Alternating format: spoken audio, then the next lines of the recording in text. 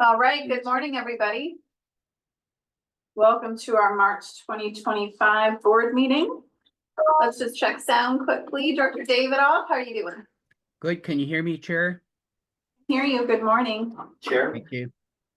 I had some feedback on yesterday's meeting that there was online some challenges hearing, so if we could just reiterate our speaking to the owl Yes. in a clear way would be Okay, thank you. appreciated. Hannah Graf, top off. Are you all good? You can hear us? I can hear you fine. Thank you, Hannah Graf. Yeah, and I'm good also. I can hear you okay. Okay, we're watching chat too, so if something comes up, we'll see it in the chat. To any directors online who are alternates or new, do use the chat when you'd like to speak and just put your name in the chat.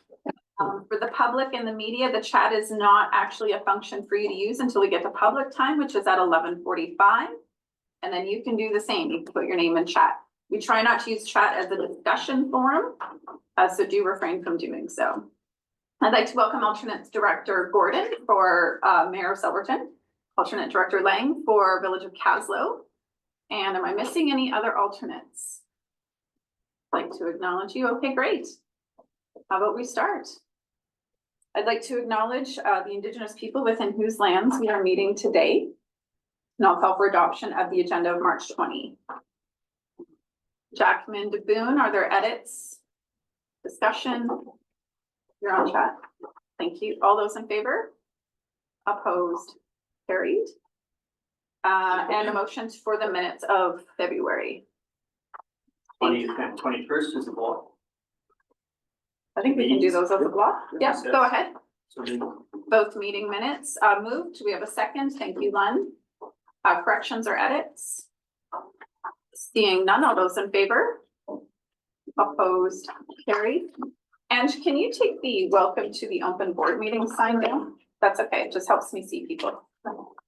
Appreciate that. Thanks. All right, CAO, you have an introduction. Yeah, through the chair. So David Barnhart, who's been with us on a temporary basis, won the competition for our safety advisor role, which Andre Noel vacated a few months ago. So David's now with us permanently. Thank you very much. Is he online? No. Okay. All right, we have the Navin and Area Childcare Committee with us today, so grateful to have you. Come on up. We have Samantha and Allison, or Sam and Allison. We have 20 minutes for delegations now. We changed that a couple months ago, so welcome. And I will hand it over to you.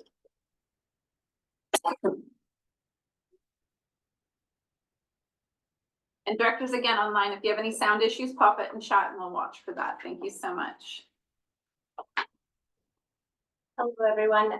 My name is Samantha Zazoff, and I'm the program coordinator of the West Kootenay Childcare Resource and Referral Program with Kootenay Kids Society, and I'm a proud early childhood educator for the last 25 years. I took my training at Selkirk College locally, and I'm presenting today with Allison McDonald, the Community Economic Development Coordinator at Community Futures. And we're here to present on childcare planning, partnerships, and collaboration on behalf of the Nelson and Area Childcare Committee. And this is a little bit about who we are. This is our screenshot from our last online meeting. We were formed in April of 2024 as childcare was identified as a priority of the Nelson and Area Economic Development Partnership. And we utilized the UBCM Stepping Stone Guide to Childcare that you've had in your briefing as well to form our committee. And so this is representation of the stakeholders from that guide that we took the recommendations from and reached out to community partners. And so we have a list of our community partners, and that's just a brief screenshot of us, but we're a very multi-sectoral committee. While you're doing that, let's just note we have Director Page and Stephanie and Trisha from the RDCK who are on your committee. And Director Graham as well. Oh, Director Graham, I'm sorry. And Director Graham, thank you. Sorry to interrupt you. Yeah, no, that was great. And we're here today because childcare is a critical infrastructure investment. And as I was talking with a colleague just before I came, she said, I heard a quote recently that you should really share, and it says, we all depend on someone who depends on childcare. So just to highlight how interconnected we are and how relative and required in infrastructure childcare is. This slide presents key information from multiple stakeholder perspectives. And a message we really wanted to stress is that children are active members of our community now. They're not passive citizens, they're our future citizens. They are citizens at this moment. And childcare is not just a family issue, it impacts our workforce participation, businesses and social and economic growth, and most importantly, children's development and life outcomes. Our childcare resource and referral program has heard from multiple families that have had to move out of our region and area because of lack of childcare. And we recently heard in a childcare in the Kootenay study from Selkirk Innovates that 30% of our childcare operators do not see themselves as financially viable for the sustained future. And retaining and supporting early childhood educators is essential to maintain quality childcare programs. They are the backbone of early learning supports and well-being of children and families. And there's been multiple economic studies that have shown the value of increasing dollars into the early years, and the fact that it comes back in the form of $1 invested today yields $4 to $9 return within the next few years. So not in 10 years time, but within the next couple of years time. We felt it was really important to bring voices from our stakeholders as well to the presentation today. And so when we were getting the presentation ready, we reached out to some stakeholders to seek their stories. And I was planning on reading out the quotes that are on the slides, but I'm having trouble reading. Yeah, but you can read through the quotes. These were shared with us as we reached out to various stakeholders. The top one is a parent that we have been in relation with quite often at the Childcare Resource and Referral, and they have been able to secure childcare 30 minutes away from their place of residence, and so they drive every day 30 minutes to drop their child off and then come back to Nelson to work. It's a huge financial toll. They've recently become single, and it is very stressful for both of the parents to be able to get to their daughter every day and back and forth as well. And early childhood educators, as I was saying, are the backbone of the early learning. And this early childhood educator shared that they've been in the field for 29 years, and it's still a financial struggle. The stress is real, but it's really their passion and dedication for early learning that keep them in the field, and we see that across the next. And our operators, for 20 years, I've run a family daycare, shaping young minds with joy and care, but the low pay and unpaid hours take their toll, leaving me exhausted while doing the work I love. And that really speaks to the fact that the 30% of operators we were saying that aren't financially feasible to continue their operations in childcare. And an employer shared that childcare shortage isn't just a family issue, it's a business crisis. Parents in our community face month-long delays in returning to work. Some leave the workforce entirely, and absenteeism due to inadequate care options. It's impacting our productivity, recruitment, and economic security for our employees.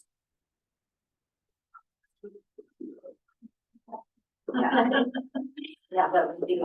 And it was really interesting to compile this for this presentation as well. So I just wanted to share a bit, the Childcare Resource and Referral, the West Kootenay Childcare Resource and Referral, we are aligned to school district regions. So school district 8 and 10 are under West Kootenay Childcare Resource and Referral, our program that's housed here in Nelson.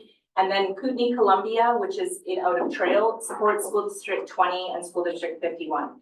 So I'm sharing that to give contextual information about why there's gaps in data and differences in data collection, because we don't have a systemic or a system of data collection for childcare needs or feasibility. And that's a gap that is definitely restrictive of our full understanding of what the needs are. But when I was putting together the numbers for our areas, I was able to align it based on talking with Kootenay Columbia Childcare Resource and Referral, accessing the childcare desert map information that was in your handout as well, and the programs that we serve through West Kootenay. And so these are the total amount of spaces in each of the area, and we try to put municipalities under those as well. We can break down data further, but it gets really nitty-gritty as well. But as you can see, there are very limited areas that have childcare available. And I just want to note that of the childcare spaces that are available, all of those are either 3 to 5 or school-age children spaces. There is no infant toddler spaces anywhere in the regional district of Central Kootenay in any of our communities at this moment. This was captured a month ago. We reached out to all the programs, so it's current information as well. And I also wanted to highlight that many programs keep wait lists. But wait lists are only operational and functional if you know that you can provide space for the children within their age. So a lot of our programs, when they realize that children will age out before they receive a space due to the length of the wait list, will no longer keep wait lists. So in most of our communities, almost half of our programs are no longer taking wait lists. And families, when they find out that there's not even a wait list to be put on, are in a very desperate situation, and it's really hard conversations that our program has to support families.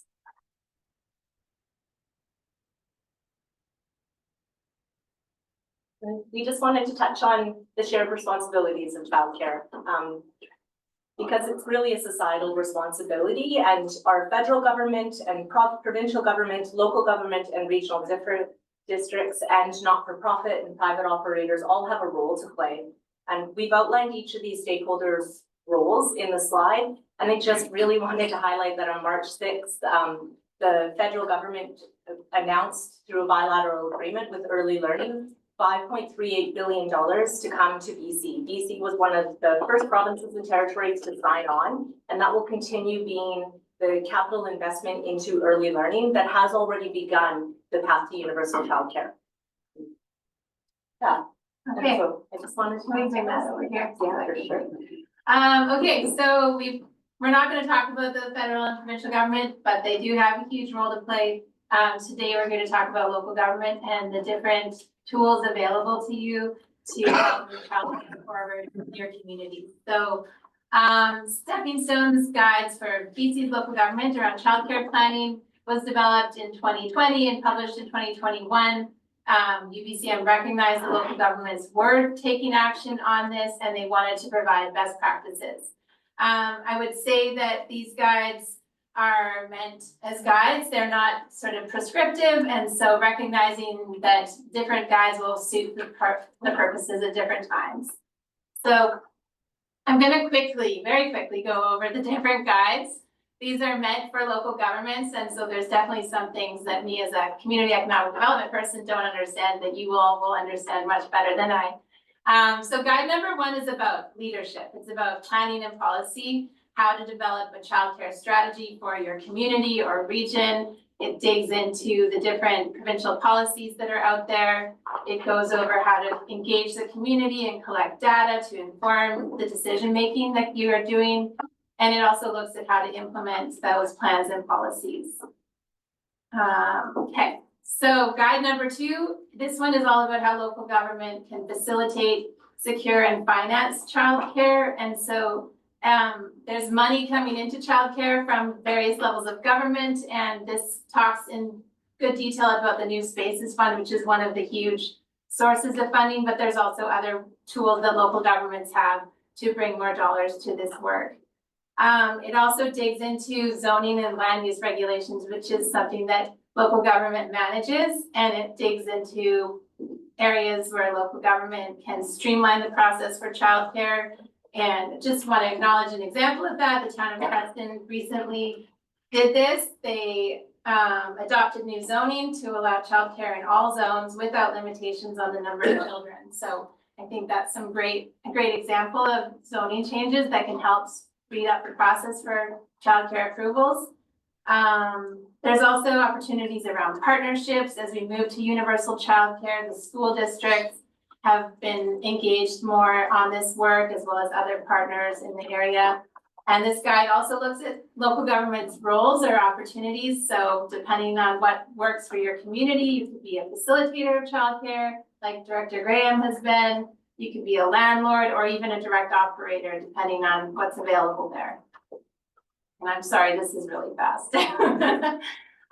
This guide is all about helping local government that actually want to design and build childcare spaces. So depending on the capacity of your community, you might have to get more involved in the actual development of childcare. And so this outlines how to select the right sites. So there's a lot of lands and buildings, and this will help explain to you how to go through that process of identifying where would be a suitable place for childcare, or looking at the facilities that the RDCK operates and opportunities for co-location. There's also recently been some design guidelines that have been put out by the province that can help guide that work as well. And also just if the local government is involved as an owner or a landlord or an operator, there's guidance around that piece as well. So guide number 4, getting licensed and developing childcare is a very laborious process. And so this guide is all about how local government can support these providers to get through this process as streamlined as possible, recognizing that there's just some things that childcare operators have to go through, especially around the licensing that involves the health and safety. Going fast. This one is about working with childcare operators. So as I mentioned, the RDCK does have facilities that might be a great place to locate childcare. So this one dives into the process for doing that. So how to find different operators to work in those spaces, and also sort of guidance around creating clear agreements, such as like a lease agreement or funding options as well. So our ask, the RDCK, I want to quickly acknowledge there's already great work happening in this region, and we just want to keep that work going. And we wanted to bring your attention to this guide from UBCM as best practices moving forward. So our hope from this presentation is that the RDCK continues integrating childcare into your planning processes and adopts the UBCM's childcare planning guides for BC's local governments. So finally, next steps. I've provided Sam and my contact information. Sam, as you can tell, is the expert on childcare, so don't ask me the really hard questions. I'm coming at it from a community economic development, so helping bring people together. And we are meeting monthly with the Nelson and Area Childcare Committee. And so if you are interested in learning more about the work that we're doing, then please get in touch with me. And finally, the province has just announced their Central Kootenay Boundary Regional Childcare Virtual Roundtables. The first meeting is April 3rd, and you all are invited to join and be part of the conversation about childcare in our region. And yeah, let's move on to questions. Thank you so much, Samantha and Allison. So we do have quite a few questions. And if you don't mind taking the presentation down, thank you very much. We're going to start with Director Graham. Go ahead. Thank you. So I really want to thank the two ladies here, because when I became the area director, I realized very quickly that daycare was probably the single biggest challenge that we were having in area 80. And I was living it every day in my office with girls that had no daycare for their kids. And one of them was paying a nanny $200 a day to come to work, which was pretty much what she was earning. So that's obviously not sustainable. So I just want to thank them. And I want to say also thank you to the Balfour Covenant Church, who has also stepped up in the last little while to come up with a expand on their preschool program. And now I think they're looking at an after school program. So I just wanted to make those. And lastly, I just want to say here that we are hopeful in Area E. We have a new spaces application in that these girls have been part of, and that we have hundreds and hundreds of volunteer hours in, and we have Nicola working on that with us. And one of the biggest challenges is those applications are pretty much impossible for any nonprofit to do on their own. We've tried it twice. This is our third time. Like, if you don't have a professional consultant and the money to do that, then the chances of you getting this are like really, so that needs to change at a provincial level. And anyways, we have one in with Nicola. We're hoping, we've been waiting for what, 8-9 months. And so we're really hoping we're going to hear something positive in the next little while. And really that was just, I just wanted to thank you for all of your work, and because I know I probably was one of the drivers of forming this whole thing, and I'm just really grateful to see you here today. And thank you both for you. Great. What a great way to start the day. Thank you. So we have Director Jackman, then DeBoon. Yep, thank you. So through the chair, question is, to what extent are you working right now with school districts to connect them with community groups or interests? The reason I'm asking is the last standing school, public school left in Area A, has had a 16-spot child care fully certified facility being just underutilized for now a decade. And yet regional district has some interest in being a connection, connecting point with community on those joint use additional facilities were added to that school. And to me, it looks like we're struggling for a model for an MOU or some kind of document to ensure that community interests or input is fully considered while the school district moves forward with what they think are in their best interests. So back to looking for models of successful work with community school districts and your kind of knowledge base, your expertise. The only ones I've seen recently are Indigenous models for MOUs. I haven't seen anything that fits where we're at, where community feels they need a stronger voice and long-term commitment to a long-term relationship with the community, not just administration of the school district. Calling all shots. I think, so in 2023, there was a move for childcare to move from Ministry of Children and Family to Ministry of Education and Childcare. And with that move came early learning directors under each school district, which were supported to provide investigation into what childcare would look like. And some school districts have taken on operation of childcare, including School District 10 in our area and School District 8. So both of them were able to take on, and our program was alongside with them to seek funding and to increase spaces. So we have a seamless day in Winlaw Elementary and in a Early Learning Center and Goat Mountain are both programs that operate out of School District 10. With that in mind, they're not mandated to provide childcare, and so they are looking for lease agreements with operators because it's a very different landscape, education and childcare, and licensing and regulations. There's a lot of differences in their ways of operating and funding for parents and provincial funding streams that make it really complicated. So just sharing a bit of context of that side as well. And in Area A, I believe, so Crawford Bay is currently has a discussion happening, and there will potentially be a program opening in September in that space. So our program is supporting an operator and an early childhood educator who lives in the community, and they're in relationship and communication with the school district at this time. School District 8 and School District 10 are both very on board to leave the space around, and that's our conversations and part of our childcare resource referral role. If that helps. We don't have time for supplementals. We still have 3 speakers and we're at time. That's good. Kind of missed the point. Oh, Talk to you separately or cocktails. Thank you. We have DeBoon, Casely, and myself. We are at time, so I'm not going to allow supplementals, and we've got their contacts for other questions at this time. So go ahead, Director DeBoon. Yeah, I am from Preston, and as you mentioned, we are dealing with obstacles that we are trying to remove. I think in Preston, there's only about 20% of kids have internet, so we're a long ways from filling the needs. We have a concept drawing, we have housing that we would like to associate with it. So if we're successful in all this stuff, we still need the ECE workers. We have a college in the Rockies campus right there, but they don't offer ECC or ECE. So is there anything that you're doing to encourage more local education of early childhood educators? Because again, that's a missing piece. If you have everything else and you don't have that, you're still spinning your wheels.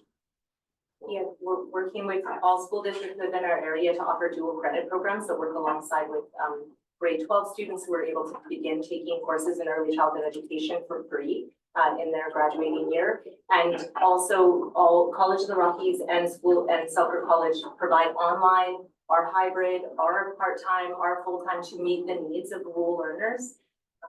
And our programs together on the advisory committees of both of those institutions. Yeah, we do talk about workforce at every single one of our childcare committees. So it's a huge barrier to increasing space. Yeah, and it's one of the critical pieces of the new space application is that you're saying how you will have staff and what your employment plan is, because it is such a need and we don't have enough early childhood educators. Thank you, Director DeBoon. Director Casely, go ahead. Yeah, thank you for your presentation. Our challenge has been a lot of is actually having to find staff, and then having staff come from other provinces. The same old story as the health profession. What have you guys been advocating, and how can we advocate stronger to change some of these rules and speed this process up? Because we could be full, but our problem is we're not getting staff. Director Casely's from New Denver. Thanks. Yeah, no problem. Yeah, thank you for that. Yeah, I think that there's a lot of There's a lot of complexities within the early learning workforce that present the challenges around like work conditions as well as wages. And there is a provincial wage enhancement at this time that provides $6 an hour wage enhancement. On top of Columbia Basin Trust provides $2 an hour wage enhancement. So there's $8 an hour provided through wage enhancements at this time. A lot of educators feel that because that could be taken away at any time, that's uncertain and actually feels uncertain to early childhood educators beginning into the field because at this time they're enhancements. They're not structures. We don't have a provincial wage grid. There is a 10-a-day in early childhood educators in BC that advocate and are pushing policy to the province to share what that would look like for recruitment and retention studies. And there's quite a few on ECBC's website. If you look at the recruitment and retention studies, they have a lot of recommendations about ideas to move forward. Thank you. So I'm gonna ask the last question and I'm gonna actually include our staff on that because she's one of our planners. Noting your actual request to us is to integrate the guidance into our community plans and zoning. So to either of you or to Stephanie as our planner in rural admin or in rural services. My question is, we have about 10 different official community plans and zoning bylaws across the whole regional district. We know that as they move along, they're being updated with all the other considerations we have to include now. This I don't see being one that we would not include. My primary question is, when we know of an area that has a barrier, can we spot zone to update that or do a variant so that we can address it immediately? Or are we going to wait for the review process on official community plans to incorporate this? Now, if I'm putting you on the spot, we can just flag it, but that was my specific question. Through the chair, in terms of official community plans, as the elected officials know, we've been taking an as and when approach. So we have on today's agenda the Area I Sentinel Mountain Official Community Plan, which speaks to childcare. For that particular electoral area, there was support for encouraging childcare in different communities, community halls. So that's included in the new official community plan, and we would continue to do that as we updated and reviewed official community plans for each electoral area as they stand now. In terms of the land use regulation, so implementing the vision of the official community plan in our zoning bylaws, we currently permit and are aligned with the province's Community Care and Assisted Living Act through home occupations, childcare facilities for 8 spaces or less are an outright permitted use. Anything above that, generally speaking, we define as a daycare facility, and we have had an application which had to rezone to allow for a daycare facility out in the Robson area. They were converting a single family dwelling, and we ran that as quickly as we could. So we do have a process right now where a potential daycare operator would need to apply for a bylaw amendment application currently. So that's how we're treating those spot areas. As the board will recall, that particular location was approved to change the zoning to allow for a larger daycare facility. So we currently would not be able to, with the way our bylaws are written, move forward with the variance. We have to go through a formal bylaw amendment application. And if the board identified childcare planning as a planning project, then we, as a planning team, would undertake review of the relevant bylaws to make changes consistent with the board's direction and from what we hear on the committee or the community. And we would look at best practices like the town of Preston and the work that they did. So I hope that definitely answered the question, and you reminded me of Dr. Hanegraaff, who worked on that bylaw change. So now I remember we can do that. So thank you so very much. I'm sorry we're out of time. It's a great way to start the day. Thank you so much for what you're doing. When I first started here, I had a 2-year-old and I was a single mom. And if it wasn't for a small community, I couldn't have done this work. I just literally begged friends, could you take my boy? He's really cute. So I'm grateful because now we do have more spaces, maybe not enough in Castle and Area D where I am, but your work is so important. So thank you very much. Thanks for being here. And everybody who had further questions, of course, the contacts for Samantha and Why am I forgetting your name? Allison, I'm so sorry, are in the presentation. Thank you. And you're welcome to stay as long as you'd like. We have a lot of fun here. Thank you. Hey, directors, we're gonna keep moving along. And thank you, Stephanie. Really great to have, that was a very concise answer. Okay, so business arising out of amendments, 3.1, I think everybody remembers this one from last month. If we go over what we approved, then staff will come back to us, so there's no action on this one. The note is in that item. Okay, good. All right, so with recommendations, 4.1.1, Sallow and Area G Commission, who would like to move that? Lockwood. Second, Cunningham. Okay, and any discussion? Seeing none, all those in favor? Opposed? Carried. North Kootenay Lake Services Committee, I will move this first motion. Director Lang, this is to not take further action on increasing the financial for the library. We actually have a really good ceiling at this time, so both Mayor Hewitt and I agree to not move this forward. Do you second that motion? Thank you. Discussion? Sure, participants only for some of these, of course. Thank you for always reminding me of that. Thank you. All right, do we agree, Director Lang? It's just you and I. Okay. Thank you. And the second one, same thing, participants only, same thing. We're not going to increase the Jaws of Life bylaw limit because we actually have quite a bit in there. Do you second that motion, Director Lang? Yeah. Thank you. Any discussion? Seeing none, all those in favor? All right.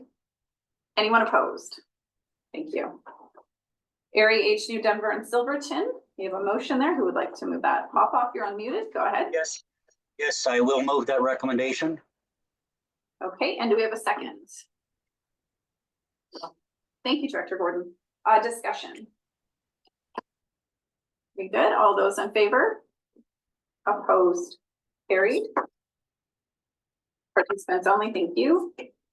And maybe we should be reading this, just the basic part. So everyone knows where we are. 4.1.4, if that's helpful. This is Creston Valley Services Committee. Director DeBoon, do you want to move that motion? Yeah, I'll make the motion that the board send a letter of support for British Columbia Air Access Program grant to fund a backup generator to the Creston Valley Airport. And I know the timeline is tight, and I think Yes. the letter is probably just sitting here waiting for us to finish the motion. So I'll make the motion. Second. Second, Jackman, discussion. So the question was on the timeline for a few of these are like tomorrow. Today. Should be right in here. I'll sign it today. They're all, because otherwise at lunch we'll make sure we grab. Yeah, no, we had noted because I was in that committee with you. I sent a note saying, please make sure this is ready at board. Further discussion? All those in favor? All vote. Anybody opposed? Teamwork today. All right, Joint Resource Recovery Committee. Thank Director you, Newell, Chair. you chaired, go ahead. This first resolution is an all vote. And that is that the regional district of the, I'll do the first, second, third readings separate to Yes. it's a regulatory amendment bylaw amending the RDCK septic disposal facilities regulatory bylaw as noted. Be read a first, second, and third time by content. Do we have a second? Thank you. Weatherhead, discussion. You're on the room. All those in favor? Opposed? Carried? This is an all vote, and this is for adoption of said bylaw number 3021/2025, and this is for adoption. Do we have a second? Thank you, Lockwood. No discussion on adoption. All those in favor? Opposed? Carried? Third resolution is an all vote weighted that the board directs staff to transfer $28,015 from S187 regular reserve fund to S187 refuse disposal, septic reserve fund, and transfer $69,027 from said S186 refuse disposal East Subregion Reserve Fund to the East Septic Reserve Fund. That was tricky to read. You got it. And that's an all vote weighted. Thank you. Seconded, Jackman, discussion. Go ahead, Jackman. Yeah, I'm wondering if we're remiss, because I was asked a question just earlier this morning about what pays for what and user fees versus taxation. Of course, I missed my chance to say that the first recommendation was to balance user fees more closely against taxation. And then this one is for accountability, because a lot of people say, oh, you got millions of dollars of reserves. I heard that yesterday. And yeah, but for what? So this is an accountability measure, is a follow-up to the balancing of user fees versus taxation. And nobody will ever understand that sitting at this table. You have to go to the committee meeting, in terms of the public, you have to go to the committee meeting if you're truly interested in this stuff. Yeah, this was about an hour-long conversation between all of these yesterday, and I don't think septage will ever be a service we don't need. Just as a side note, I'll say it that way. Further discussion on the motion? You get online? All those in favor? Opposed? Carried. And go ahead. The fourth resolution is all vote weighted that the board approve the RD entering into consulting services with Sterling Hansen Associates for Otishinya landfill, interim fill plant, et cetera, and general support for a lands application for a 2-year term with the option of 2 1-year extensions upon mutual agreement up to a total not including GST of 117,310. And further, that the chair corporate officer be authorized to sign the necessary documents, and further that the cost be paid from service S188. We have a second. Weatherhead, thank you. Will second it. Okay, it's seconded, and then, sorry, I just saw Kaisley had his hand up. Okay, you're gonna be recorded opposed. Is that your note there, Kaisley? Yeah, I wanted to be recorded opposed on the first one. We're on number 4 motion, so that's No. the one that, Well, you ran through it and you hit the wrong thing, so I was just wanted to be recorded, and the increase to the septic. so motions 1 and 2, you recorded opposed? Yeah, Okay, I am checking chat, so by all means, you got something, I'm looking at it before I go to the vote, but we've got you now, recorded opposed on motion 1 and 2. So we are on motion 4. It's been moved and seconded. Discussion, go ahead. Yes, thank you, Chair.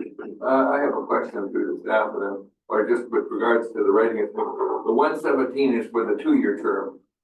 That is correct? Uli, go ahead. Yes. Uli, you're muted, but Stuart answered yes. Yes. Okay, I just the way it was read, I wasn't sure, because it authorizes another further 2-year term. Well, that was something that we decided in the future, which I assume if it's 1 year at a time, it will be roughly half of the 117, plus a little bit. Getting a yes. Good, thank you. Okay. All those in favor?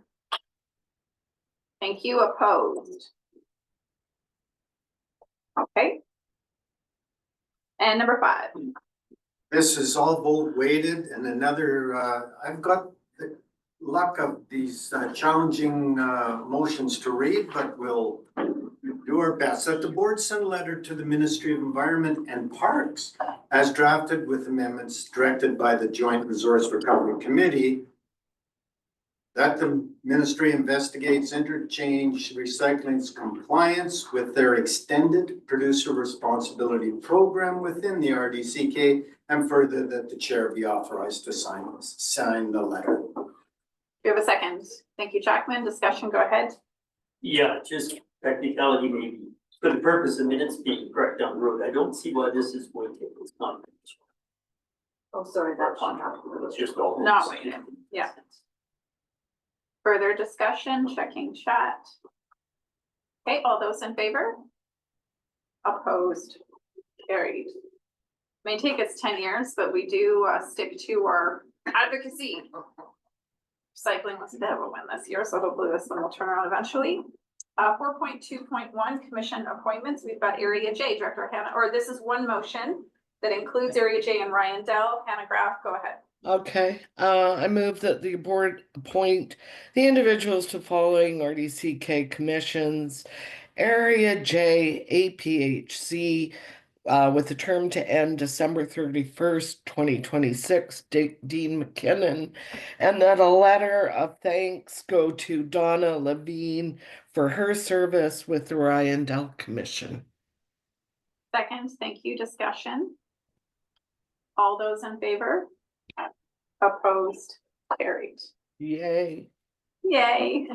Thanks, Oh, Director. sorry, I meant to mute. Okay. Okay. All right, so now we have the appointment. This is one motion. Just noting that because of the election term, that's why the 3-year term is not an option, because of the election, and when there's a new director, they can change their committee member. So that was the change to this. So it's the only change at this time. Weatherhead, go ahead. I would just like to, through the chair, I'd just like to add, there was one miss on, under Area K Arrow Park. I had appointed also, Wendy Levine. Okay, and you've sent that to Ashley, so it's on the Yeah, sheet? she just, Okay. it just gone. Okay, so when we move it, we'll move it as amended. Roger, Director Tierney, do you have? Yes, one person is missing, for area B, Daniel Bjarnson, and yes, her name was submitted. Danielle? Danielle, yeah, Okay, and so Ashley has that. yes. Okay, good, because she won't read my writing on this one. Chair, Yes, Jackman? I think Ange would want the years of appointment defaulted 2 years, because she has it for everyone else. I think you default to 2 years, and then depending on the application, unless they said 1, I don't think we can go back to the applications at this point.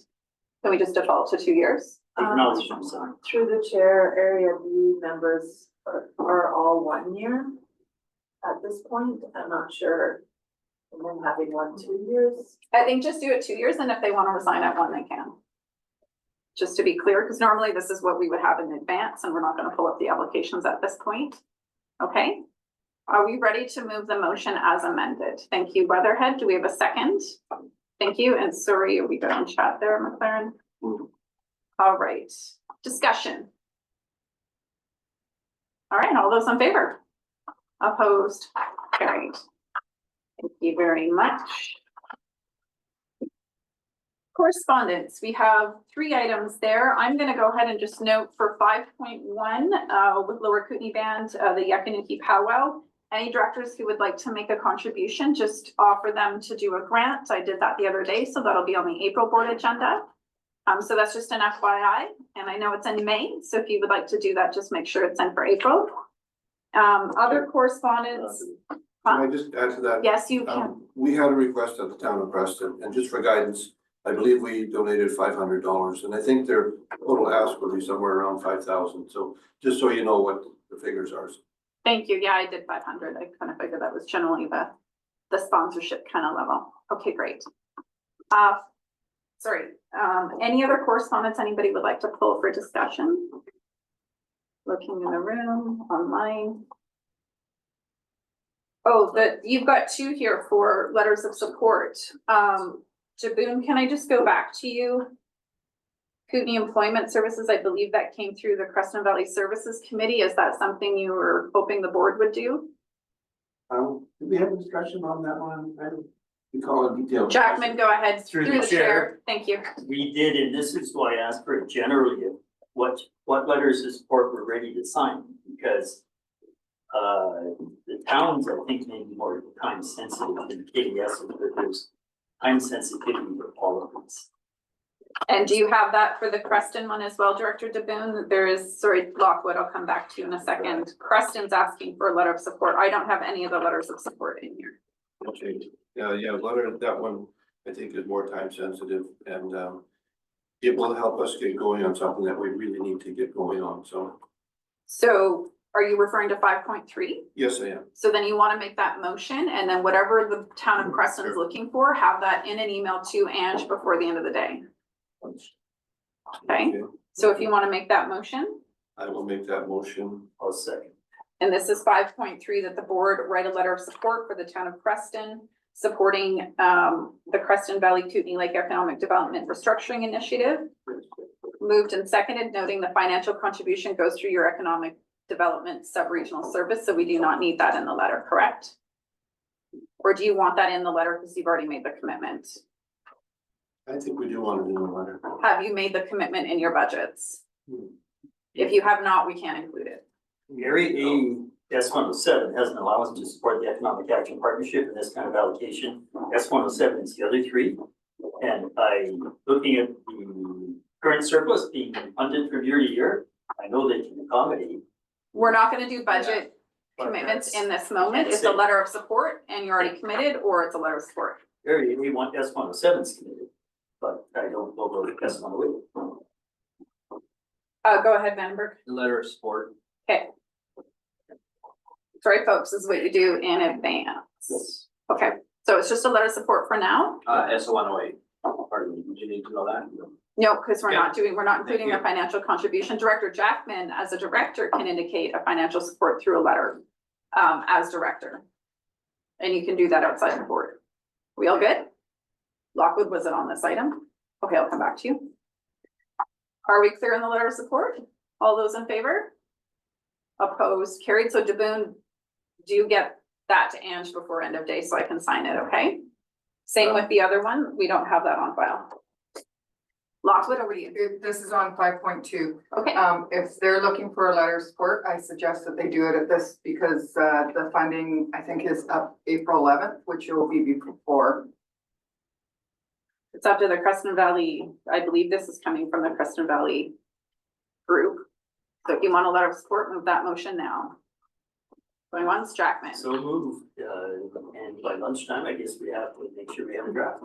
If that deadline is April 11th, you got a bit of time, just don't lose track because we don't chase these. Sure. Okay, thank you, Lockwood. So it's been moved and seconded. Go ahead, Vandenberg, you're the Second. seconding. Okay. Discussion? All those in favor? And have something there for you first. Oh, Ange. Through the chair, I believe Christine was preparing letters. Okay, great. in case of because of the deadlines. So I'm just reaching out to her regards to that. So anything you send to Boone, if you can include Christine on it. I'm just gonna email our CAO. Okay, great. So still on 5.2 letter of support, we're all good. All those in favor? Opposed, carried. So noting I'm signing 3 letters of support, 2 definitely today. Tracking that back, thanks. All right, we good? 6.1, this is a big day for Davidoff. Welcome. And I know we're gonna give you some leniency. I know it's been a 7-year with a big gap in the middle process for you. So you did request 4 minutes to introduce this item. Handing it over to you. So Chair, I will defer to staff introduction first, if staff is Sure. going to do that, and then I will make my summative comments after staff does the introduction. I don't know that staff was doing that. If that wasn't planned, we're not. Oh, if it's not planned, then I'm ready. You go ahead. Okay. Stephanie's not here right now. Go ahead. Okay. So basically, we started this process in 2016. We did have the COVID gap, and in essence, had to redo and restart many parts of the process. Staff has done a very comprehensive report that you all have before you. We have addressed, we've had many meetings in every part of our community over the years, and also reviewing what is before you here today. In our public hearing process and in the in the last meetings that we had on the official community plan, there was a very large amount of feedback on the Castlegar to Nelson Active Transportation Corridor Vision Plan.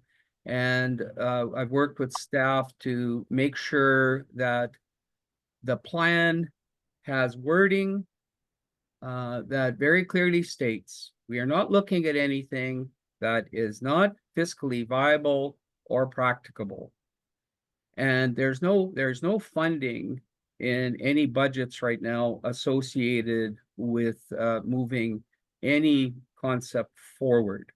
But I want to put on the record that Area I has been very supportive of active transportation corridor planning and implementation. In particular, we supported the rail trail from South Slocan to Slocan City. We supported the Trans-Canada Trail development, working together with Area E. We have, and also our recreation master plan for Castlegar I and J. The number one priority for outdoor recreation and for utilization are trail networks. So what is in the official community plan? We've adjusted the language to make sure it's clear, the fiscal viability and practicability. And also there is a concept document, one page in the plan that just shows one possibility, one concept, and that's all it is. We put out FAQs saying that anything that we have on active transportation in the plan does not commit the regional district to undertaking any initiatives. And so anything that would happen would require a separate approval process, including any costs to realize any proposed active transportation corridor. So I just wanted to address that first off. We also had, staff has been awesome in addressing all constituency questions. And we actually delayed moving the plan forward to allow for more feedback and input, and staff has done a great job in putting everything together. So what you have in front of you, and I could go on for a long time, and I'm going to stop now, is a document that is overarching policy goals, and the bylaws follow after this. This is not a joint visioning document and bylaw implementation document. We did that in 1996.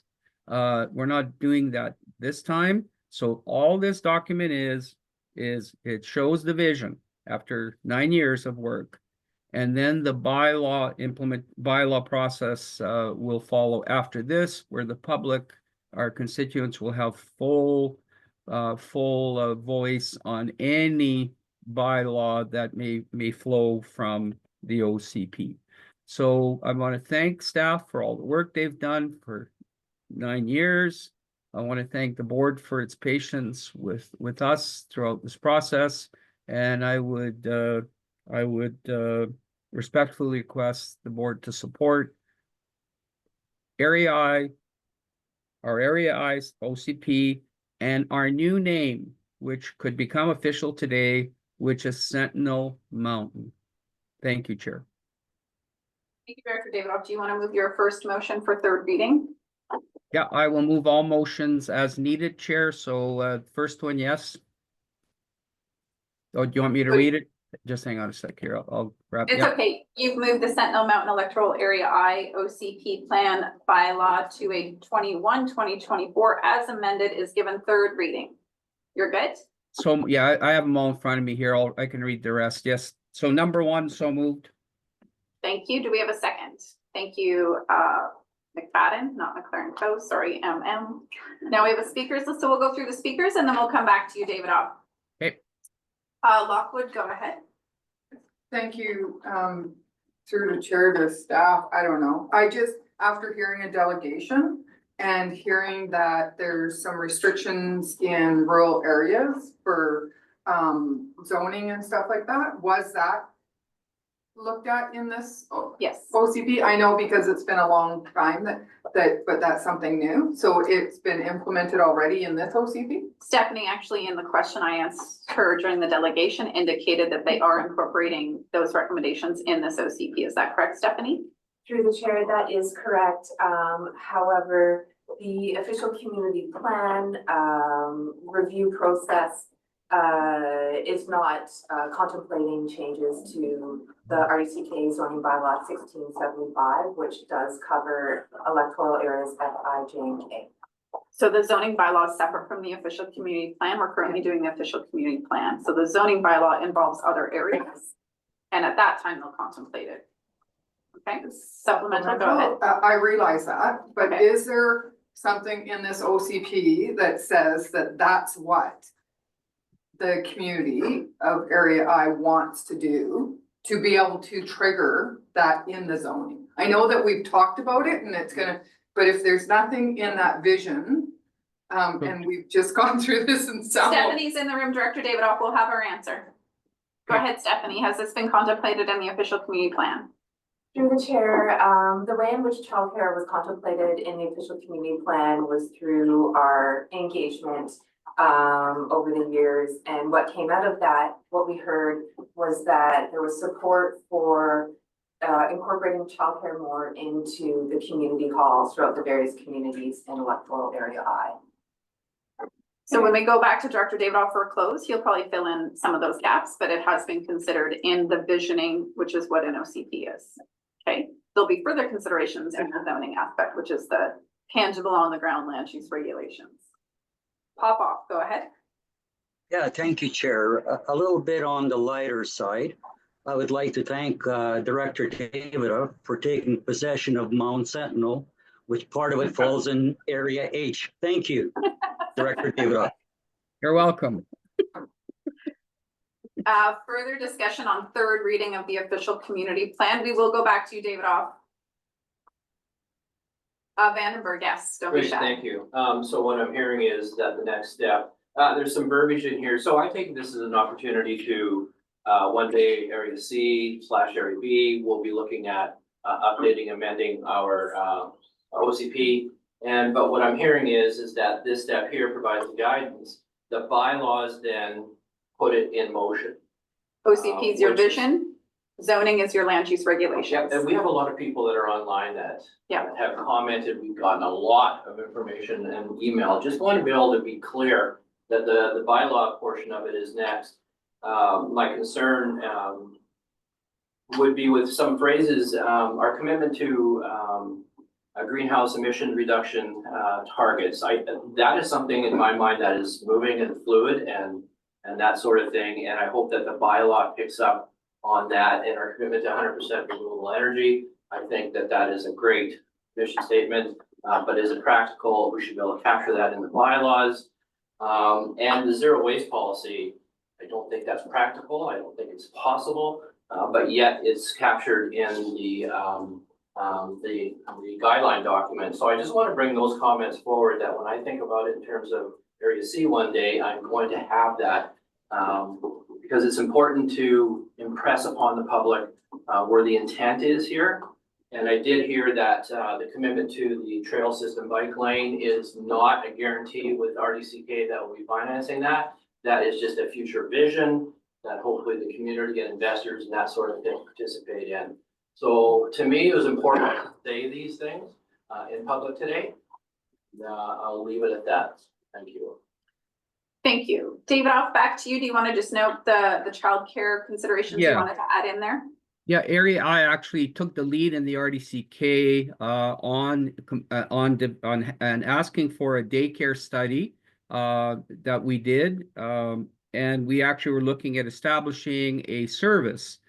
And we did a feasibility study to determine whether or not Area I should set up a Area I community hall daycare service. And this goes back before many of the new board members are here. We've worked very hard on that. We had the data that was presented today with our delegation or from our delegation was consistent with what we found, and we have moved forward. And unfortunately, we had one daycare at a community hall fully funded at $2.4 million. And unfortunately, the organization, the nonprofit,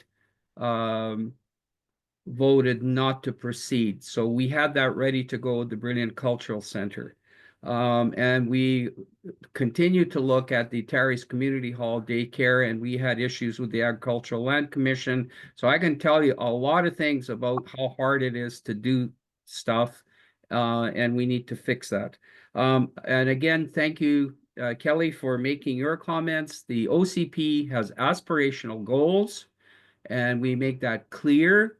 The bylaws deal with the practicality and the fiscal viability part, and our budgets address that as well. So aspirational goals are great, but then you look at, can we do this? But having aspirational goals is something that are important as well. So I think with that, I close and respectfully request the board to support our Sentinel Mountain Electoral OCP. Thank you.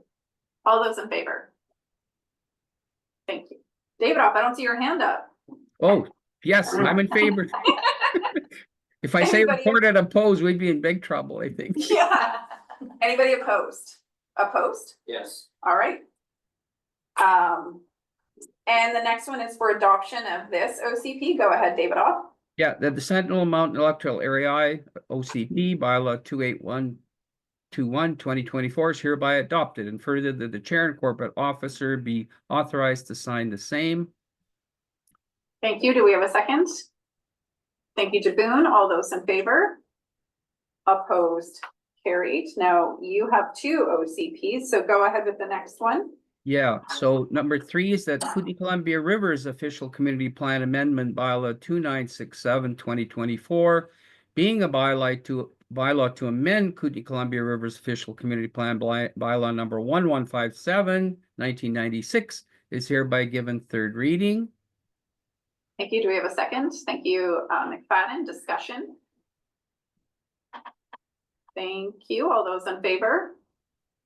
Opposed? Carried. And for adoption on that one, go ahead, Director David Off. Yeah, number 4, exactly what I just read, motion to adopt it, and further that the chair and corporate officer be authorized to sign the same. Second. Thank you, Jackman. All those in favor? Opposed? Carried. Now your Okay. next one, I did get your amendment to number 6, so you can move 5 and 6 together, and I'll pop the new 6 into chat, okay? But read it. Okay, go ahead. Pardon? Just, you can move 5 and 6 as one motion. Yes. And I have your amended number 6, and I'll pop it into chat so those online can see it. Perfect. Thank you, Chair. So I move 5 and 6. Yes. The Regional District of Central Kootenay Zoning Amendment Bylaw number 2968/2024, being a bylaw to amend the RDCK zoning bylaw 1675/2004 is hereby given third reading. So that's the first one, and the second one is that RDCK zoning bylaw amendment number 2968/2020. No, you're reading the wrong one, sorry. Oh, I'm sorry. I got it. I got to grab the chat one then. Sorry. Yeah. Hold on a sec here. Here we go. Just got to expand my. Okay. So here we go. So the second one is, and the consideration, exactly. Thank you, Chair. And that consideration of adoption be withheld for RDCK zoning amendment bylaw number 2968/2024, being a bylaw to amend RDCK zoning bylaw 1675/2004 until the following item has been obtained. Approval from the Ministry of Transportation and Infrastructure pursuant to section 52(3)(a) of the Transportation Act controlled access. So moved. Thank you. We have a second. Okay, it's on the floor. Go ahead. Through the chair, I will just remove a little bit of that redundancy from that recommendation because it was two separate at first. Yeah, so that'll end up being one motion with the and further in there when you see it in the minutes, Director David Off. Yeah, okay. I'm good with that. Thank you, Chair. Okay, one motion and discussion. Go ahead, Noel. What access is being referred to in a bylaw? Like, I don't quite understand what ministry requires. Oh, Stephanie, go ahead. Through the chair. Yeah. Thank you. Through the chair, in accordance with the Transportation Act, the board members will recall when we have zoning bylaw amendments before adoption is contemplated, we need to seek approval under section 52 of the Transportation Act and the Ministry of Transportation and Infrastructure. And because this is also a zoning bylaw, we have to follow that same process in obtaining Ministry of Transportation and Infrastructure approval. I just wanted to comment that we did refer the zoning bylaw and the official community plan to the Ministry of Transportation and Infrastructure, and they are supportive of the new official community plan and the zoning bylaws, so we don't foresee any issues obtaining approval. It's a required procedure. Good. Yeah, I thought it was for rezoning, we needed it, but not to just have a thing that needs it in general, so that's, thanks, yeah. Thank you. Further discussion? All those in favor? Opposed? Carried. Stephanie, thank you very much for all of your work on this. And Sadie, I saw you come in the room, and you're probably a part of that. Sadie and Stephanie are in the room, so we thank them on your behalf, Director Davidoff, and our behalf. Thank you, everybody. Thank you. All right. 10 after 10. Let's keep going till 10:30. Are we good? Land use bylaw area G. This is for adoption. Director Cunningham, do you have any questions before you move adoption? No. All right, go ahead. The electoral area G land use amendment bylaws 2986 by 25 being a bylaw to amend electoral area G land use bylaw number 2452 2018. Hereby adopted and further this year and incorporated to be authorized to sign. Thank you. All those in favor? Opposed? Carried. Thank you. And you got another one. Go ahead. You got your second one. Go ahead. Oh, sorry, yes.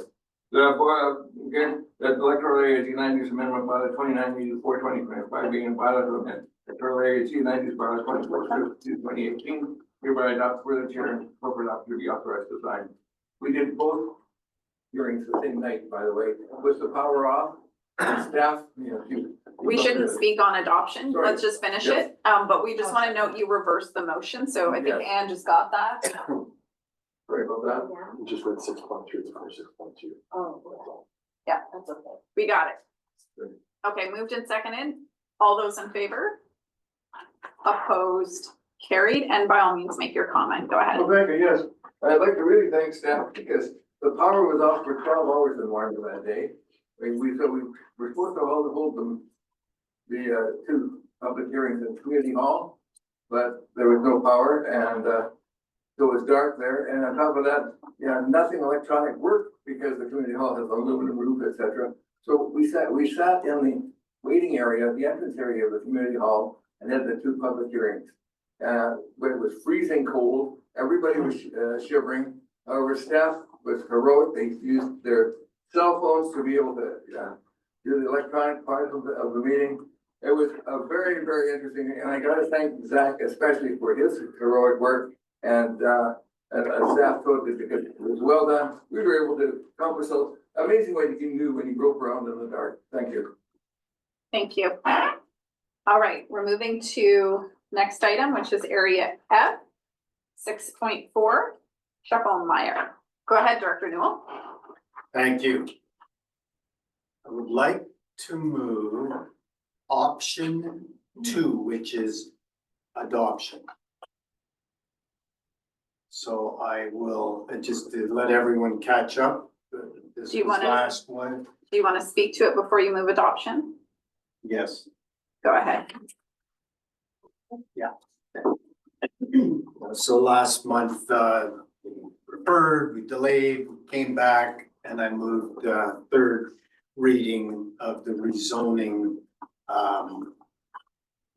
request. And so staff have continued with their recommendation of no further action. And I am moving that we do approve this rezoning of the lot into 2.4 hectare pieces of property with a large panhandle that does add to the gross size of the project. And in speaking with staff, the septic and what have you concerns will be, any concerns such as that will be addressed at the building permit stage, where everything would have to be tickety-boo to go to move the project forward. So therefore, with that in mind, I would like to. Do you want to hold on for a Yeah, second just to okay, see if yeah, there's fair enough, questions? yeah. Because once you move adoption, we don't discuss. Jackman, go ahead. Yeah, I need to point out the recommendation history so far along, we go to third reading. There's no new information. There's comments here that Ministry of Transportation and Transit have been given approval. And this access is probably, that's where it's impactful to highways, road experts as to whether or not it's an issue. I am not enthused, but sometimes we'll put a lot of our argument on what's practical and not in terms of usage of the land on serviceability of a lot. If we are not the experts, we still have this funny little clause in our subdivision bylaw about septic systems and the like, where we're not the experts, it's out of date, it's on the work plan, and may or may not happen. By the time this electoral term ends, in my view, the way things are going. But I think the barriers that were there and the confusion that was there, sounds like it has been removed. And staff comment here is not to be argumentative, of quotes, but simply to note that consistency with previous recommendations to the board on this matter, or just being consistent. So either we would step back to second reading, absorb new information, go through the whole process, or we trust that people who manage the roads have no problem with this. And the other big barrier, sort of septage and servicing, that's not really our bailiwick. So I do understand where Director Newell is going on this. And I would like us to not have barriers and influence in areas that maybe would negatively impact even the impression, can you develop land and provide additional housing in rural areas? Because I think that is important down the road. I've said before, I don't see the housing projections for at least one of our three major centers being met in the horizons that are stated, but I do see housing projections being assisted by this kind of subdivision. Yeah, thank you. Is there any other questions before Newell moves to adoption? Looking good? Go ahead, Newell, you may move your motion now. Thank you. This is option 2 in the staff report, that the RDCK zoning amendment bylaw 2988/2024 being a bylaw to amend the RDCK zoning bylaw 1675/2004 is hereby adopted. Do we have a second? Thank you, Lockwood. All those in favor? Anybody opposed? Thank you. That passes. 6.5, sustainability establishment bylaw. This is for adoption. Again, if there's questions, let's do those in advance. Director Vandenberg, as the chair of that committee, do you have any questions or comments before you move the motion? I do not, other than the comment that, as per the notes, the term housing has been removed from that bylaw. Thank you. Other folks have questions on this bylaw before we move? All right, go ahead, Director Vandenberg. That the Community Sustainability Living Committee Establishment Bylaw number 3004, 2025 be adopted, and the chair and corporate officer be authorized to sign the same. Do we have a second? Thank you, DeBoon. All those in favor? Opposed? Carried. Thank you. 6.6, again, this is for adoption. Let's check for questions before we move the motion. Vandenberg, go ahead. Yes, my question would be, within the bylaw itself under membership, is this where I'm able to talk about this? Yeah. Membership 5.A and 5.B do not support each other. My concern with 5.A is that, while it reads that 3 members must represent areas of the region to have minimal to no transit servicing currently, that doesn't say that they need to be rural residents. B does cover off the rural illustration of who they might be, but I think A needs to represent that they having no transit servicing currently does not say the rural members. And this This is a bylaw that does affect, mostly it has an urban component to it and a rural component to it. And I want to make sure that the rule is reflected correctly. Okay. And the way I read A right now, it does not. So we do have Paris and Dan online. What I want to note is if we're going to amend the bylaw, we will rescind third reading. And then we can make changes. So just noting that would be the process. So I'm just going to see if Paris or Dan have comment on that, and then I'll go to the rest of the speakers. Paris, go ahead. Thank you, through the chair. No, our intent is to capture that it is intended for rural residents. So if the feeling is that it's not adequately done, then we can change the language to do so. So let's hang on to that. I don't think there's a problem in rescinding third reading. Is that what we would do, Ange? Yeah, thanks. Jackman, go ahead. Yeah, so this was my initial weekend read, and I forgot to send an email. We duplicated section 5 in the numbering. Okay. Which is why you heard Director Vandenberg say section 5A and B. If you scroll to the first A and B, you might say, what's he talking about?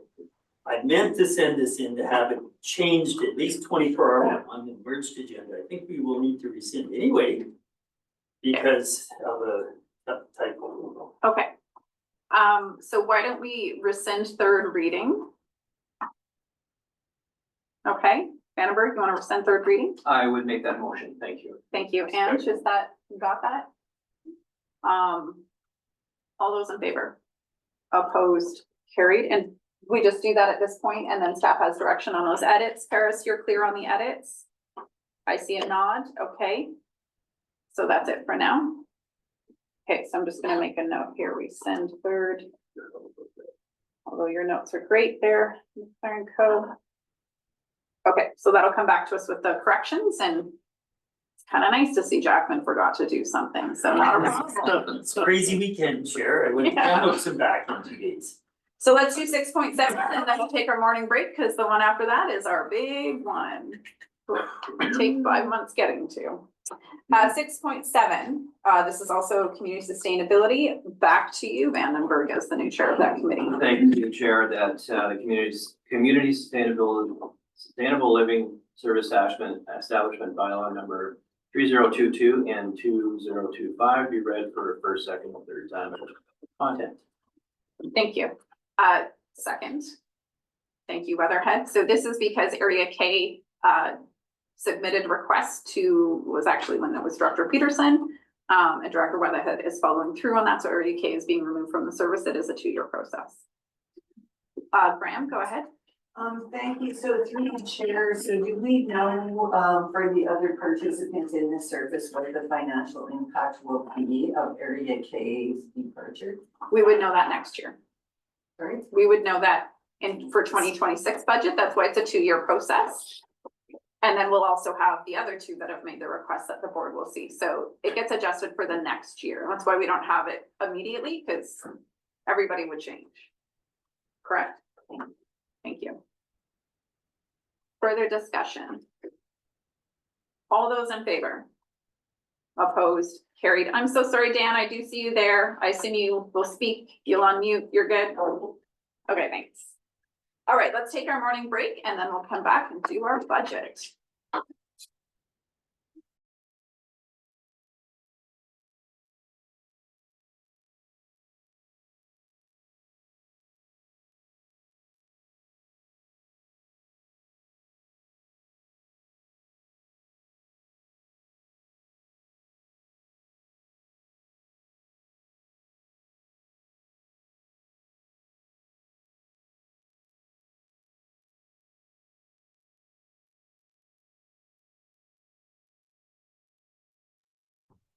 All right, we are back. So here we are. This is I consider the biggest thing and most important thing we do. It's a 5-month process from my calculations. I counted 20 meetings I've attended since November. Our sub-regional services is where a lot of those start. And I think for the sub-regional services I'm in, which many rural areas have many of them, I had 10 meetings between November and February. And then of course we had our budget meeting at board, which Again, we will never not have a second budget meeting. As you see all the additional motions today, we will always, moving forward, have that second budget meeting for board. And then Yev did a 10 meeting tour of the regional district. And by all means, speak to that when the floor is yours. I do want to note that we did hear a keen interest from directors to review how we do budget. It's always an organic process. We change it every year. Since I've been here, it's changed every year to reflect the previous year's considerations, how we did things. When Stuart started doing the budget roadshow, it was 20 meetings and we brought them all the way to Meadow Creek once, I think. Then we didn't go back again, but they were great. So I had mentioned in an email to the board, but I want to say this here just in case anybody missed it. Last month, we talked about the work plan and how do we get that work plan kind of double checked, what's still on there, what do we still want? The executive discussed that what we're going to roll into that work plan workshop is also how do we do budget? What's our service goals? So we'll plan that workshop in the next couple of months, hopefully before summer, in case summer is, not a great year again. And we'll be sitting down with everybody to talk about really what's our service delivery goal. And then from there, we move into what are we doing with our budgets. So I just wanted to let you know that it won't be as technical as something like the resource recovery efficiency study, which we did use to close some services down, but we're not going to get that technical with it. And I also wanted to mention that there were some questions around why wasn't there a motion to direct staff to be frugal with budgets? We don't need to make that staff direction. That is what they are tasked to do. So they've always done that from the beginning. When Stuart first came on as CFO, there was a lot of different things that were identified about how to increase efficiencies. That never stops. So we're always moving in the direction of how to improve how we do this. So I just wanted to note that is their direction as a constant. Local governments were not immune from the economic impacts. We're also not immune from the downloading. In fact, from what I've seen in the last 10 years, that has been the biggest thing that I struggle with, from fire to water to land use, where we're put in this position of having to do things, then going to the public and saying, do you want us to do this? Sorry, we don't have discretion. So that's a really tricky dance. And when we get into service delivery, that'll be something we really need to talk about, is how do we handle those things on top of the things the public want as servicing. So I just wanted to give kind of that overview, what the budget process has been, what we've heard, and how we're going to look at moving forward from there. Yeah, so that was pretty much just an intro from me. McFadden? Thank you for the chair. Can we just make sure that process is captured, how other regional districts are doing it? Sorry. I think some of that, the LGLA, like a lot of the conversation I've had, and it might have been my miscommunication of why don't we do it like this? I've been said, well, regional districts can't. And then we went to the LGLA and saw that other regional districts that are very similar to us are doing it that way. And so I'm sitting thinking, okay, I think there's a better way that we can do this for the public and for all of us. Yep. And the LGLA, looking at other regional districts that were very similar to ours, their demographics and their size and their spacing and all of that, very, very similar to ours, and have a really, really good budget process that I think would help staff and all the directors. So I would hope that we would be capturing some of those pieces. I think it already got sent to some of you, some of their methods that they're using, but yeah, and timing, making sure we're having this conversation early enough that we can actually switch our budget processing a bit. I think pushing it this late becomes very complicated, and we've switched ours to the city over 5 years, and it has been drastically different on our public and our council table. And there's other regional districts that have switched theirs too, where they're starting in November and December, and they're done by January, most of all of these conversations. And so I think we can do it. We just have to start really, really early in what that might look like for next year. And it's so much better. And I have found, sorry, I'm talking a lot. I have found the trust with the public grow tremendously when we've switched it. And so I think it actually will make it easier on staff and all of our staff directors. That's all that's it. So I just wanted, Stuart's going to speak. He's already actually started that process. We won't talk so much about what we're going to do today. I just wanted to highlight capturing it. So yes, that was captured. Stuart, go ahead. Yeah, through the chair, I've been in contact with a couple of CAOs at regional districts who do start, they draft a provisional budget for December. I argue on the similarities between the two. We do have a lot more complexities, especially with the regional district that was at LGLA, in terms of how we operate and the different committees, commissions, and services we offer. But that being said, it's not something we can't try to tackle. Yeah. So that'll be part of the work that's presented in the workshop to say, so here's what we know, this is what others are doing, let's talk about it. And I want us to hold that conversation for then. I didn't want us to not know that we've heard it and this is what we're gonna do about it, so. David Off and McLaren Co, can we not get into the workshop conversation? Do you have a question on the budget, David Off? I just wanted to make one comment, and that is we have incredible pressure, as the chair has noted, from external or senior orders of government, from entities like Fire Underwriter Survey that tell us a fire truck is only good for so many years. And the key thing is we also get huge pressure from our constituents saying they want servicing, and we may end up recommending that we reduce services. So just wanted to state that for the record. Thank you, Chair. Thank you. I wasn't trying to initiate discussion here, but yes. McLaren Co, and then we're gonna start the process. Okay, thank you, Chair. Just a quick addendum to what the Chair said. The other issue that we've talked about at executive is better communications about how to communicate the budget to the public. That's all I want to add. Thanks. Thank you.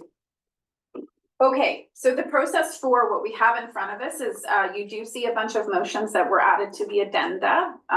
Staff did work diligently on this, and I hope they're taking this weekend off to recover from last weekend. So I'm gonna go by service. So once we get through the general admin, I will pause. Are there other motions? Ideally, these have all been sent in. This is, again, I really want to reiterate, we do not normally do this at this late stage. So this is not our normal process, and generally we'd be good to go at this point. Doesn't mean we can't. So here we are, okay? And there are comments that we'll ask for staff to make on the proposed motions because we didn't have that second budget meeting. Normally you'd have we'd like to do this, here's the consideration.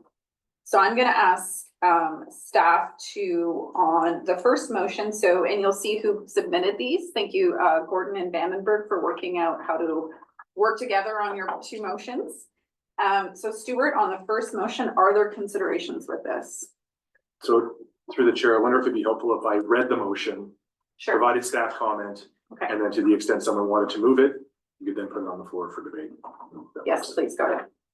So within general admin, the first motion that the 2025 draft financial plan for S100 general administration be amended to reduce employee health and safety to $20,000 and reduce requisition accordingly.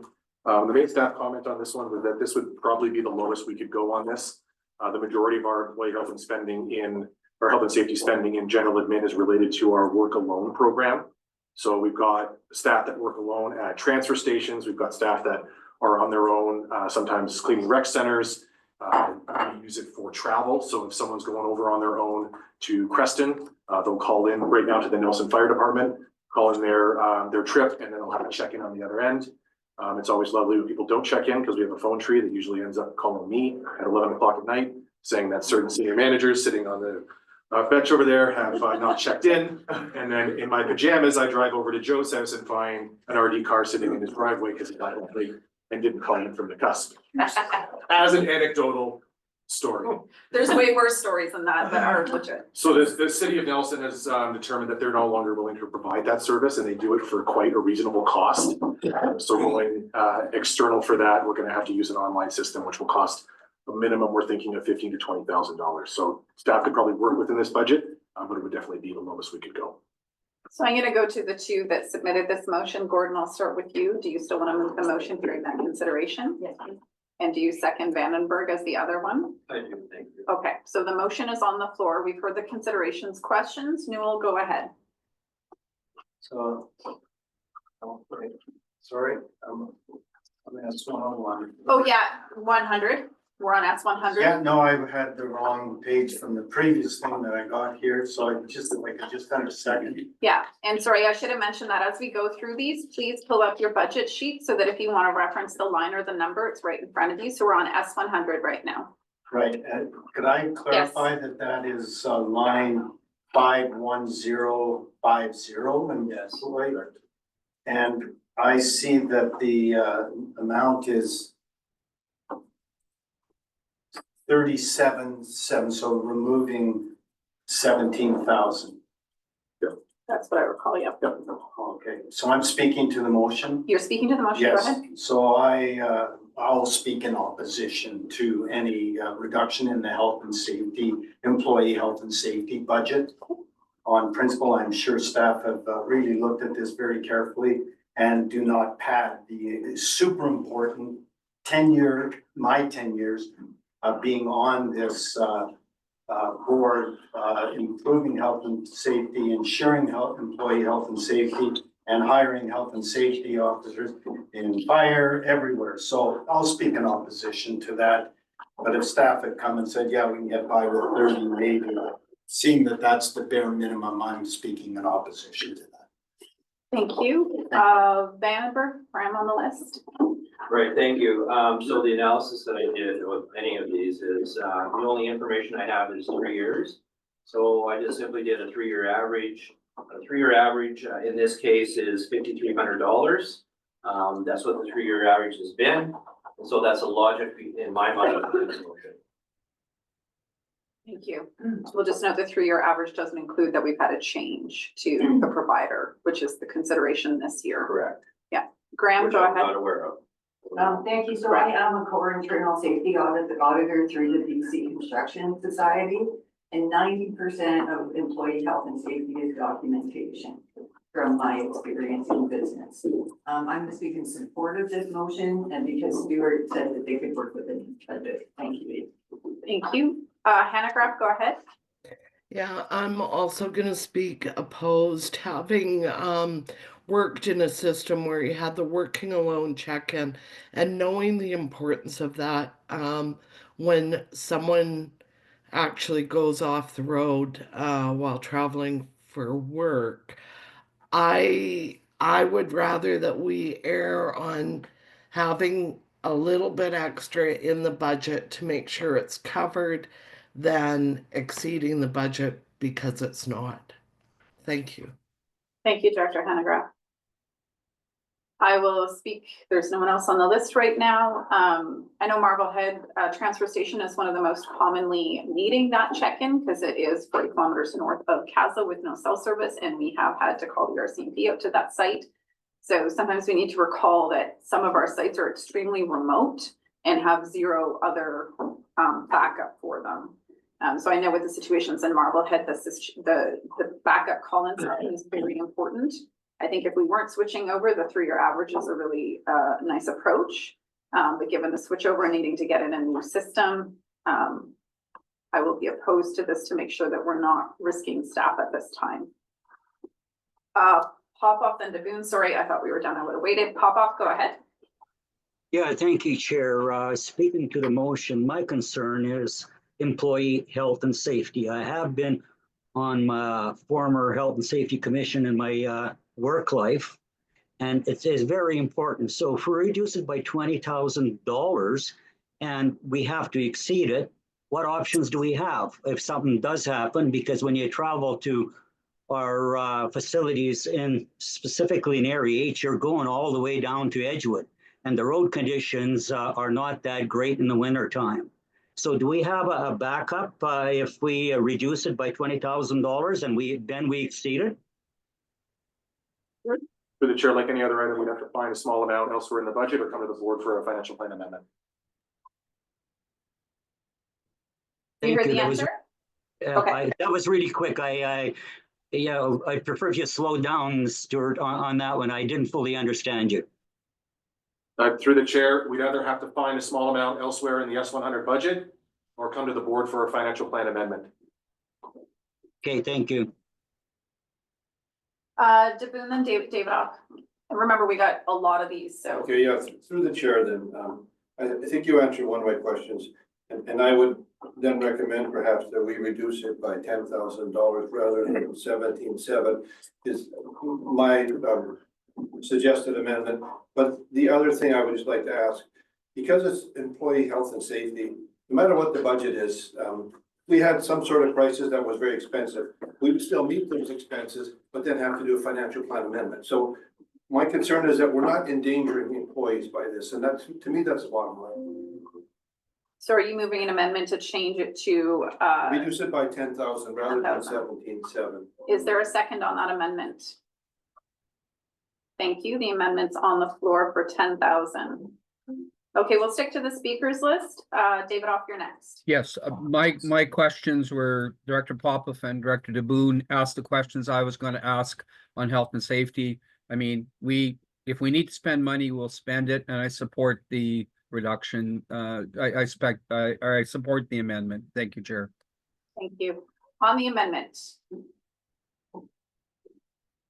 Seeing none, we'll vote on the amendment then. All those in favor? Anybody opposed to the amendment? Not seeing any. The motion as amended. All those in favor? Thank you. Anybody opposed? Keith, Paige recorded opposed? No. Okay.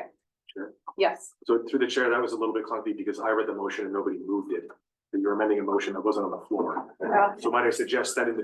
She moved it, Gordon moved it, Vandenberg seconded it. Because I could suggest that after the discussion on the motion, someone could just move the motion or move it with an amended amount, which might be a little bit more efficient because that took 14 minutes. Okay. Doing our best. So still in general admin, S100, if you've got your sheets open, do you want to speak to the impacts? Yeah, so through the chair, this is line item 52020, education and training. That the 2025 draft financial plan for S100 general administration be amended to reduce education and training to $50,000 and reduce requisition accordingly. Education and training has been something that particularly since the pandemic, we have definitely struggled with getting staff participation in. We have an education and training guideline that outlines the purpose of training when you can attend a training session. It has to relate to your role or a role that has been identified to grow into. So it's not just something staff can go on and take whatever they want, whenever they want. Our calculation for it is based on basically a 60% of industry standards. So industry standards are kind of 3 to 5% of your salary gets allocated to an education and training budget. We're in the 1 to 3% range, depending on your position. And that's what gets put into these budgets. Admittedly, we have not used these budgets over the last number of years, and it's pretty consistent across most services that don't have regulatory training where you're mandated to take it in order to keep your certifications or something like that. So really, it is something where we're working on encouraging staff to take that training. That being said, I do see it being warranted that a reduction in the budget should probably be made for definitely for 2025. We are working on how we plan our education and training schedules. So I'm trying to see how much of this we can get on the books and get booked before you even look at approving the budget. So we can get a number in there that we know we can meet, as opposed to throwing something in there where we're going to come in at 25% of the amount like we did last year. So while I think 50,000 might be a little bit low based on what I've heard people are planning, I prefer something in the $60,000 to $70,000 range. We could definitely look at that, and I completely understand why this line item was looked at. So with that explanation, again, I'm going to go to the directors who put this forward. I'm going to go Director Gordon. Do you want to move this motion? Yes. And Vandenberg, do you want to second it? I will. Thank you. So the motion is on the floor, and then we'll open it up for discussion. Jackman? So kind of a general point on these, because we just heard that training uptake has been low. This would reduce 1 year, one time. And then if we don't adjust or have some kind of a thought around what's going to happen the next 4 years, to be a jump back up again. And in spite of this line item, we're looking at a projected huge jump into 2026 anyway. So as we're making these recommendations, should we be asking staff to amend the future year projections? Because sometimes you look at budgets and it just makes no sense, 50 and then 120. Why is that? Well, because we had a fulsome discussion, we cut it for 1 year, and we didn't think about the future. And that makes next year's conversation harder. And 2 years from now, worse yet, because you may have a new board. Go ahead. So through the chair, for most operating line items in our 5-year plan, we do have an inflationary calculation that we add to it, subject to either staff mentioning that there's a one-off that should be considered or something that would change the 5-year plan. What we would do is we put this 50,000, for example, in this plan, and it would be increased by that CPI calculation. So we would work off our process as opposed to doing the jump. So you wouldn't be required to amend the 26 to 29 plan. We would work on our process internally, which would be the $50,000, and then we increase it by inflation for 2026. As long as you all know that. I mean, it's a really good note because in most operational needs, we will, if we reduce this year, have to pick up that reduction plus the usual for the following year. So it is a good guideline and we'll keep remembering that for each one. Cunningham as well, motions on the floor. So let's focus on the motion. Vandenberg, go ahead. Thank you through the chair. Just want to point out, I appreciate the comments. I'm hoping that staff will take advantage of this going forward and maybe this conversation will drive that. But my 3-year average on 22, 23, and 24 was 26,000. What the average is. The ask is 100 and almost 12,000. That's what caught my attention here. And I do support the motion as it's written. And I do understand that I hope that staff takes advantage of this going forward. Thank you. I believe there were considerations about what was actually needing to be done this year. Is that? Yeah, through the chair, I'd actually flagged this about 6 months ago, and Jeff and Joe can speak to that as well, that we weren't using our training budgets. And I kind of predicted the board would go after our training budget. So this is all, call me clairvoyant, but it's happening exactly the way that I expected it to. So in my mind, through the chair, if the 50,000 isn't used, I'll be quite surprised. Lockwood, go ahead. Thank you. Through the chair to staff, I'm wondering, we have education and training in every single department.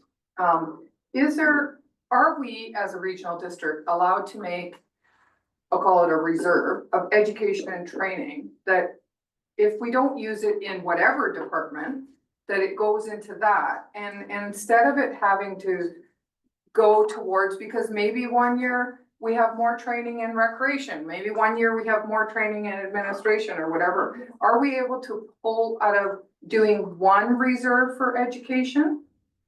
Through the chair, no, because that would be transferring money between services. Regional districts cannot transfer between services. I was just trying to think of how we can make a reserve of. Yeah, no, it's creative. We're limited that way. Lockwood Page. Yeah, I'm opposed to it. I know because we have the line items, it gets us into a space where, especially coming after COVID, which is a very different time, we're making these comparators back 3 years and kind of drawing from a win test from the spreadsheets from the past. But the majority of when these monies are not being spent, they're showing up in our prior year surplus. So we have a relationship of nearly $1 million going into our prior year surplus and the requisition.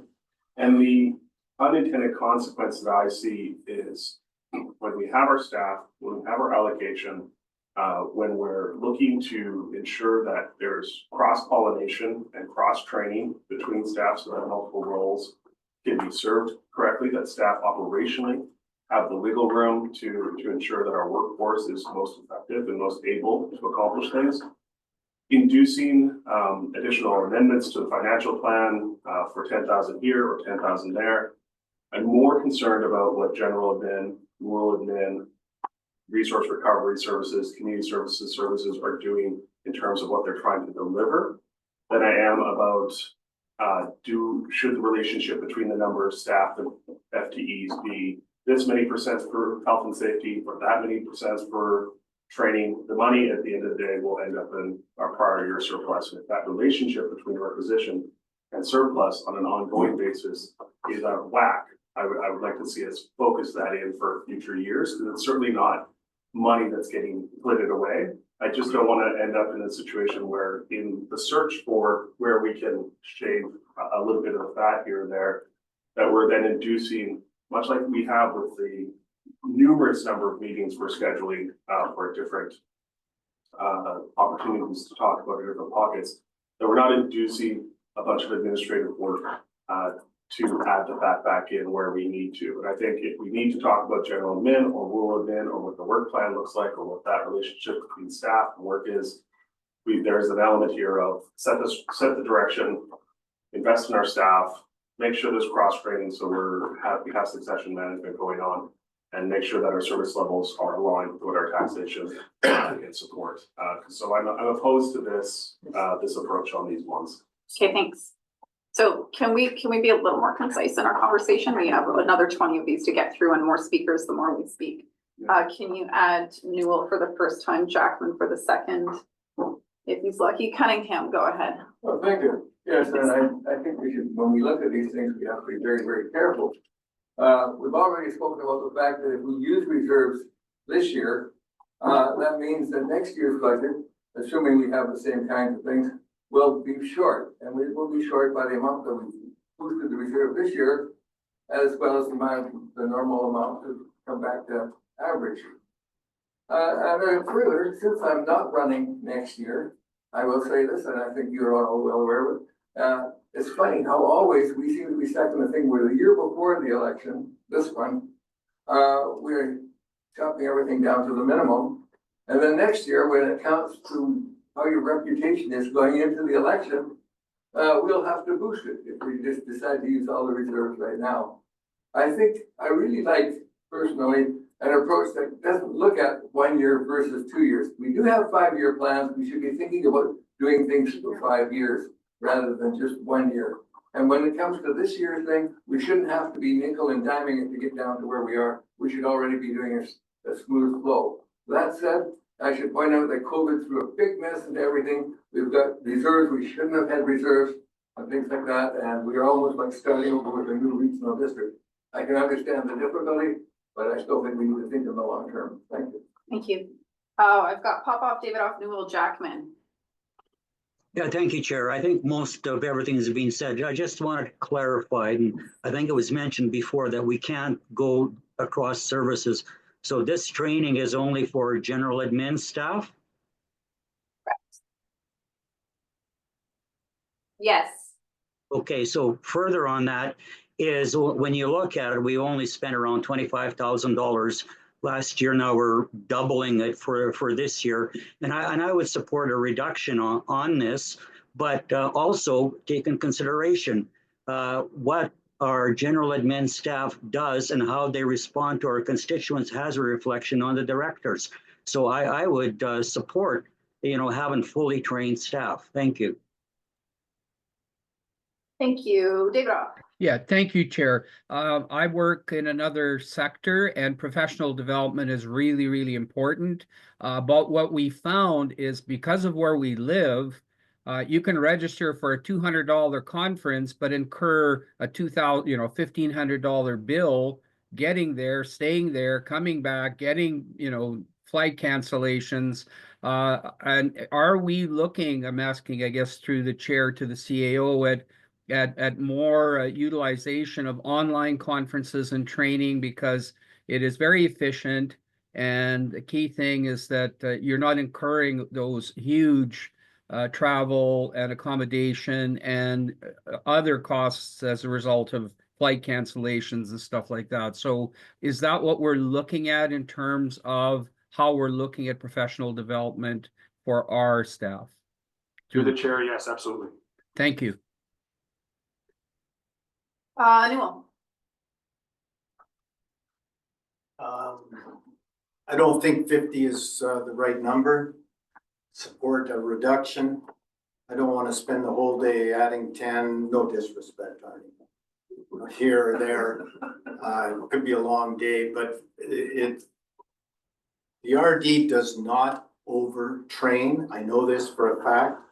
I know people who've shifted jobs, different employers, and have said, wow, I went to this employer and, the way they supported my professional development was impressive. So I caution us when we go through these lists of things that are employee related, that we've got a responsibility to our organization. We have a responsibility to the region, to our taxpayers, and we run this organization, and we have to, I don't mean to lecture you, I'm very concerned about the list of cuts that we're having here. So, yeah, I'll leave it at that.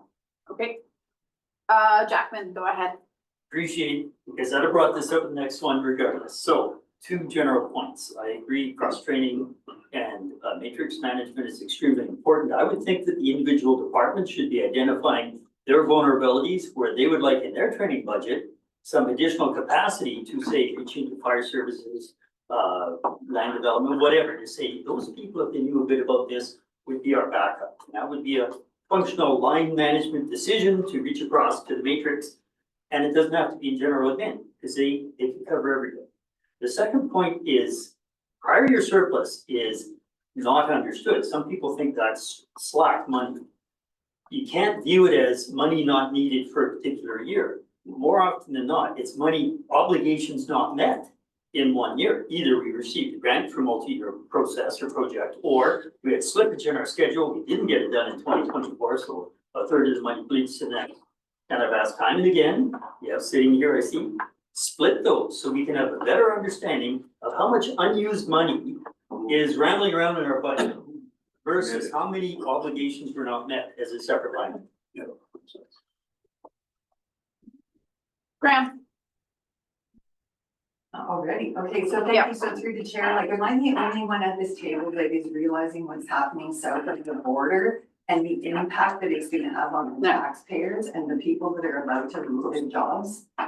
Like, my business group yesterday just sat around and we all talked about the people that are not getting their jobs back this year. They're all good people, they've got mortgages, they've got families, and they're not coming back to work because of the slowdown in the residential side of construction. So it's not like they're not gonna get education and training, they're not gonna have jobs, period. These people are gonna have to pay taxes, and we need to find ways to cut this taxes this year for them. That's all I have to say. Thank you. All right, that's everybody on the speakers list. All those in favor? 1, 2, 3, 4, 5, 6, 7. Okay, those opposed. 1. I'm looking online now. There's 3 in favor online. Yeah, there's only 1 opposed. Okay, that passed. Thank you. The next one is, you didn't have any notes on this one? No. Okay, so the next one is my motion, so I'm gonna speak to it. When I was going through the budget and looking for, because we know you are not the only director at this table aware of the current financial situation we're in. Looking at where our expenses are and where we could cut that would make a difference to the budget, I really needed to focus on the big items, because most of what we've done is maybe half a penny to the residents. So I was focused on the big items. When it comes to big items for directors, conferences, as we noted, are very expensive for us. We've never had a conference policy that says how many conferences can we go to? What's the limit? What happens if you cancel and there's a cost incurred? So because of where we're at in the budget season, LGLA has already occurred, EA has already occurred, AKBLG has already registered for, FCM's happening right now.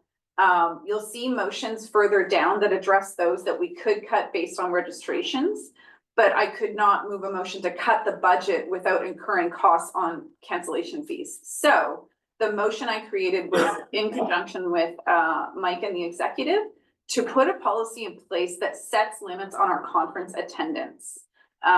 Such as, and this will come back to the board to really get down to the nitty gritty of what do we want to do? Is it half a year? Which ones are we going to? How do we deal with cancellations that cost the board? So that's the point of this motion. We kept it in the budget portion because this will affect the budget, future ones. And then you'll see again, motions down the road today that address what we can cut this year. So I'm going to read it.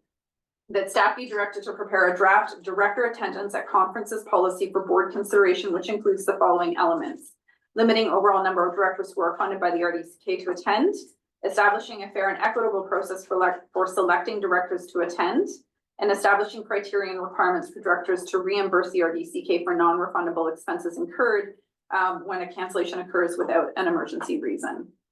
I'm moving that motion. Do I have a second? Thank you. Discussion. So, and you got David off and Pop off online, Newell, DeBoon, and Cunningham. Okay, Lockwood, Newell, DeBoon, Cunningham. If you're in favor, let's not belabor it. Go ahead. This is nothing about in favor or not in favor. I'm just wondering, we have been asking for this policy for a couple of years. It's been on a work plan of developing the something to do with conferences and including FCM representatives. I'm wondering how, like, does this finally get it going? Does it, because it got pushed off the work plan? There was no motion recorded for conferences. There was a motion recorded to address FCM appointments specifically. Thank you. So that's why this is being put in place. Okay. Mike did that research. Thank you. David Off, What, oh, I thought. you're on the list. He's No, I thought you called me first and she got. I'm Okay, you sorry. will then, David No, Off. no, I just thought you might Okay. have forgotten me. David Off, go. Sorry, Okay, David Off, go ahead. yeah, thank you. You're done with Newell there? Okay. No, we'll go back. Sorry, We're good. Go sorry, ahead. Tom. So I see some motions coming up, some in general admin, some in rural admin. And these have to do with directors' expenses to conferences and other things. So I kind of have a question to the CFO, to the chair, that may help me with addressing all of these motions. Could I ask that now, Chair? Ask it now, yep. Okay, thank you. So I have been asked the question, people that have, that reviewed our Sophie statement, saying, how is it that when they look at full-time directors' expenses, which includes everything, I guess, that the range is from $47 a year to $17,535 a year for directors' expenses. And my question is, through the chair to the CFO, like, when the Sophie report is made, does that include all directors' expenses, including mileage, accommodation, conference expenses, everything else? So the $186,911 that was spent on expenses by directors and alternate directors, what does that number include, and how do we just maybe make a motion to reduce those expenses by looking at different options and things like that? But what does that 186 include? The last Sophie statement we have is from 2023, because we don't have the 2024 one yet, because that'll come out in June. So what does that include? So David, I'm just noting, you're not on the motion. I'll ask the CFO to answer this question, but then we'll hold the rest of the Sophie questions for when we get that report. Go ahead, yeah. Yes, through the chair, includes all those items, travel, conferences, any payments to directors are included in that Sophie report. Includes all expenses, David, off for directors. Right, so then it is relevant to this motion, because we're looking at reducing conference expenses, which is included in total director expenses. However, the total director expenses are split between general, our general admin budget and our rural admin budget. And how do I, and I'm trying to figure out how to reduce our total expenses by looking at things like having more online meetings, attending things, just like I said, with the Pro D expense.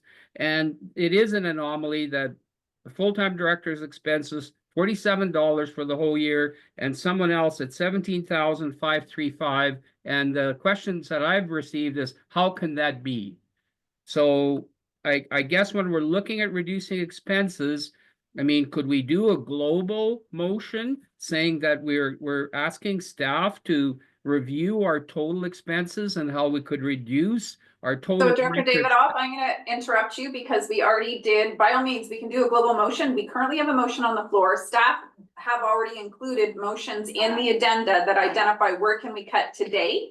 And so those are in here for conferences, for rural admin, for other things, and rural allowance. So those are what we can do today is in here. What we can do in the future is what this policy will help guide. Okay, so then I could do a director's motion to ask staff to review all directors' expenses, like in preparation for the next budget. You certainly can, but not right now. Go ahead, Stuart. Through the chair, just to Director David Off, I think that the motion around conferences would cover the majority of expenses related to directors. Really, the biggest piece other than that would be the monthly board meetings for accommodation and mileage. But conferences is the vast majority of the director expenses. Okay, thank you. That helps. Thanks a lot, Chair. Thank you. Newell, over to you. Thank you.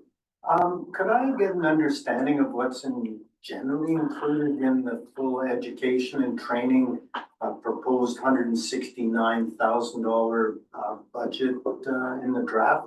So you're Like, not what on the would be- motion right now? Well, it's to reduce the training by 81,000. No, we're on the conferences motion for directors. I thought we passed that. No. No, we're on number 3 in the addenda. I just read the motion. So it's a policy to direct how we attend conferences. No, I have no comment. Okay, We'll comment when the policy comes forward and stuff. yeah, then Yeah, you're then in we'll favor have of our creating a voice, so- policy. Okay, got it. Yeah. DeBoon. Thank you. This addresses your second point, which is establishing a fair and equitable process for selecting directors to attend conferences each year. My question is, some of us wear two hats, as in McFadden and myself and others, and is there any agreement with municipalities? Because I know that some of my conferences have been funded here, that there's also a desire for me to attend municipally. So do we have any policy, cross policy? And if not, I guess that, I hope this addresses it, so. Through the chair, I might have to ask Yev on this one. I think that we pay 100% of UBCM and FCM for municipal directors. Is that correct? Through the chair, Yeah. So I know that the town, City of Nelson City Council got book their own travel for that, but then we're invoiced for our city director. So this policy doesn't contemplate changing that, just the limits in which we will fund per year. As long as there is a workable agreement. Yeah. I don't mind. I was just curious because if there isn't, there should be. Okay. Pop off. Go ahead, Director Popoff. Oh, thank you. I didn't understand what you said, but anyways, I agree with this motion. The question that I have is a policy will have to be developed. We can have a future discussion on this, but it will not impact the 2025 budget. Is that correct? Not this motion, but if you read the addenda, there are other motions where we are reducing based on registrations for this year. I'm aware of that. Thank you. Okay. That's it for the speakers list. All those in favor? Anybody opposed? Okay. Before we move into the rule administration budget, I will ask if there are other motions on general admin at this time. All right, moving into rule administration. Stuart, I'm going to get you to speak to this one, please. This is number 4. Sure, that the draft 2025 financial plan for Service 101 Rural Administration be amended to reduce education and training by 81,973 and decrease requisitions line by the same.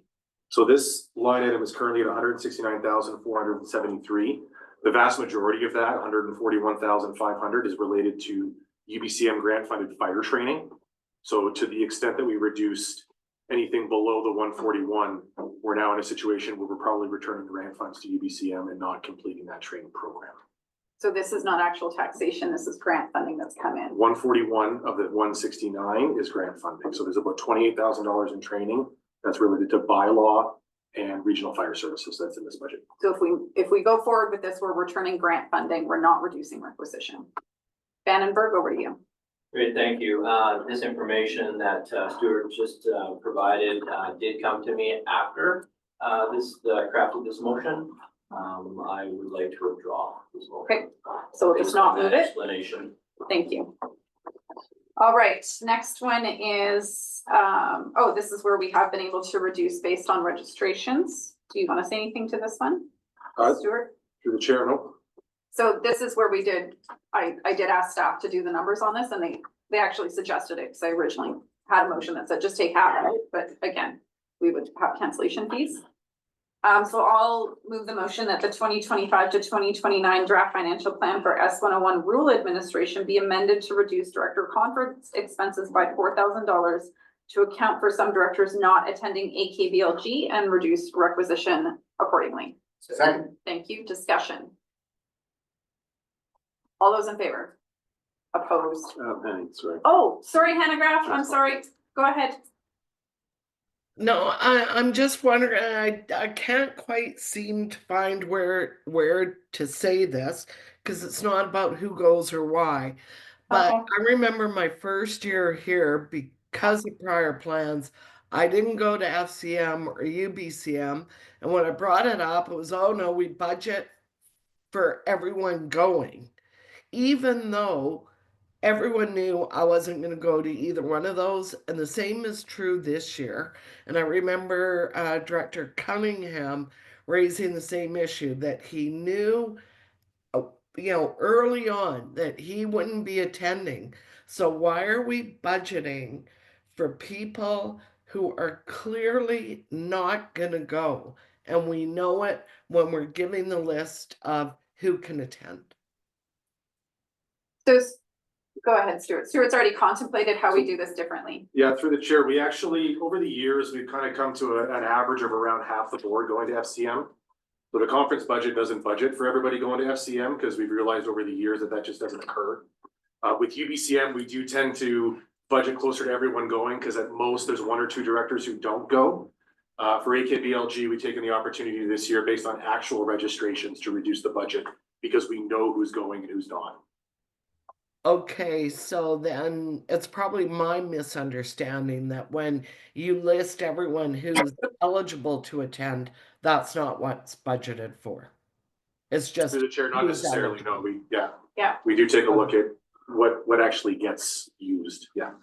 Great. And part of that is the registration, like UBCM hotel blocks open up a good 8 months before we have to even be there. And so that's part of staff just getting an idea of like, we need to give permission for people to go. In that process, you tend to see people being like, I can't make it, sorry, I'm not gonna go, but they still had to hold the hotels.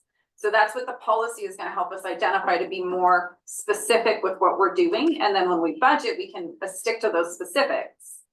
Does that help? Yeah, that does. Thank you. Okay.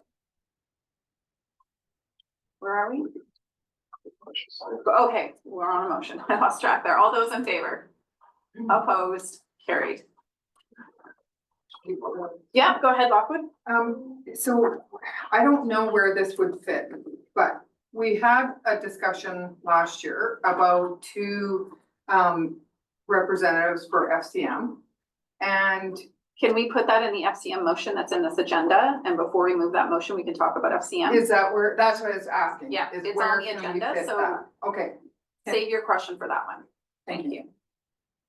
So we are on number 6 in the agenda. This is again one where we're able to determine what we could reduce. So I will move that the 2025 to 2029 draft financial plan for rural administration S101 be amended to reduce director expenses by $11,000 to eliminate the rural allowance for electoral area directors and reduce requisition accordingly. I do apologize to my rural directors. I did not consult with you before this one, but this is similar to our education and Pro-D program, and we reduced it to half last year. And we are still not using it to its total. So my suggestion is we remove it altogether, but if someone wants to second it, we'll discuss it. Okay, motion's on the floor, discussion. I've got Weatherhead, Page, Cunningham, Jackman. Weatherhead, go ahead. I'm just, if that is line item S 1550, that's a 0. I think you want 6. That one says travel. Sorry, Stuart's just looking it up. Through the chair, it's 51560, directors travel. Oh, it's travel. The motion's wrong. The motion is not. That's the Directors, line. yes. The motion is wrong. It's director's travel, Yeah. but it is the That's allowance. Yeah. Okay, that's where we have it. Okay. So then Supplemental. My question is then, on travel, then that's not including just travel from pro here. It would actually include the expenses of whatever you're doing as a pro-D. Yeah. So like, we might go to the rural health conference. We might go to like, you might do a course. I did an indigenous learning course for 250. So it's going to include, I think it was the last term, included some Pro-D funding because there were other conferences. It's like the rural conference, I think is what initiated this. And not everybody wanted to go, but we wanted to put aside some funding. So for those that wanted to go could. So that's what the rural allowance is. It's housed under travel. So this would only be, this motion is only to remove the rural allowance, not travel expenses associated with other things. Where we have approval. We don't fund your travel to a community meeting, but if you're going to an RD meeting or conference, that's what you're funded for. Yeah, I know you know that. Paige, you're on the list, Cunningham. That was my point. Okay, thanks. The motion. Cunningham, go ahead. Thank you. First of all, this $11,000, was that the one where it was directed funds? For example, if I wanted to go to a truck loggers conference in Kelowna, I can use these funds? Yes. Okay. I'd like to point out that and they used to be fewer than under in previous budgets where I could save my $1,000 for 2 or 3 years and then spend it on something that was a little bit more expensive. Then I think it was last year that we said, no, each year's got to be separate. But in any case, I have never tried to never use these funds because I think it's more important that I go to, say, FCM, UBCM, and AKPLC. And I know, and if we intend to cut those programs, I would still want to go to some of those things, regardless of what the board policy is. And I hate to say it, even though I have to fund it myself, because it will be my last 2 conferences at FCM, and FCM has been, because I go to FCM, I've been able to help out the people of Weimer, for example, to the tune of $1.2 million, and just because of this, I found out about the best way to apply for grants and when and spoke to them. I do a lot of work at the conferences, and I don't want to see them cut. I many times in my monthly paper have said, well, I just came back from UBCM, FCM, whatever, and I spent $5,000 of your money, but as a result, we now got funding for a new water tank, or a new water treatment plant, or whatever. And then the question generally is it worthwhile? And my people have always said, yes, it is worthwhile. So just to be clear, this is the rule allowance. You're in favor of not doing that, but you're in favor of continuing conferences. Well, what I'm trying to say is that if with regard to the previous motion, which says, well, we're going to see who decides to go to FCM. Right. Then if I don't get caught, if we think, well, half the board goes each year. So on this motion, do you have a comment regarding rule allowance? Yeah, I would like to see it left there, or it's something, okay. I don't mind it being cut, but I want to be able to use it when it's necessary, and I haven't been using it for good reason. Okay. Jackman? Yep, thank you. So I'll give a specific example of something where I feel there's inequity. And I've talked to this Kofi, Council of Forest Industries, where every mayor gets an invitation where they get 1 free hotel room and conference fees waived. And every rural director gets, exactly nothing unless they happen to be a board chair. So I have used this to get the Kofi because I have, by default, where the chair either was a chair who was a mayor and already had access to the discount, I used that access, or the chair was a rural director, one of my colleagues was rural director, could not go, and I went in their place, taking advantage of 1 free hotel room and waiving conference fees. So all I had to cover was airfare, second night at the hotel, whatever. That's an example to leave a little bit of money in our rural pot for those kinds of things. I highly regret I'm unable to get the Kofi this year. April 3rd, Crescent Valley Services Committee is one of my core commitments to my colleagues. I'm gonna make that. And Kofi this year will be more dynamic than it's been in the last couple of years. I think it's in Prince George. Not easy to get there, but there's an example, a hard example as to where rural directors maybe should have a fund. It doesn't mean you automatically get to, voluntarily say, I want to go to this and that, but there's something there to recognize we have severe limitations on having representation at some of these very important events. And I went the first time, happily saw 5 of my West Kootenay boundary colleagues who were supported by their board to go to Kofi, because guess where the trees have cut? Not in the villages, the cities. I haven't seen East Kootenay there, so we need to leave something. I don't know what the number is, 5,000. Okay, thanks. And noting for Kofi, I've never gone. I've always said, hand it over to you. But I get your point. It's not enough because it doesn't cover everything. Just wanted the board to be reminded of that. I've appreciated you being able to go. Pop off, then David off. Yeah, thank you, Chair. I did use this fund maybe once or twice during my term since it was established, and it came in handy. But the question that I have is generally, from what I understand, and correct me if I'm wrong, is we accumulated during our term in office every 4 years, and it's there. So I presume some of us directors that haven't used it during our last election, we have a reserve in there, so we can use that if we eliminate any further addition to the fund. We did change that. Through the chair, I think you did change that, where not only did you eliminate the reserve at the end of the last term, but you also said that it wouldn't accumulate, it was year to year. Yeah, we no longer accumulate it and we did not develop a reserve for it. Okay, so in other words, we passed this motion right now, we have 0 in reserve or whatever, and we don't attend conferences, or we don't get subsidized by attending conferences. Is that correct? Just clarifying, this is not the usual conferences like FCM, AKBLG. This is only those conferences not already approved by the board that we attend. These are the auxiliary extras, ones that we don't put through the board. Thank you, I fully understand that. Okay. David Opp.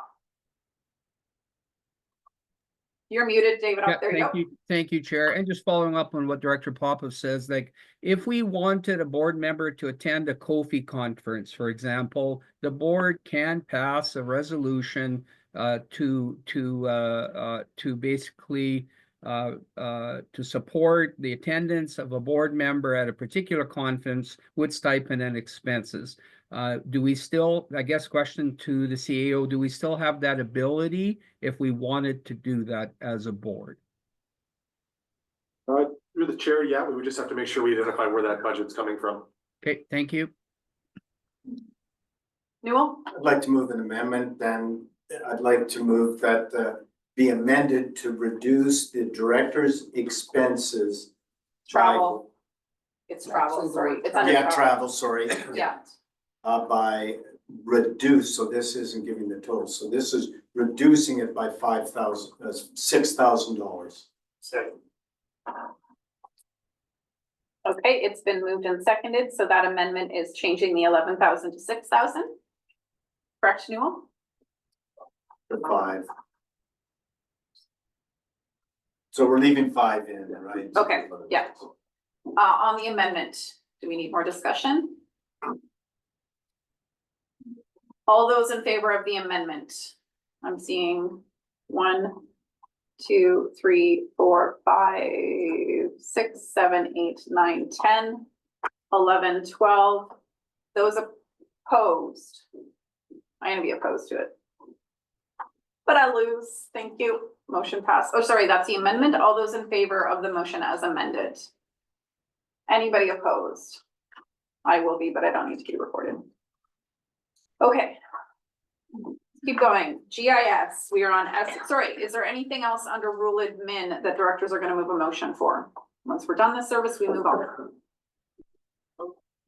Yes, we did. Okay, not seeing any. GIS, we are now in GIS. Gordon and Benberg, this is your motion. Stuart, do you have notes on this one? Through the chair, yeah, the 2025 draft financial plan for Service 102 GIS, we amended to reduce education and training to $4,000 and reduce requisition accordingly. Upon talking with GIS staff, this is actually the one education and training budget that's contemplated to be fully subscribed this year. We've got 3 or 4 staff that are headed off to ESRI training, pretty intense ESRI training in line with our strategic planning process around GIS. So this one is right now looking like it's going to be around just over $10,000. And I think it's in the budget at 10.5 right now. So with that information, do you still want to move the motion? I'll remove it. I'll remove it. Okay, over to you, Vandenberg. I will not second it in light of the next motion. It's not being moved at all, so we're just ensuring you're in concurrence with that. Oh, yes. Okay, that one's done. The next one, Director Graham, but go ahead. The 2025 draft financial plan for Service 102 GIS be amended to increase transfer from reserves by $9,666 and reduce requisition in the amount of $9,666. Staff has no comment on this one or concern. This one is one, and I'll go to you, Graham. This is one where we're gonna pick that up next year. So it is an operational expense that would be incurred in the following year. So this is where when we're using reserves, we do have to be aware of that. Over to you, Graham. Thank you. So like, I have a very hard time explaining to my residents why the RDCK operates a map system that has a $726,000 annual operating budget. Some of the features in it, like looking at old pictures, are nice, but they're really not needed. And some residents think other mapping systems offer a lot of the same features. We have a healthy 125,000 in reserves in this service. And the service is requesting a 3% increase, which is $9,666 on captioning. This is less than 10% of what's in the reserves. It's a small amount, but I think it sends a strong message to taxpayers that we're looking at everything, and that is why I made the motion. Is there a second? Lockwood, okay. You put me on the list. Paige, go ahead. As I had said at the previous meeting, I am in support of reviewing the reserve policies in general, specifically looking at asset management and what future forecasting looks like in terms of what we need to replace, especially when we're dealing with servers, licensing, and all the accoutrement that go with that. Obviously, geospatial information is critical in a modern organization when we're dealing with land use planning and utilities and infrastructure specifically. So I think it's far more important that we look at this on a service by service, reserve by reserve basis, and develop what our asset management information needs to say in terms of contributions. So I will speak against making these adjustments based simply on the numbers until we have some more meat on the bones, knowing that we can reduce contributions in future years if necessary. And also knowing that predominantly we keep finding out we are not providing sufficient reserves to deal with our obligations. Thank you. Others on the list before I speak? So I'm going to be in opposition to this motion. I do want to note that the GIS system is absolutely critical in emergencies. This is how our fire systems respond. This is how dispatch knows where to go when we need to do evacuations. This is the mapping system that works with the provincial EMCR, the EMCC office to determine where evacuations go. It is also where you find out if you have a point of diversion on your water system, what kind of land use you're using. The note that I had made in the past and that this board has made in the past is that the biggest user of this system is actually real estate agents and those looking at land in the Kootenays. It's actually quite an economic development tool. And we had discussed in the past the ability to charge for services without necessarily charging those who are using it that are the general public. So if this is a business using it, how can we start implementing more fees involved with how much this system is used? So knowing that GIS is actually going through, it's not quite a service review, that's actually a legislative term, but it is doing an overview on how the system works and how we can improve it. I'm expecting that we're going to be looking at other ways to increase income into the service based on how much it is used. I also know it's being integrated with things like our CWRPPs and being able to identify those high-risk areas, floodplain mapping. This is absolutely a critical tool in emergencies. When it comes to the reserve, the infrastructure itself, this is data. This is data on mainframes, and with the LiDAR, that was what, 3.3 tetrabytes of information that we needed to hold somewhere. So while it not physically looks like a big thing when we pull it up on our computer, it is heavily asset-based in terms of data. So I'm not in favor of pulling from reserves until we have an asset management plan that identifies exactly what's needed. Sorry, I'm not in favor of pulling from reserves to reduce taxation without understanding the implications of the asset requirements. And when we know that this is not a one-time cost that will not be required next year, which means any increases are going to include what we supplemented with reserves this year. So I will be opposed to this motion, although I appreciate the creativity. Who was next on the list? I'm sorry, David Off and Popoff. I try to speak at the end, but go ahead. Yeah, thank you, Chair. I support this motion for the reasons that Director Graham stated. It is a very small reduction, but every penny counts. Thank you. Thank you, Director Popoff. Yeah, thank you, Chair. I would agree that every penny counts. In this place, I'd like to keep the pennies where they are, because as a rural director, I utilize that system quite a bit, especially during rural affairs, when we have motions there to the effect that involve mapping. you know, that is a very important tool for rural directors. So I would speak against this motion. Thank you. What's to say, Weatherhead? Weatherhead. Thank you. So under the salaries, I noticed that next year there would be that line item has decreased. So is the current salaries just sort of indicating that overview that's happening right now with the GIS, and that we would go back to the regular staff? CFO or CAO? Through Chair Sangeeta online. Respond. She's there. I don't know if she's, Sangeeta, did you hear the question? Can that be repeated? Sorry, I was typing at the time. Yes, thank you. On the line item of S1010 on salaries, we're seeing a 2025 budget at 400,028, going down to 365 in 2026. Is that due to this overview that's happening with GIS that's creating more higher salaries, or why is there a reduction next year, or can we rely on that reduction next year? Yeah, if I may, through the chair. Yes, go ahead. So that's due to the fact that we received grant funding for NG 911, which now has received an extension till 2027. Michelle West, our GIS manager, is working with the municipalities right now, actually meeting with them to discuss their GIS needs around NG 911, as well as other things as part of our strategic planning process. So that amount will probably change in 2026 due to the fact that we may need more staffing to accomplish our work. Sorry, Sangeeta, that conflicts with what's in the numbers, is that the salaries are going down. My apologies, that change in the extension was just recent. So we just found out about it, that it's been extended till 2027. So for now, we are projecting that we'll have the work done by 2026. And so that position that is right now temporary would not be needed, but it looks like we may actually need to extend the position or look at another opportunity there. Sure. So through the chair, the position is purported to come off in 2026 because we were expecting to be done the NG 911 transition. That's going to be delayed a bit, so we'll likely see an increase to that salary number in 2026, but it will continue to be grant funded and not funded through requisition. The next gen 911 is the transfer to the system that's required for all of us to use.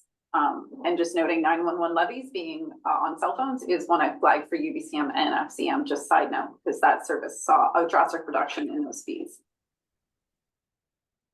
Did that answer your question, Weatherhead? Yes, thank you. Who was next? Newell. Thank you. I'll speak in opposition because we've already reduced our contribution to reserves to zero this year, which is in a sense trying to reduce the requisition. So I've so often used reserves or done something to reduce the requisition in 1 year, and it's just come back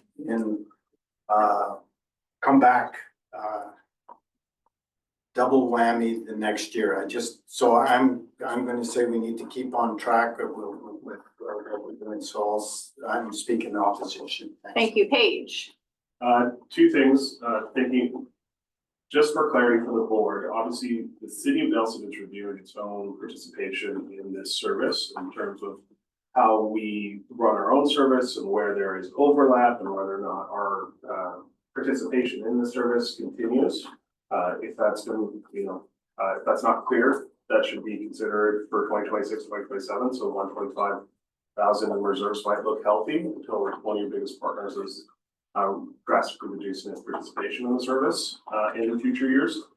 Just to the point of advocation, cell phone, we've been pushing for the levy to be on communication line, internet, everything. Yeah. Thank you for that. Sorry, and we is at what table are you doing that at? The city of Nelson has been dealing with 911 levies before. We've had resolutions in before. Okay. DK will do the same about it. Just noting for when we get to meetings and motions and things for advocacy. Thank you for reminding me of that. Lockwood. Thank you. I'm glad that, Director Page had said that, because I know that he has said that at our table prior. So if the city of Nelson is looking at possibly pulling out because of services being duplicated, how will that affect this service going forward, in the fact that will we need as much in the GIS? Because if they could come into ours, would we not be able to go into theirs as a public, when I say we? Not in the service, but you could use. No, I'm talking about public right now can go into our GIS and real estate agents and all of that kind of stuff. Will they be able to go into will the RDCK be able to go into the Nelson one the same way as a real estate agent comes into ours? I don't think we can answer on behalf of the city of Nelson. So then I'm gonna stick Through with the chair. I'm gonna stick with my motion, thank you. Okay, and sorry, staff, did you have anything to add in regards? Okay. It'll be in 2026 when we review what that looks like. The city still needs to make a determination. Don't know anything about how their service works, so, okay, thank you.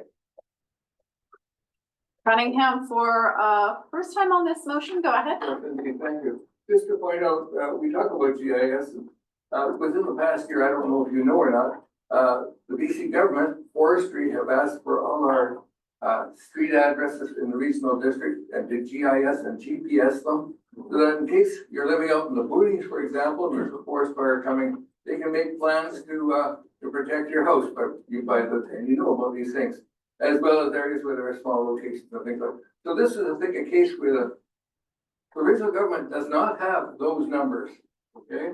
Those electronic numbers and addresses, and now the forestry needs to use them in order to be more aware when fires happen, in order to be able to evacuate and protect.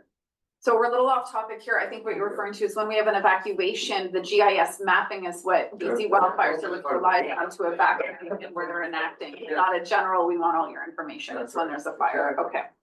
So on the motion, no more speakers. All those in favor? Let's see your hands up in the air. I got 1, 2, 3, 4, 5. All those opposed?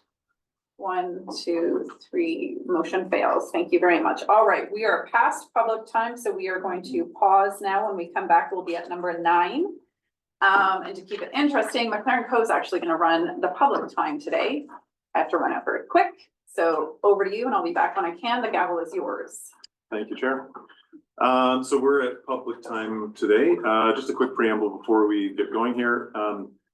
This is my first time doing public time with the board, so I just want to say personally that democracy is a participation sport, so we love it when people engage.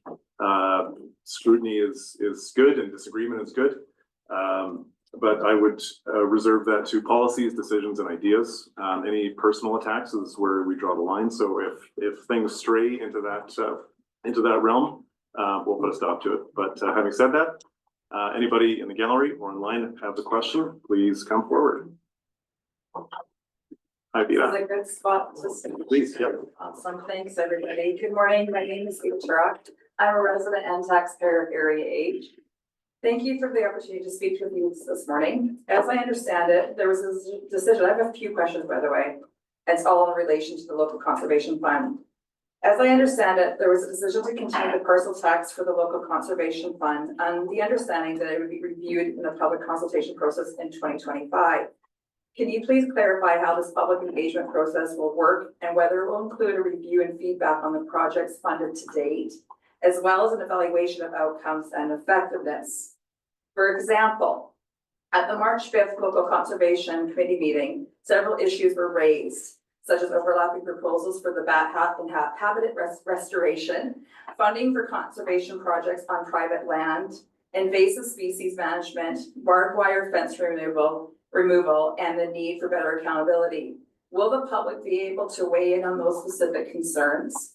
Additionally, if the proposal is to create a new end date for the parcel tax, will this also involve a public engagement process to ensure that the community is fully on side and informed?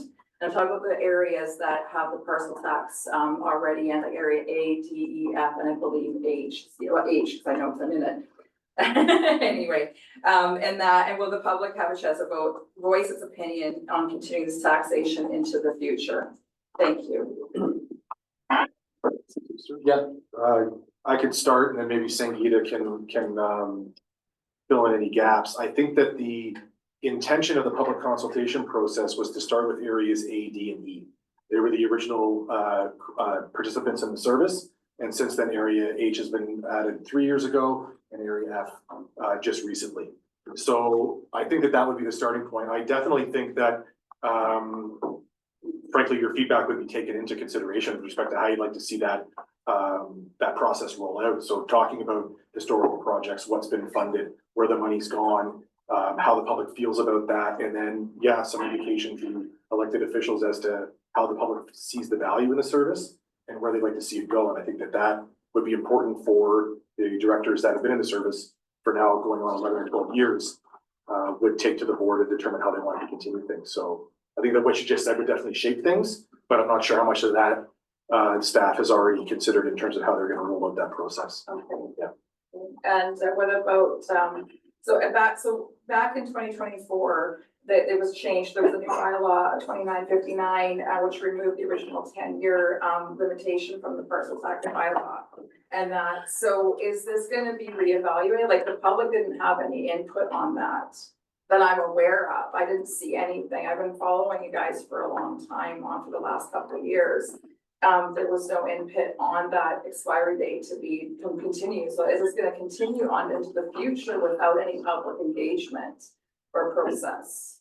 I think that as going through that public process, if that's a point of contention where the public wanted to see some sort of limit put back in with a hard and fast review point, then I think that's feedback that could definitely be taken during that process. And then the directors could consider whether or not they want to put that limitation back in the bylaw. So will this be a director thing? So Director Popoff would do something for area H and so on and so forth for the other areas? Or is this gonna be a whole RDCK thing, or just the areas that have the tax implemented? I'd say those logistics are still to be figured out, okay. But I would clarify that I don't think area F or area H would be in the scope of that review right now, because they haven't hit the 10-year period that the public wanted that review at. Area A, area D, and area E have. I just learned this. I didn't realize area H wasn't part of that continuation in the bylaw. Is that correct? Am I hearing that correctly? That area H and area F aren't part of bylaw 2959? Correct. That is correct. Yeah. Sorry, just so it's okay. Giving the bylaw number, I don't want to speak out of turn. Yeah, yes. It was adopted, it was amended in 2024 at the board meeting, and that where the original 10-year limitation of the parcel tax was voted against, like it was going to continue on. There was no end date to it. Yes, and I believe area H was added to the service after that change was made. I believe. I can confirm that for you though. I'd appreciate that. Yeah. Thank you. Okay, so I can send an email to my director then to get more clarification. Yeah, and I can answer any questions that Director Popoff can. Yeah. Thank you very much for your time. Thanks, Ida. Anybody else from the gallery? Hi, I'm Deb Randall from, I think I said area I before, but area J. I have one question about building inspection service, but I saw this statement by a business owner in Ontario last week, and it really applies to all local government. And he said, he's in the residential building supply business, obviously really concerned. And what he did is he put a big on social media. He said, it is not sustainable for government costs to outpace the growth of entrepreneurs and businesses. It is simply not sustainable. So sitting at this table and looking at even an 8% average increase when entrepreneurs and businesses are not getting that, like year after year after year. Like, have any of you actually passed a budget that is in line with entrepreneurs and businesses with their growth? Anyway, because this discussion about expenses, it didn't happen at the last board meeting. Like, why didn't it?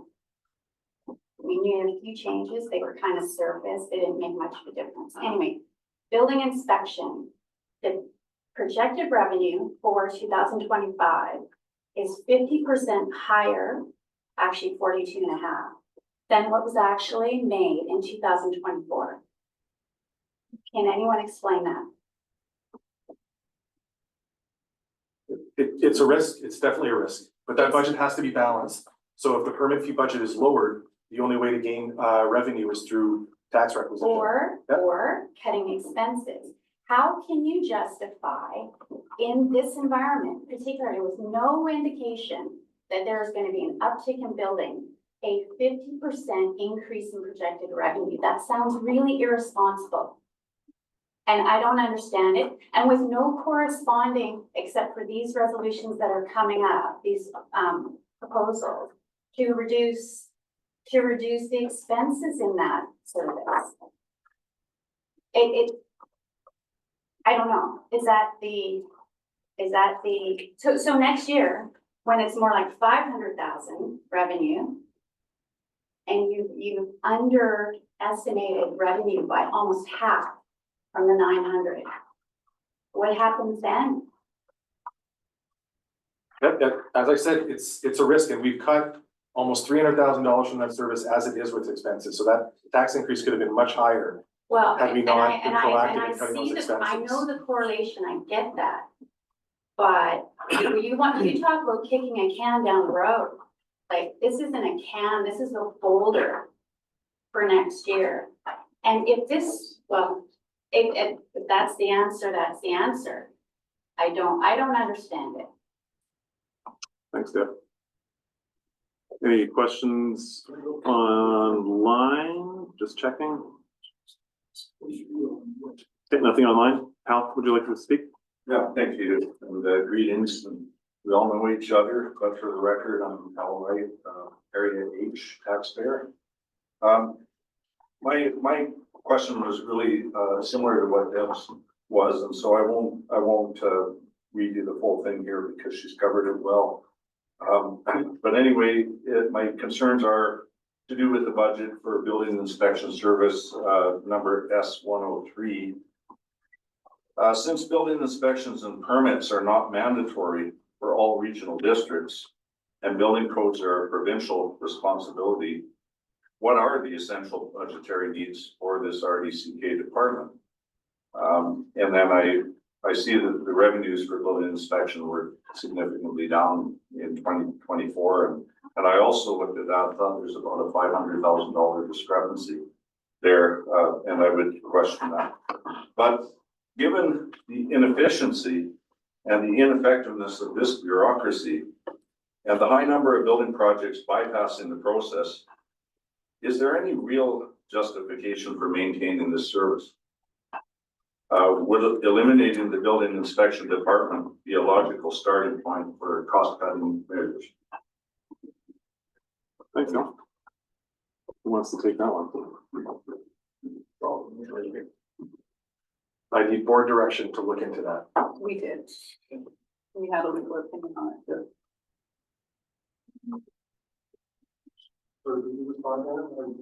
I would need board direction to look into something like that. I can't comment on eliminating an apartment. Can you share what the legal opinion was? No. We did receive it in open. I don't recall that. I'll go back to that. Can we get back to you on that, Hal? Can we send it to you? Okay. Thank you. Anybody else from the gallery? I have I don't want to take up too much time. I have kind of a question for every director. You know, I was here last year talking about giving people a break and things are tough, and I think we're even tougher this year. And it's kind of a question to each director, but please don't everybody answer, of course.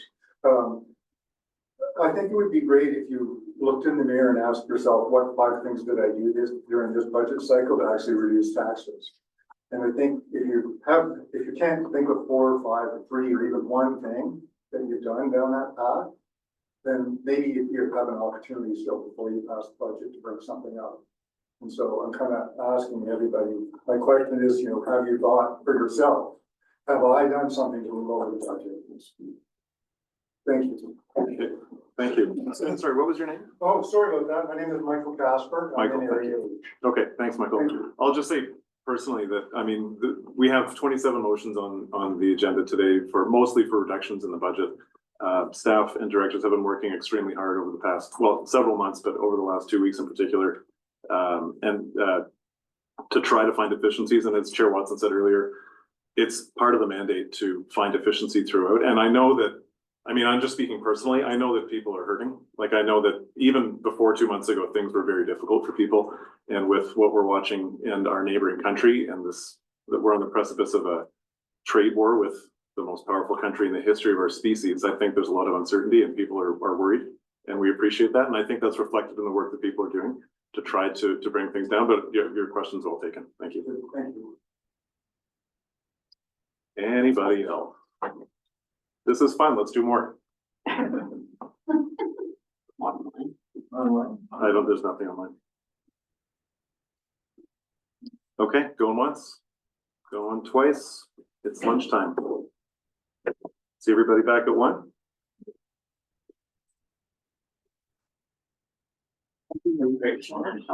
Yes, it's different. Yeah, it's like. He wants us.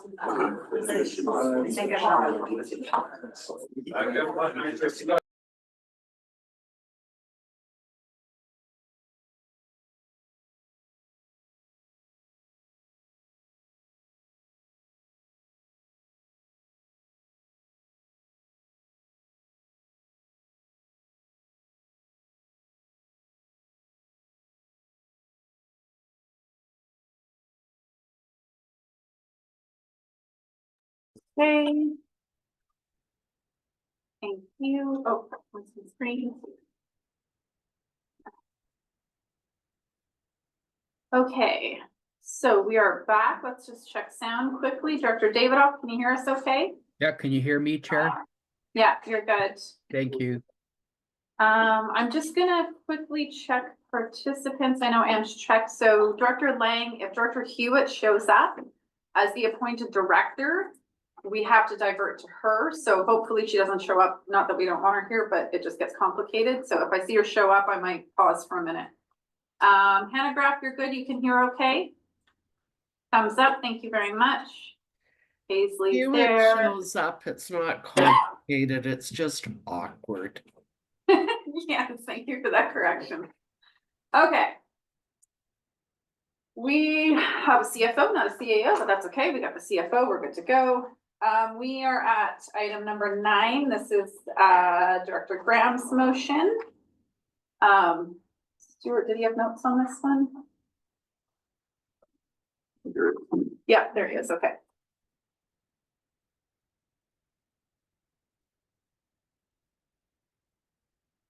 Over to you. 1.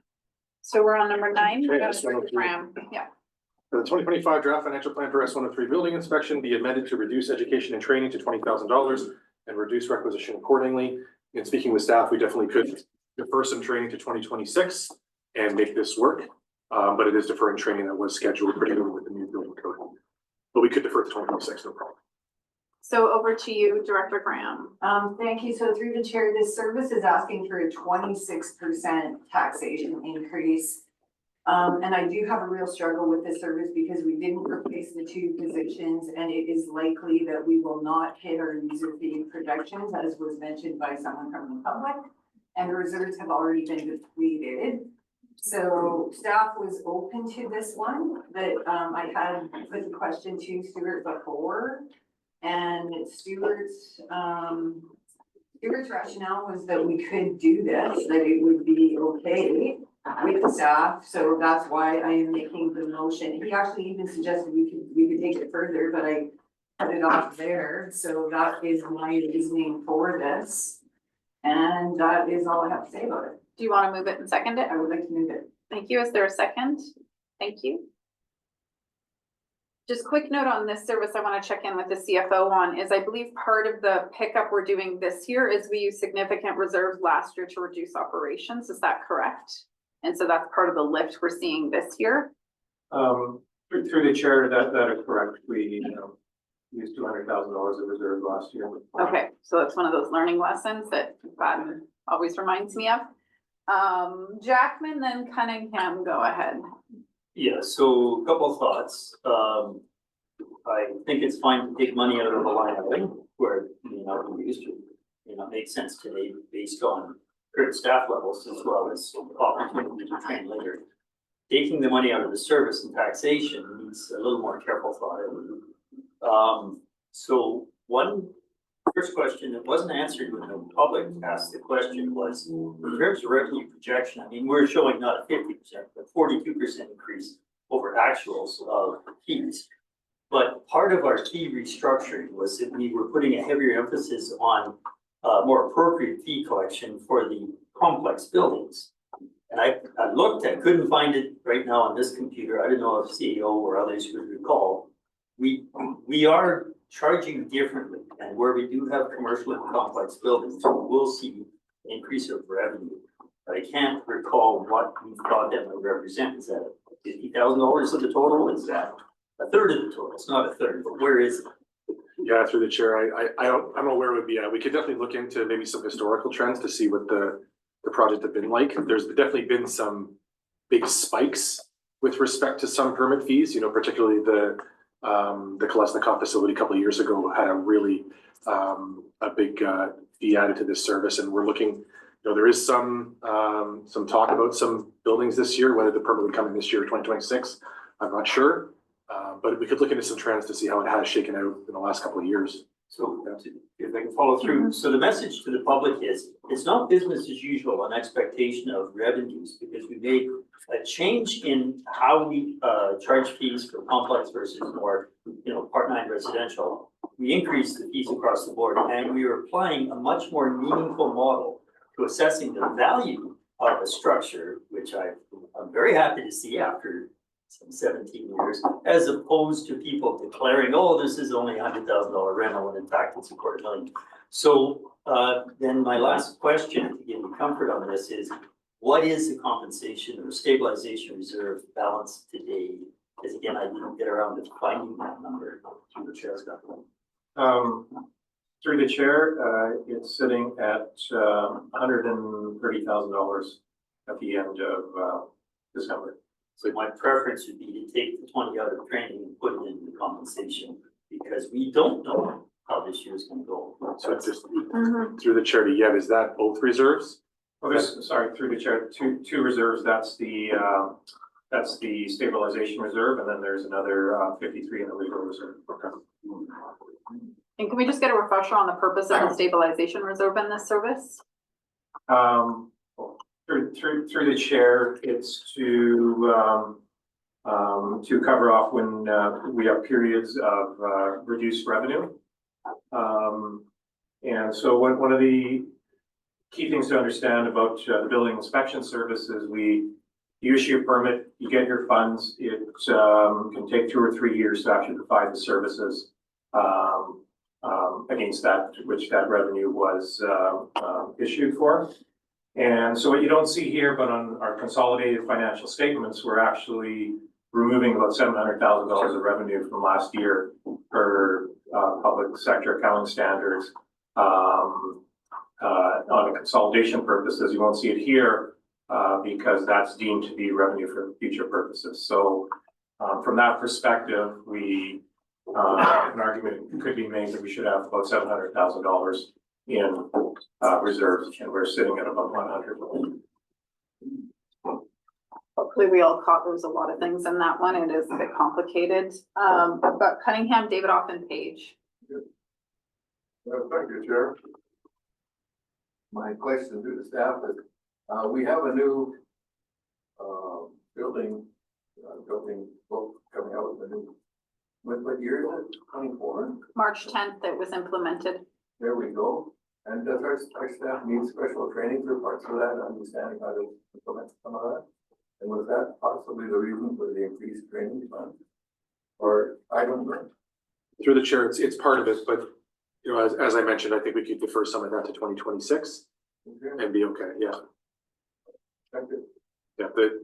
Through the chair, the code changes are, although they're significant in terms of what's now being applied in areas where it wasn't being applied before, the themes are still the same. So it's still related to that seismic load, the wind resistance of buildings, but it's just a matter of taking the criteria. And although we were down here before, we've now bumped up in terms of where we are in the province and the region. So it's still concepts that staff has been trained on, is aware of.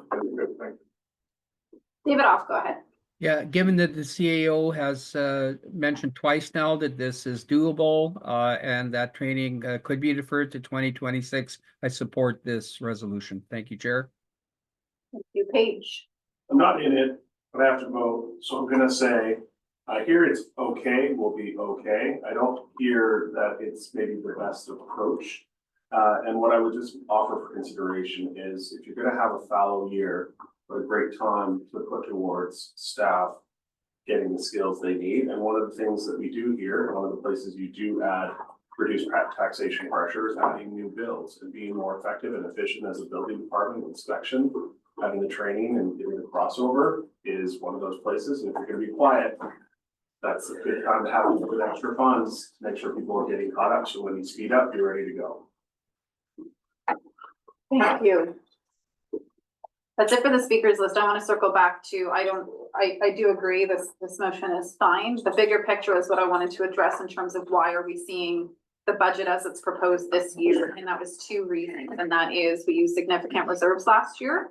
So when we do that, we inadvertently reduce it, but it's not a reduction that gets to carry forward unless we do the same thing. The other one is that I did catch during our budget meeting that the standard for the accounting practices has changed, so our ability to account that as income needs to be spread out. So that's more answering the question around what the changes are in this budget and why they're significantly different. So I wanted to make sure we captured that and that Kelly's okay. You okay, Kelly? All right, we're good. Good. So hearing no further discussion, all those in favor? 1, 2, 3, 4, 5, 6, 7, 8, 9, 10, 11, 12, 13. Those opposed? 1, 2. It passes, but just good to know. Okay. Next. And I forgot, sorry. There was one that was, the previous GIS one did not go through. Is that correct? Okay, I forgot to mark that. Yes, next, 103, building inspection. That the 2025 draft financial plan for S103 building inspection be amended to reduce equipment to $23,000 and reduce requisition accordingly. This would drop equipment by $25,190. Staff had actually been working concurrently trying to figure out what our actual equipment budget would need to be. And this $23,000 is well within what we need, which is to buy new field laptops for the inspectors. So we are more than fine with this. All right. So Graham, Gordon, my apologies, over to you. Yeah, I'd just like to move this motion just to get it a little bit more in line with the actuals. And after speaking with staff, it seems like a good number to go with. And do we have a second? Thank you, Graham. A discussion. Looking in the room first. All those in favor? Anybody opposed? Okay, straightforward. And the next one, building inspection as well. That the 2025 draft financial plan for S103 building inspection be amended to reduce contracted services by $45,000 and reduce requisition by $45,000. So this relates to our current scanning project. We've done one portion of it, and this would be the second phase of it. I think we've got 3 lined up to be able to get through this process. But all of our building inspection records going back to the inception of building inspection are sitting in the basement in North Shore Hall. It is not the greatest environment for it. The records are constantly under issues with potential mold and potential flooding, and Joe's smiling at me because he deals with North Shore Hall. So it is something that we do see as a risk for the organization, particularly around the fact that much of our records are being required to be produced either when someone buys a property or when a potential legal issue comes up.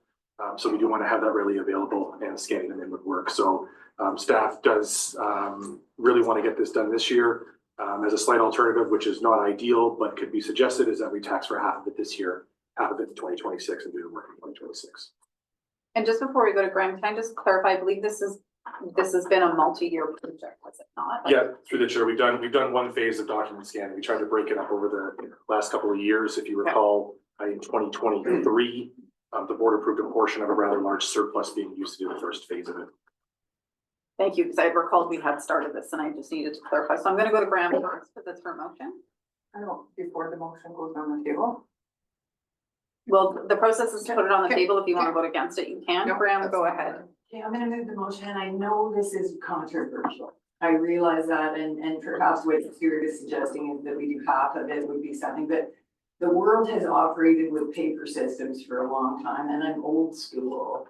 So when a service is looking for a 26% increase, and I'm trying to look for some savings, I just wonder if now is really the time to outsource a $45,000 scanning project. And my suggestion would be that if there is a slowdown, as may be expected, that perhaps staff could be doing some of this project instead. I realize it's controversial, but I'm trying to find what I can here, so. It's my motion. We can just speak to the staff portion of it. Is there a second? I'll second it for conversations, because I want to clarify Okay. something. So it's on the floor, and then go ahead, Stuart. Through the chair, I just wanted to address the staff issue. Definitely, if it was just stacks of 8.5 by 11, we could probably hire a summer student and get through this for much cheaper. The problem is we've got plans and documents that are huge that have come off like picture plotters, and we're trying to get those scanned in. We do not have the equipment to be able to do that. So that's why we can't do it internally. Thank you. So speakers list, Lockwood, Popoff, Jackman. Lockwood, go ahead. So mine is clarification. The CAO has talked about staff, used the word staff, putting this in, and that's why I wanted to clarify, because this said contracted services. So, and then you said contracted services, you said staff and contract, so I'm who's doing just, it? yeah, It is outsourced through the chair. Yeah. thank you. Popoff. Yeah, thank you, Chair. I know we've done some work on this. How far back did we go? Through the chair, off the top of my head, I don't know. Okay, so how far back are we going since the establishment of the regional or the building inspection service? Through the chair, yes. Okay, thank you. Jackman. Yeah, thank you. I'd like to understand a little bit more of the future year's numbers and then come back to who can or can't do this now. Because what I don't understand, if this is a big push this year, why is it $45,000 plus for the next 4 years as well? Is that an error or some kind of automatic default that wasn't adjusted in the process so far? Through the chair, we were waiting until we got to the end of this phase to see how much was left before we could actually identify what the dollar amount would be. The first phase we put in, we had $65,000 it ended up being. And this one, we're not sure what we're gonna get for the 45, how far they can get along. But they basically work on an hourly clock, and if the documents are small, they do it quicker. If they get a big plan, it might take longer, so we're not sure where we're gonna end up. So my concern is we have no reliable future baseline number, this kind of thing. My understanding though is that today when I put in drawings, sometimes they provided hard copy, sometimes digital, but our staff in each office, and particularly our plan checkers, or even our front counter staff, already know how to scan this stuff and digitize it for every new application. So I see a high opportunity to use those same staff. If we see the decline in revenues, then the plan checkers won't have as much to do. The plan checkers are critical at the front end when we take the money, but they're less involved in the field building inspectors over the next 2 to 3 years, which of course is what CFO has identified. We need to cover those costs. But I would see this as a perfect opportunity where we find a balance, not rely so much on contract, but say, if the plan checkers are seeing a lower intake of new applications and we see lower revenue due to economic issues, those plan checkers already know how to scan documents. They get all sizes and natures. Maybe if we still have our training budget, they might need a little tuning up how to manage old taxes and stuff that they. But I see there's an opportunity here to internalize some of this and to wait. So I guess the question is, do we have a firm fixed contract to do this, or did I understand it's kind of hourly as and when required? Through the chair, yeah, we're doing a contract for each phase, so we don't have a 3-year contract or anything like that. Perfect. I'm leaning into supporting this and seeing what happens in terms of demand on staff. David Opp. Yeah, my question follows up on Director Jackman's question. Our plan checkers are based at at our main office. All the documents are in the North Shore Hall. Does the contract for this include the specialized equipment that the contractor has to bring, or do we have the equipment now? And if we do, where is the equipment located? Because these big plans and stuff, like you've got to scan them, you got to have the equipment for it. So two-parter there. Is this even feasible for plan checkers to be working in the North Shore or going to the North Shore Hall? And do we have the equipment to do this work in-house or not? Through the chair. Through the chair, there are questions that I can't answer. They're a little bit too technical for me. That being said, I don't think that we need the board to problem solve it. You can either, you could direct us to take it out of the budget, look at solutions internally, however you want to do it. But like, I think the what is what we're looking for you from today, and then we can figure out the how if you decide to remove the contracted services. Supplemental chair. Yep. Okay, since we don't know exactly what we're doing, would it then be logical to do the split, the 22.225 this year and next year? Because it looks like we're still feeling our way. Through the chair. You're welcome to propose an amendment. I will propose that amendment, Chair. That it be by 22, Yeah. Okay, but it's 20, yeah, 22.5 this year, and then next year, and if there's a seconder, I just got one more comment to add. Is there a second on that amendment? Director Popoff will second. Yeah. Amendments on the floor. Go ahead. Yeah, I think we've got some figuring out to do before we start this project, and maybe by the time we get this thing rolling, we will probably be doing it next year instead of this year. So that's all I got to say. Thanks, Chair. Okay, folks, Sangeeta will speak to it. This has been ongoing. It's not been a contract that's been ongoing, but we have been doing this. Sangeeta, go ahead. Yes, through the chair, we've been working with Shuri in our records management department. The volume of information files that are currently at the North Shore Hall is quite substantial. We have made a small dent in that volume. The records actually do need to go off-site in order to be scanned. The way that they're scanned provide us with immediate information back that can be immediately loaded into Prospero. So that's our system that we use to track our building permits. And so that is why it can't be done by staff. And you could half this budget, but we'll still need to continue on this project for several years. So the intent was to establish a budget line of 45,000, and within that we've been doing that for the last since 2023. Within that budget, we would then continue to get as many of those records digitized and then loaded into our Prospero system. Thank you, Venneberg. I'm good, thank you. Okay. Discussion on the amendment. Cunningham, is that a hand up? Yes, it is. Thank you, Chair. Go ahead. Yeah, my question is, I understand a lot of the records were on microfiche. Do they have to be translated to Prospero as well? Yes. Go ahead, Sangeeta. Through the chair, the microfiche, we still haven't tackled that yet, but that is next in line. That's some of the older records.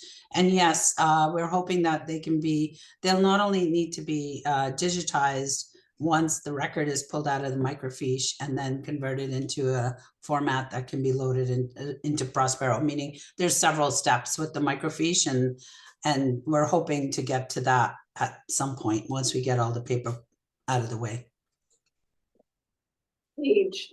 Microfiche rods. Are we sure it's in good condition? The microfiche, sorry, through the chair. Yeah, go ahead. The microfiche currently is located, I believe, in our office. So it's not actually located at the North Shore Hall. Most of it is in our office. It's in that office. Further on the amendment. Seeing none of those in favor of the amendment. 1, 2, 3, 4, 5, 6, 7, 8. Those opposed to the amendment. 1, 2, 3, 4, 5, 6, 7, 8. Amendment fails. So the motion as original, which is the 45,000, do we need to discuss it more? And if we got it clear what this is, all those in favor? 1, 2, 3, 4, 5, 6, 7. Those opposed. I might have to do a roll call on this one. Is that a hand up? It is? Okay, thank you. 1, 2. So Chair, point of order, please. What's your order? I'm in the middle of a count. Yeah, it was 8-8 on the first one. There's more than 16 of us on voting. Can we do a count on that one? Because it was 8-8. The amendment failed. I'm on the main motion now. And if Okay, you want me to do roll call, I can do that. I didn't get a chance to do the point of order, Chair, on that one because it's 8-8 vote. Back to the amendment. We'll take the vote on the amendment. Back to 22-5, Jackman. And it's weighted. On the amendment, in favor. In favor. Tierney. I'm in favor of the amendment. Vandenberg. In favor. Opposed. Graham. In favor. Newell. Opposed. Cunningham. Popoff. Popoff. Oh, my mute button wasn't working. In favor. Davidoff. In favor. Hanegraaff. Opposed. Weatherhead. Opposed. McFadden. Opposed. DeBoon. In favor. Lang. In favor. McLaren Co. Opposed. Page. Opposed. Paisley. In favor. Lockwood. In favor. Maine. Oh, sorry, not Maine. Gordon, I'm sorry. Opposed. And Lunn. Opposed. So.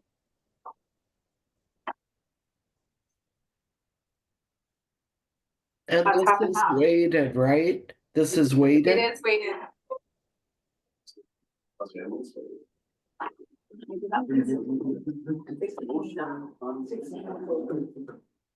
$16 in favor,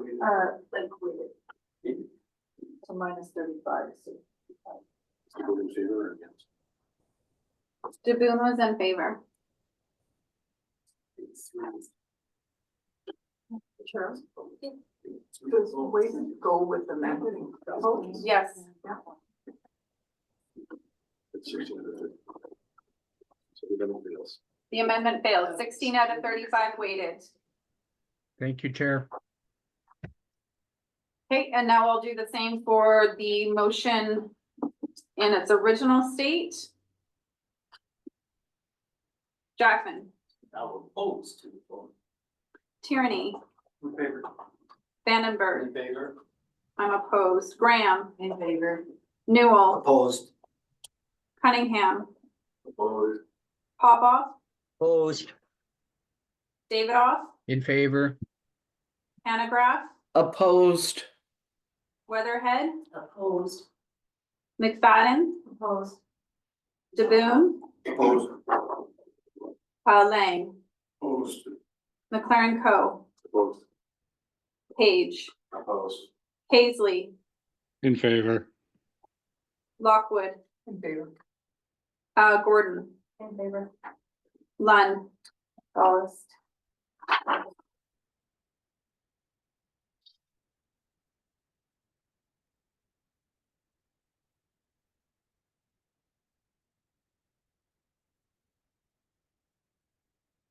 And weighted, so it fails. Okay. That motion fails. What's your total? Davidoff wants to know the total. 10 out of 35 for that one, Davidoff. Okay. All right, number 12. This is Director Graham's, also planning and land use. 2025 draft financial plan for S104 planning and land use be amended to reduce education and training by $6,250 and reduce requisition by $6,250. Over to you, Graham. Okay, these are not in the same order that I use. Okay, so My rationale here, through the chair is that our education and training. Sorry. Sorry. Okay, education and training. I checked with the staff on this, on why the increase in the education and training. And so the staff response was that while we're not able to make use of the full budget, we do consider it important, but I didn't get any real reason for this. Through the chair, I'd say it's consistent with the explanation in general admin, where we've got our training guideline that has a calculation which we use for budgeting, and staff has just not been able to keep up with participating in training. So sorry, I was just trying to finish that we went from spending at $1,800 and we have a $10,000 in the budget. So I had made the motion that we would reduce the education and training, which would still be a 100% increase from 2024. And that's how I came up with this number. So you're moving that motion? Yes. Is there a second? Vandenberg seconds. Motion's on the floor. Discussion.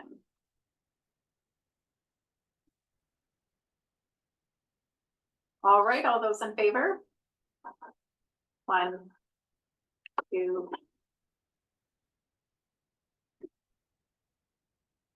6, 7, 8.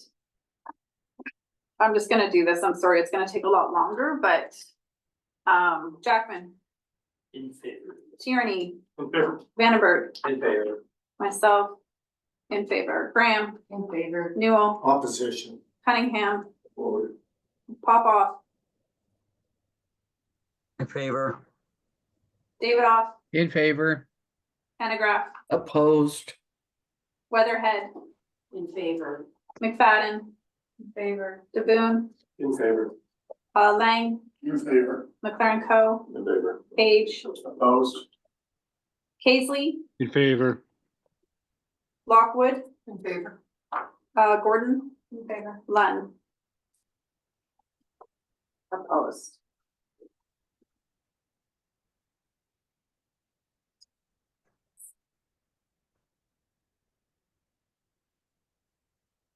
In favor.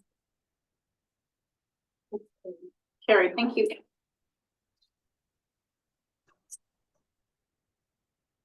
Okay, Planning and Land Use Director Graham, hold on, Stuart's just doing the corporate count.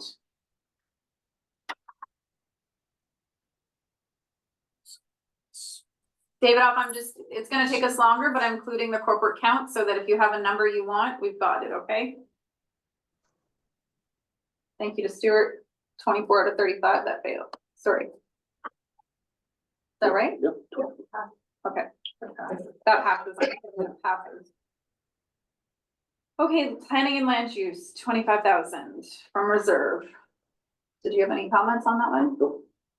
Graham, over to you. Thank you. So through the chair, this service is proposing 18% tax increase. Our rationale here is that we have $27,000 in reserve. The contribution in 24 was $2,600 and the contribution in 27, 28 is $2,600. So all of a sudden in this year, we had 27,500. And we also have to note, we have a $439,000 in operating accumulated surplus in this service. So my motion was to direct the staff to reduce the contribution to reserves to 25,000, to keep the 2,600 that Stuart said we needed for fleet. And I wanted to move the motion to reduce taxation. So you're moving that motion? Please. Second? Weatherhead second, and so I think it's important to note the operating surplus is a grant that is part of the complete communities contract, so that's not actual requisition we're accumulating. That is the grant on the complete communities, I believe. Yever Stewart. Through the chair, complete communities, housing needs assessment, and the regional growth. So that's not taxation building up, just so we're clear. Did you want to respond? Can I respond to you at the end? We'll circle back to you after discussion as the mover. Jackman, go ahead. Yeah, thank you for stating that, because we can't keep saying to the public we have money as a surplus when it is not. It's either allocated or unallocated. Until we fix that, public is getting the completely wrong message. Thank you for that. And we should maybe be cautious about when we use that word surplus. However, I'm just curious, what was the proposed bump for this year? Was there, because I can't remember through the conversations, was there some item that was gonna be purchased this year, or was that a typo, a slip up of factor of 10? Why is the contribution to reserve so high this year? So through the chair, it had to do with some of the enforcement projects that were going on in planning and trying to build up a bit of reserve so that the board could make decisions mid-year and ensure that we had enough funds for something like that. But the So 25,000 is in the budget, right? Or in the, Legal reserve? yeah. Okay, and the public again need to understand that difference, because that doubles the net reserve, which I think Richard Graham is well aware, that pretty much doubles what we had. Thank you. Is there other on the list? Davidoff, go ahead. Yeah, so given what CAO Horn just said, that if we did get an enforcement issue, could we use the stabilization reserve for that purpose? Through the chair. Through the chair, yes. Then I'm in support of the motion. Thank you, Chair. Sorry, this service has a stabilization reserve. Sorry, Graham, I will come back to you. I'm sorry about that. Yes, through the chair. Any service that collects permit revenue has a stabilization reserve. Okay. And what is that? You might as well tell us yet. Through the chair, $27,000. Okay, so should we get enforcement? Okay, great. I'm sorry, Graham, I was gonna come back to you. Go ahead. So I just wanted to make a comment through the chair that, in my discussions with, CAO Horn, that he said that some of that accumulated surplus could possibly be going to staff time, that staff was working on that. Yeah, it's predominantly, they have to run the grant. So yes, there is staff time included in that. Yeah. Further discussion on the motion. Huh? All right. See a show of hands, all those in favor? I'm just gonna do it this way. Jackman, In favor. Tierney, Favor. Vandenberg, Yes. myself, Graham, In favor. Newell, Yes. Cunningham, Yes. Popoff, Yes. Davidoff, Yes. Hanegraaff, Yep. Weatherhead. Yes. I have Bogle on here, McFadden, Yeah, favor. DeBoon, In favor. Hewitt, oh, not Hewitt, Lang, In favor.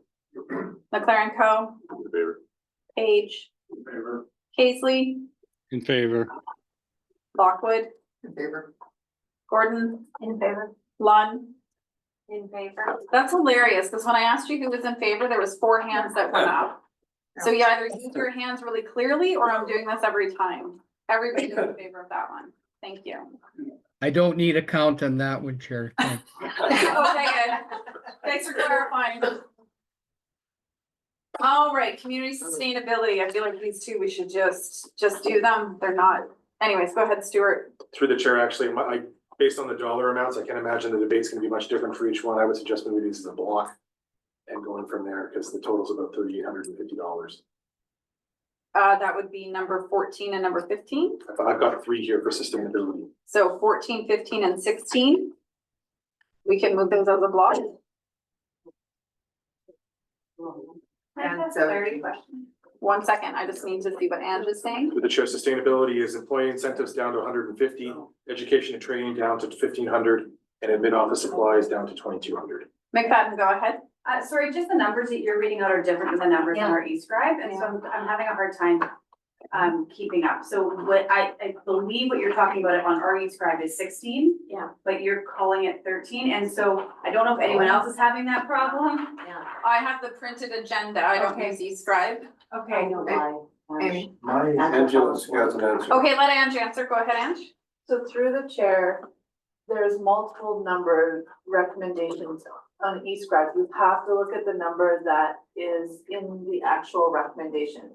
So if it says 14, then it says that. Thank you. Yeah. Thank you. So it's in the motion. Yeah. Yeah. So I use a hard copy because that's where I can write. So does everyone know where we are? It's number 14 in the addenda. That number will be a part of the motion. It's not actually included in the motion, but that's how we track it. So we can move 14, 15, and 16 as a block. You have no comment on those? And 17. So these are all community sustainability. They're all minimal in terms of impacts. So Gordon, over to you. If you want to move those as a block, you're welcome to. That would be motions 14 to 17 as one. Okay, I'll move them as a block, and my reasoning for it is just to bring it in more in line with the actuals that we've been spending for years. And Not is there second?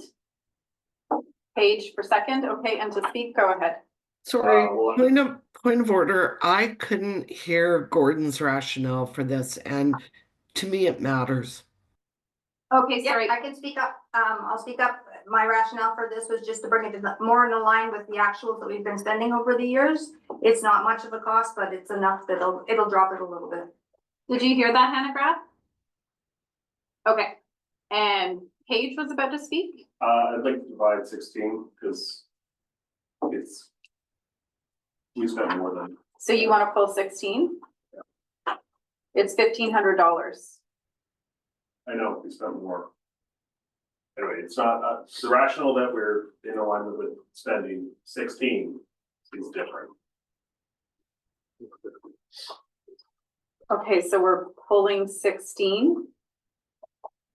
Is that what we're doing with division? It's $1,500. Are we really gonna spend? Just needs to be debated on its own. What's the process, Ange? If we are moving it as a block, we will have to pull it and it will be calling division. So calling division to remove number 16. You guys read on this? So waited. Ange, is that correct? Motion to divide. I'm in the middle of something. Motion to divide to pull number 16. You're moving that? Yep. Is there a second? I support that. Okay. And then what's next, Ange? We will address 14, 15, and 17. And leave we will- 16 out. Yeah. Okay. So we're now on 14, 15. Vote on division. All those in favor of division? Anybody opposed? Okay, division passes. So 16 has been pulled. Vandenberg, you had a question? I'll reserve till later.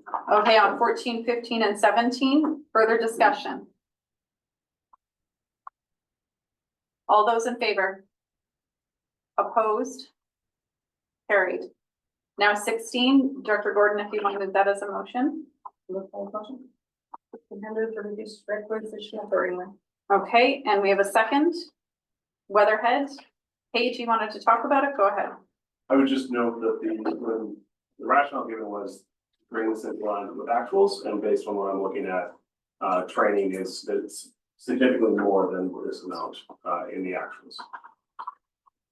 So the motion's on the floor. Would you like to propose an amendment, or are you just going to vote against it? I'm just gonna vote against it. Okay, Jackman, go ahead. Propose we amend the figure to $4,000 remains in the budget, closer to action. Is there a second on that amendment? Okay, the amendment's on the floor for $4,000. Discussion. Hannah Graf, go ahead. Sorry, but amending it to $4,000 is just putting it to what the proposed budget was, isn't it? No, I'm sorry, you're quite correct. Yeah. So just vote keep it against. 38, so I will vote against it along with. Okay. Withdraw that amendment. Good catch, Hannah Graf. Thanks, Kenny. So it's been withdrawn. The seconder agrees to withdrawing that. Not a chance. Yeah. Oh. Okay. Well, at least we're still getting along over here. So the motion remains as is at 1,500. Is there further discussion?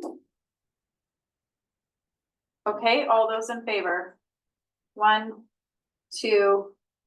Let's see those hands. Hello. 1, 2, 3. Those hands are not really up. 4, 5, 6. Okay, motion, those opposed. 1, 2, 3, 4, 5, 6, 7, 8, 9, 10, 11, 12, 14, motions fails.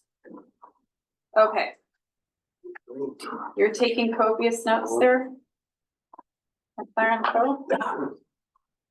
Thank goodness. All right, feasibility service director Graham.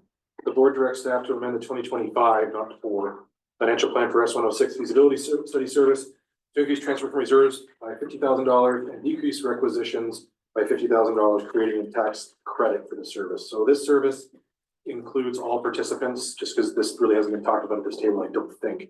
We haven't taxed in this service as long as I've been at the RD, so probably longer, or many years before that when we last taxed for it. The purpose of the service was set up to fund initiatives that would potentially result in a new service. So it would be funding service case analysis for new services. We have been chipping away at the reserve, I think, over the last 5 to 8 years. We've probably gone for about $350,000 down to the 105 we're at now. A couple of key projects have been used for that. I know something big in community services in the last few years. That being said, if something came up where the board really needed to do something with this service, you have the ability to tax for it. So if you wanted to use $50,000 from reserves, I do not see an issue with that at all. Go ahead, Graham, this is your motion. Thank you. So I just want to say here, I want to thank Stuart for working with me all weekend on all of these. I was absolutely shocked to have him emailing me Saturday afternoon and Sunday afternoon. And I had no idea that we could actually do this, to actually go into a negative to reduce taxation. So I just want to say that. And I want to move the motion for the reasons that Stuart had actually said, that this is not being used for anything right now and it does not deplete the reserve, but it does definitely would help all of us right now in the situation that we're in. So are you moving that? Is there a second? Okay, and I just need to clarify, this does deplete the reserve, No.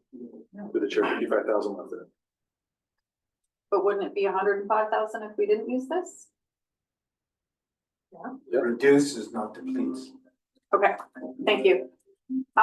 Discussion, Newell, go ahead. Yeah, Stuart, through the chair, of course. Yeah. How much is the maximum grant allowed to an area or areas to conduct a feasibility study? Is it 15 or 20? Joe, is it 10 or 15? Through the chair, like, the board is usually approved it, like, so for example, it's quite a bit more than. Right, Has but multiple areas. yeah, through the chair, we did Yeah. calculate it by area, so That's we right, were because- by participant, I think we got up to Correct. 60 or $80,000 Yeah. for that project. So it is 10 or 15, but ultimately it's governed by a feasibility study policy. And the board can override that policy with a motion. Right. So it really is project dependent and based on board consideration. Board has to approve any use of these funds. Yeah. So technically 3 district, just hypothetically, then we take it down to 45. So therefore, next year we would need to tax to get some money back into this fund to have a reserve for people to call upon. Because often, like, we don't say we're taxing for us, this project, mid-year, we get the idea of building a dock at Tagum, and then we come to the board, so we need the money there to be able to draw upon it, so getting down to 50 is a little tight, but we can tax for it next year, so. And just to be clear, that this feasibility study is specifically for, is the RD gonna create a service? This isn't general, like I wanna look at something that's not related to the RD. This is when the RD needs to assess the feasibility of establishing a service.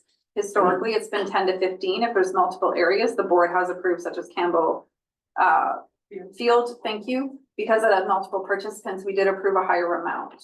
I So- will add just in closing that I'm concerned, but if it does go to a service, the service thus pays back the feasibility people, so it's. Did we do that or just on referendum? Joe, we do pay back if it goes to service? If, through the chair, if there is a service created. Okay, That similar. service pays back the feasibility, Okay. so we then get it back for the collective to Yes. use. So Graham, I will circle back to you on the close. You're good. Paige, and then, oh, sorry. Oh, someone's paying attention. Jackman. But just curious, I have a few, like 2018 and 2022 financial plans open just for references, not in some of the financial plans, because we didn't tax that yet. I So don't think we've taxed for the will service. it always be part of the book from now on? Cause I see, what I see in the book here now is we got 120,000 in reserve, like, we're not anywhere near the bottom, and we need to do a financial plan amendment for 50 grand, that's easy, if needed, so. But the curiosity to me is it wasn't always in the book. That is weird. Yeah, through the chair, I didn't know that. I've always noticed it on my cover sheet. Maybe it wasn't in the draft. Maybe it wasn't included because it was zeroed out. I don't know. Yeah, did you have an answer on that? Through the chair, I don't. Okay. McFadden? Thank you. I have two questions. First would be what historically have we needed in this reserve? Like, I don't know anything about it, so I don't know if we're then making implications for the next 3 years. I just want to know if we're making negative implications. And the second question is, so we're taking $50,000 out of reserve that we're not actually taxing for. So then what are we decreasing? Like, if we're decreasing a service, but what service are we decreasing if we weren't taxing for the service in the first place? Through the chair, you're creating a negative requisition in S106. So that will be calculated, it'll spit out a rate per thousand that will then be applied to everybody in the regional district's taxes. So it will drop their taxes. Okay, because everyone is in this service. Everyone is in this service, yeah. The closest example I can give is if anybody's been around long enough to remember the Central Kootenay Hospital District. So we had to wrap up that organization and we had about $15,000 left in that. And we had to give that money back to the taxpayers when we wound up that hospital district. And historically, so that was the other question, historically, what have we needed in this?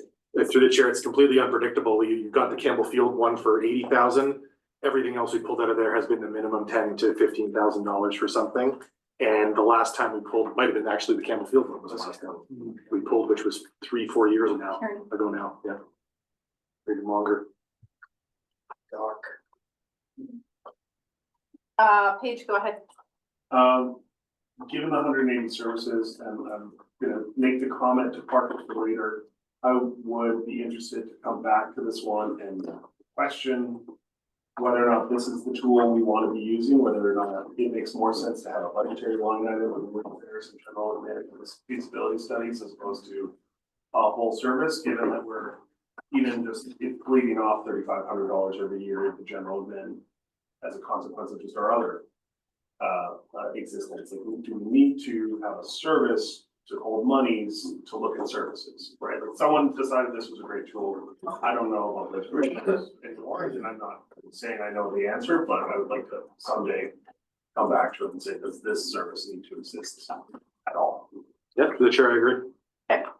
So folks, look at the time. We have a lot yet to get through, plus budget, plus in camera. So I'm going to ask you all to speak as necessary and as concise as possible. Cunningham. Thank you. With reference to the previous speaker, the feasibility study fund has been in there since the beginning of time, was $10,000. And however, my question is to the chair, did we use this feasibility study funds when the referendum for the composting went down? Through the chair, but this isn't used for referendums or APs. It's for service case analysis around the potential creation of new services, but the referendum Let him costs. finish, please. Yeah, through the chair, the referendum costs are AAP. If we have an established service, so an example is the Caslin Area V Library service a couple of years ago, AAP to expand the service area, that service would pay the cost for that AAP. If you didn't have a service and you're creating a new service, such as in the compost situation, that's paid for by general admin or rural admin, depending on who the participants are. Okay, so And if it passes, the service then picks up the costs. Yeah. If it fails, it stays in the service. yeah, and it didn't pass. Correct. Okay, so let's stick to David Off, Tierney, and then we got to keep going. Yeah, thank you. This is very useful service, and the enabling bylaws say are there for us to use this. We used it for the Area I, doing a feasibility study for the Area I Community Hall daycare service. And we didn't proceed with the service, so but we would have paid it back. My question though is, would the net decrease to this service then be $100,000? Am I calculating that correctly? Through the chair, net decrease would Including $50,000. Well, we're not putting 50,000. money in, and then we're taking money out of reserve. So is it $100,000 or $50,000 credit here that we're looking at? Through the chair, $50,000. Thank you. Yep. Thanks, okay. Tierney, Thank you, Chair. I just wondering if the regional district has received a lot of requests to create new services for water systems. I don't think we have at this point. Yeah, it's through the chair, that'd be a discussion for water services. Yeah, thank you. Okay, all those in favor? 1, 2, 3, 4, 5, 6, 7, 8, 9, 10. Lang? 11, 12, 13, 14, 15, 16, 17, that motion passes. So directors, I need you to be aware of if we do not get through today, we are calling a special meeting for next week. So I'm hoping to remind you of that because we have to finish the business today. I know these are important discussions. We need to move through these quicker than we are. Generally, we would not be doing this on this day, so that's my. Vandenberg, have you worked out with your participants if they're gonna support your next motion? Kind of, but not really. Do you need to do this? Yes. Okay, move your motion, please. Thank you. You want me to read it now? I can do that. The 2025 draft financial plan service 152 jobs of life, and that's us in this part of the world. Decrease requisitions to 95,400 and reduce accumulated surplus accordingly. We'll point. Go ahead. Can I just ask for a second first and then you can speak to it? Do Jacqueline or DeBoon second that as the participants? No. Or Tierney, I'm sorry. Tierney, are you seconding that? Okay, you can speak to it, Vandenberg. Yeah, so it is a function of surplus, and so I've taken the 3 years worth of surplus. We have another surplus going into 2025. My math was the ask is 116,000. We reduce our average surplus, we get to 95. However, one of my cohorts did point out to me kind of the reasonality around that, and I will allow him to speak to it now. But that's the logic that I had going into this. Okay. Go ahead. You have a shared services committee, so just in terms of process, generally this would be at your shared services committee. Here it is. Go, Jackman. I tried, Chair. I know, We're sorry. on this one for years. Okay. There is no surplus. It's a bogus entry. And it's been kicking along for a little while, which is kind of unfortunate. It says there's a prior year surplus of 28,770, and then it says that there's a current year expense under accumulated operating surplus of 28,770. One might see other route. You might say, well, why is that there? And I think that's because some of these budgets don't get enough attention the way others do. However, simple math. We need, if you look at the rest of the expenses there, we need to give Creston under a grant $50,000 because they provide these essential services for us under the service contract. We have said we will give Yak and Randell and as a transfer to other service internally, 63.8. General admin wants a very small amount for this service, $1,000, and the fire services to support the senior management there want $1,400. Add those commitments with our partners who are delivering this service, and that is $116,200. That is to say, if we don't tax $116,200, we will have to tell one of those, Creston perhaps, sorry, we're gonna charge you by $20,000, $30,000. The numbers in and out of this surplus, in my mind, the best word I can use is bogus. You're pairing numbers in and out on some things that don't make sense. Because we need to tax 116 to fund 116. Or should we, if there is a true surplus, why doesn't it show up in future years? Because it's not there. It says it's going to be spent as an expense. Okay, let him answer. Yeah, through the chair, you're right. There is an error with the surplus calculation. It should be represented in the prior years and it's not flagged to be spent. But I believe that Director Vandenberg's motion is in order, and if the participants wanted to, you could reduce taxation this year only. Eat up that surplus, and then it would go back up to the 116 Director Jackman mentioned is needed to fund all the commitments going forward. Where I believe this surplus was created was years ago when Director Jackman started to have concerns around the funding of the service, particularly for Ryandale and how much they were spending. There was an extra tax that was levied in 1 year to provide a surplus that we set aside in case Ryandale wanted or needed more money to fund their first responder service. That money was never sent to Ryandale and stayed in the service, and it's been rolling forward for a couple of years now. So that's where I think that money originated from. But yes, if there's a line 59,100, if there's a number in there, it should be carried forward to the surplus in 2026 and keep rolling forward if it's not being flagged to be spent in some way. So yes, that is an error on this budget. If I might, and a 59,100 as an expense does not exist, take it out and then, yes, then we can reduce your requisition. But the way this reads, the math doesn't work. Okay, do we need more discussion on this? No, but thank you very much for getting this on the table. Okay, lesson Alright. learned, do this at shared services, do not do this the day of board and that we're approving This has budget. been planning for a long time. Very important. I'm not saying it's not important, I'm saying we are running out of time, we're not gonna get through today. I'm sorry about that, but All those in favor?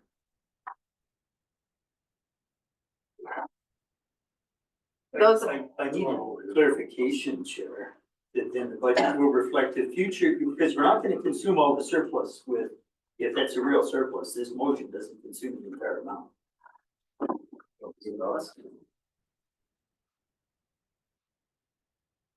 Motion is to reduce your acquisition to 95. If the surplus is real and you show the balance in future year, I'll support it. If there's uncertainty as to the math, I'm not gonna risk our fire services. So I need to know where the numbers are this year and next year. I'm sorry, I thought you got your answer. Not quite. this is the number that needs to be. It's not. So through the chair, if this motion goes through, then yes, there'll be about $8,000 of surplus that we would roll forward to 2026. Yeah, sure it's real. I will support this motion. Okay, good. All those in favor? Anybody opposed? Page and DeBoon. Motion passes. I and J, David Offer Hanegraaff, you want to move that one? I'll do it. Thank you, Hanegraaff. Going in the opposite direction now.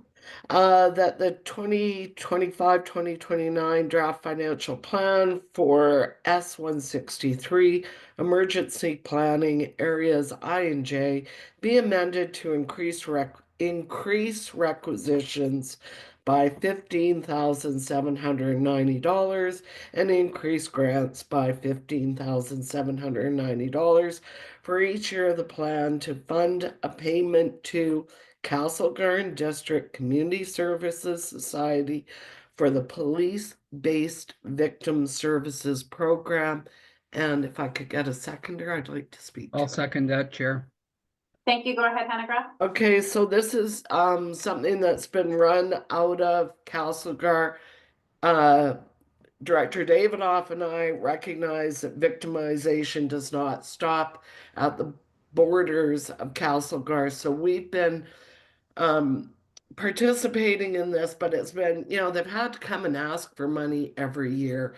This gives them some certainty, at least for a 5-year, for the 5-year plan, and we hope you support it. Thank you. Discussion. Yep. Chair, oh, sorry. Yeah, I just want to say it hits the very small discretionary grants or community development grant budget I have every year. And the key thing is this is something that we've agreed that we are going to fund ongoing. So this just codifies it as requisition instead of depleting small grant fund budgets. So that's what we're doing. Thanks, Chair. Thank you. All those in favor? Anybody opposed? Thank you. That motion passes. Next one, central resource. So thank you very much to my fellow members in this service. We worked this out quite well. So I'm going to go ahead and move the motion that the 2025 and 2026 draft financial plan for service S187 resource recovery central subregion be amended to increase grants by $150,000 to account for area D, E, and F, each contributing $50,000 per year from community works funds to fund capital expenses and reduce requisitions by $150,000 for each 2025 and 2026. Do I have a second? Thank you, Graham. Discussion? Thank you to my fellow mates on this one. All those in favor? Anybody opposed? Thank you. With the time we have, I'm going to move to refer the next motion to April as it doesn't affect the budget. It's a bigger conversation and we do not have the time today. Would someone second that motion for me? Thank you, Paige. Anything on referral? All those in favor? Opposed? Carried. So we're going to keep through the budget. We cannot refer these, but chances are we'll be here later than 4:30 today. So be prepared for that. Number 23, also library. Hopefully you've worked this one out. Director Vandenberg, over to you. that the 2025 draft financial plan for S193 library, Crescent A, B, and C be amended to decrease the requisitions to $628,950 and reduce grant expense accordingly. Is there a second? Tierney seconds. I'm gonna go to the participants. Jackman, go ahead. Thanks. So this is arm's length, most of the increase shown on the draft, arm's length granting to a society which is managing their own affairs, managing their own staff, who have now received through the negotiation a substantial increase in wages. So they asked for a 51% increase in their grant. And what we put on the page is a 27% increase roughly. And the result of that is they say they're going to close 1 day a week, so within 6 days a week instead of 7. If we roll this back further, we'll probably have 2 day a week closure. My thought is that we do give them this allocation, this lift right now. We'll see what the society comes up to solve its own internal service delivery options. And then next year, we revisit it again. So this is an in the middle. What's on the draft already is in the middle of what some of the communities said they want, and some of the communities said they can't afford it. So I'm not supporting this particular move. DeBoon, do you have comment? I'll come to you for the close, Vandenberg. Yeah, I agree with Director Jackman, and I think that I would like to see this their budget lift a little higher than what we've granted here or what we're suggesting. And then as a group, we need to have further conversations with the library and come up with an actual written service agreement, which we don't have. So I would give them the opportunity to make some adjustment, but I would like to see a requisition a little higher than what's suggested here. Okay, and just to clarify, because you had mentioned this, Director Jackman, you had already given them a note about less than what they asked for and given them provisions to make it work at that level, and that's what you're referring to, DeBoon, in terms of seeing how they work out those service levels? I don't think we've given them an actual figure. I think we have to establish that here. Okay. Tierney, did you have anything to say on this one? You do not have to if you don't want to. I would be in favor of what Director Jackman is proposing if it included the 5 days a week. So I don't know about, I mean, the negotiations, Mayor DeWin's talking about, I think need to be a contract that would have them open 5 days a week for that increase. Okay, further discussion. This is gonna get tricky because, go ahead, Noel. I'm going through all my papers. I just wonder what is in this is a reduction from the draft. Just to clarify, in reduction of the draft from 689,000 to, so it's basically a $60,000 reduction from what's, or 70, whatever the number is. Yes. 60, less than what's in the draft financial plan. My follow-up is, is there a way for me to not vote with my vote not counting in the affirmative? Like, can I leave? Can I not, how do I not get involved in that? No, it's a serious question. Yeah. Because it's hard for us at Yeah, this table. it is. And I know you've acknowledged that, Chair, but like, do we all get up and leave and?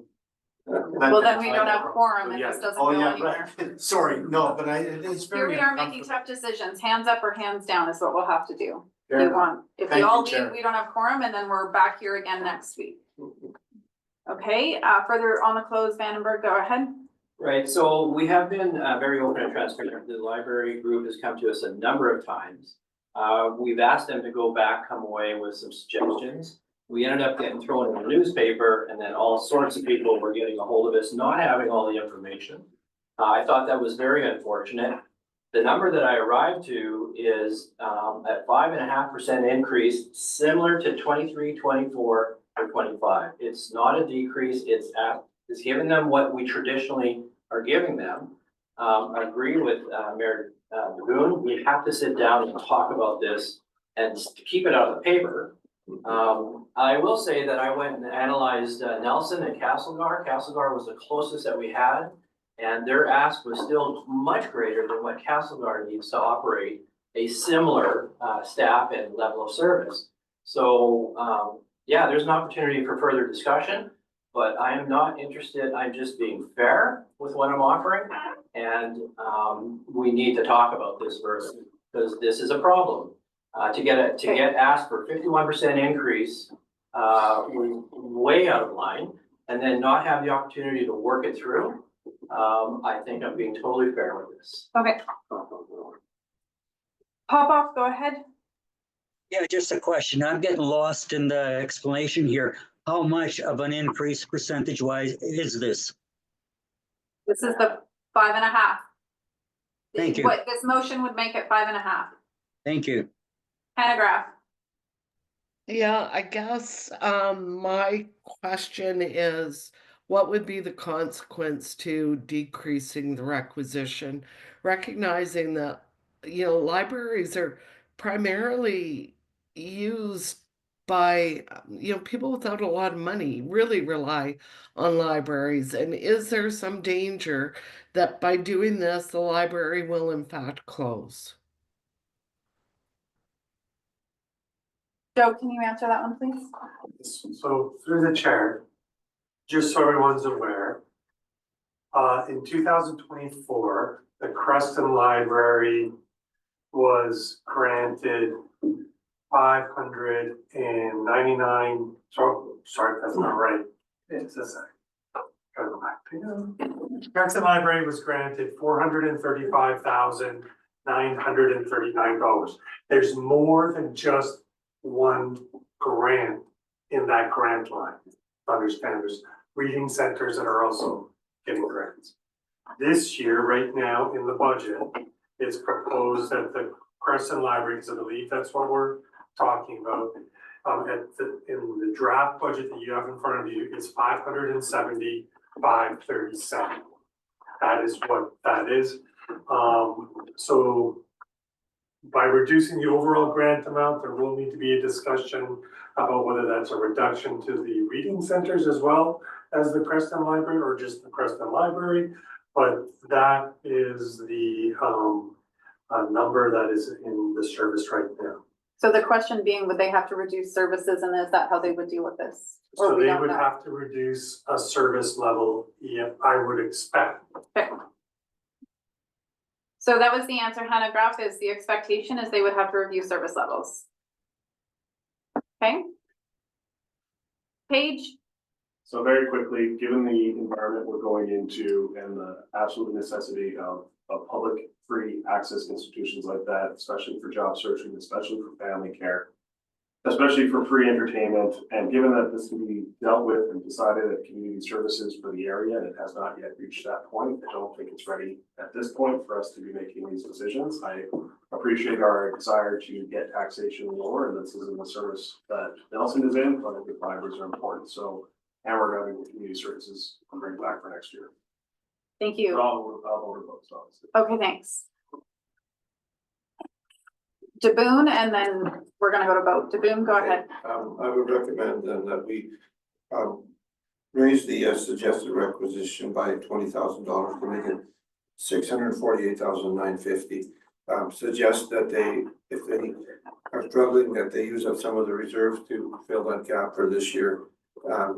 Give us time then to have a service agreement with them and a discussion so that they can. Can you just move the amendment that you're proposing? I propose an amendment to just add $20,000 to that requisition. So it'd be $648,950? Yes. Is there a second on that amendment? It's been seconded now on the amendment. Okay, and the reason again is Yeah. it gives them a little more flexibility than the 1 day a week closure. Okay. Gives us time to have a discussion with them about establishing a service agreement. I believe they can use some of the reserves to supplement that for this year because they have some reserves. We'll give them the opportunity to decide to do that and then develop it from there. Is my recommendation. Okay, thank you. Jackman? On the amendment, Yes. giving them 20,000 more will still result in then this difference is amended. will still result in a one-day closure. When we propose to give them the number that Joe just mentioned, after that, they impose the one-day closure. So we're still dropping below the Yes. threshold, which already is closed in one day. Yes. Yep, they may do better, they may negotiate something, but this is, we're gonna have a one-day closure no matter what, Regardless, from okay. where we are. Maybe a one-day closure and half on Sunday, but Okay. On the amendment, do we need, Just one. yeah, go. I just wanna know, I keep hearing 1 day closure. Are we talking from 7 days down to 6 days, down to 5 days? What are we talking? Because Just ask the question, how many days less is that, or So sorry, the end result is open 4 days a week. okay, thank you. Thank you. Okay, on the amendment, Jackman. In favor, or opposed, opposed? Tierney, Opposed. Vandenberg, Opposed. myself. In favor, Graham, Opposed. Newell, Opposed? Cunningham, In favor? Popoff, In favor? Davidoff. Davidoff, In favor. Hanegraaff, In favor. Weatherhead, In favor. McFadden, Opposed. DeBoon, In favor? Lang, In favor? McLaren Co, Opposed. Page, In favor. Paisley, Opposed. Lockwood. Opposed. Gordon. Opposed. Lund. In favor.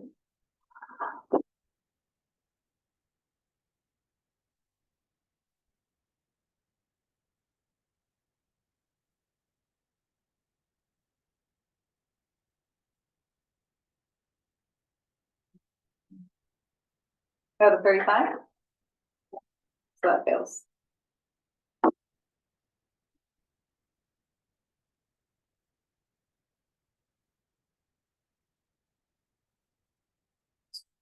Okay, passes. So the amendment passes. The motion as amended. Back to the list. Jackman, opposed. Tierney, Opposed. Vandenberg, Opposed.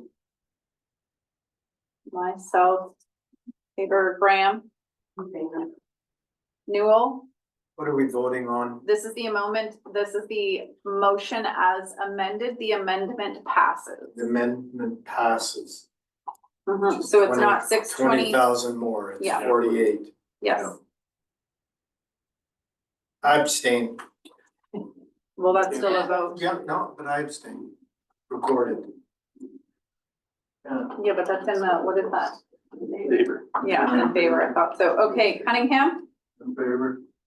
Popoff.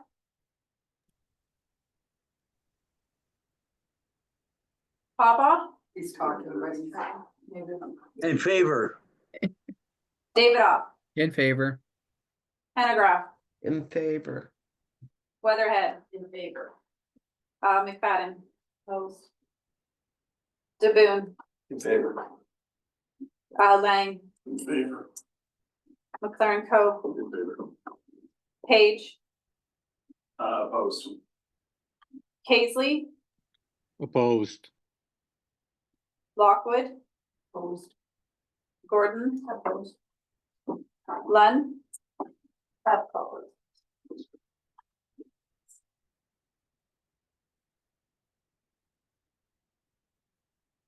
Yeah, sorry, on the other side. I'm sorry.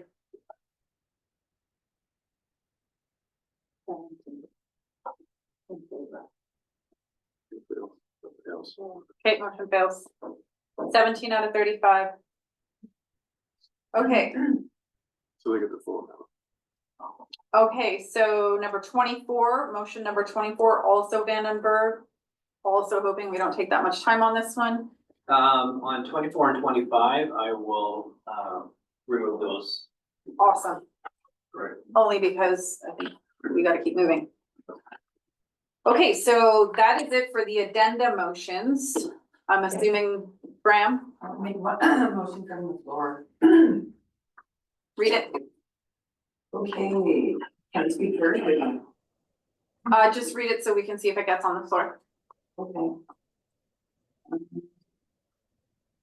That the board direct staff to prepare 20, oops, that the board directs staff to reduce overtime across all services in the 2025 budget by 50%. $109,000, and that staff work together to figure out how to apply it to individual services.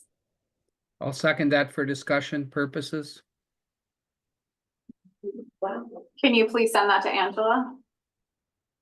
I don't know that staff are prepared to speak to that. Can do. Through the chair, there's a difficulty with the motion in of itself because we have to determine what we're taxing in each service so that you would know that to vote on the bylaw in the next couple minutes. Because if it's just staff's discretion to allocate it across the services, that would be the difficulty. Just generally overtime at the RD, IT on call for weekends, rec center, transfer stations, issues that come up there. The big one in admin is payroll. So if we have a statutory holiday on a Monday, our payroll staff are working that day because 3 days to get payroll done isn't enough time. They need 4. We've got on call for water utilities, for leakages, for breakages, things like that.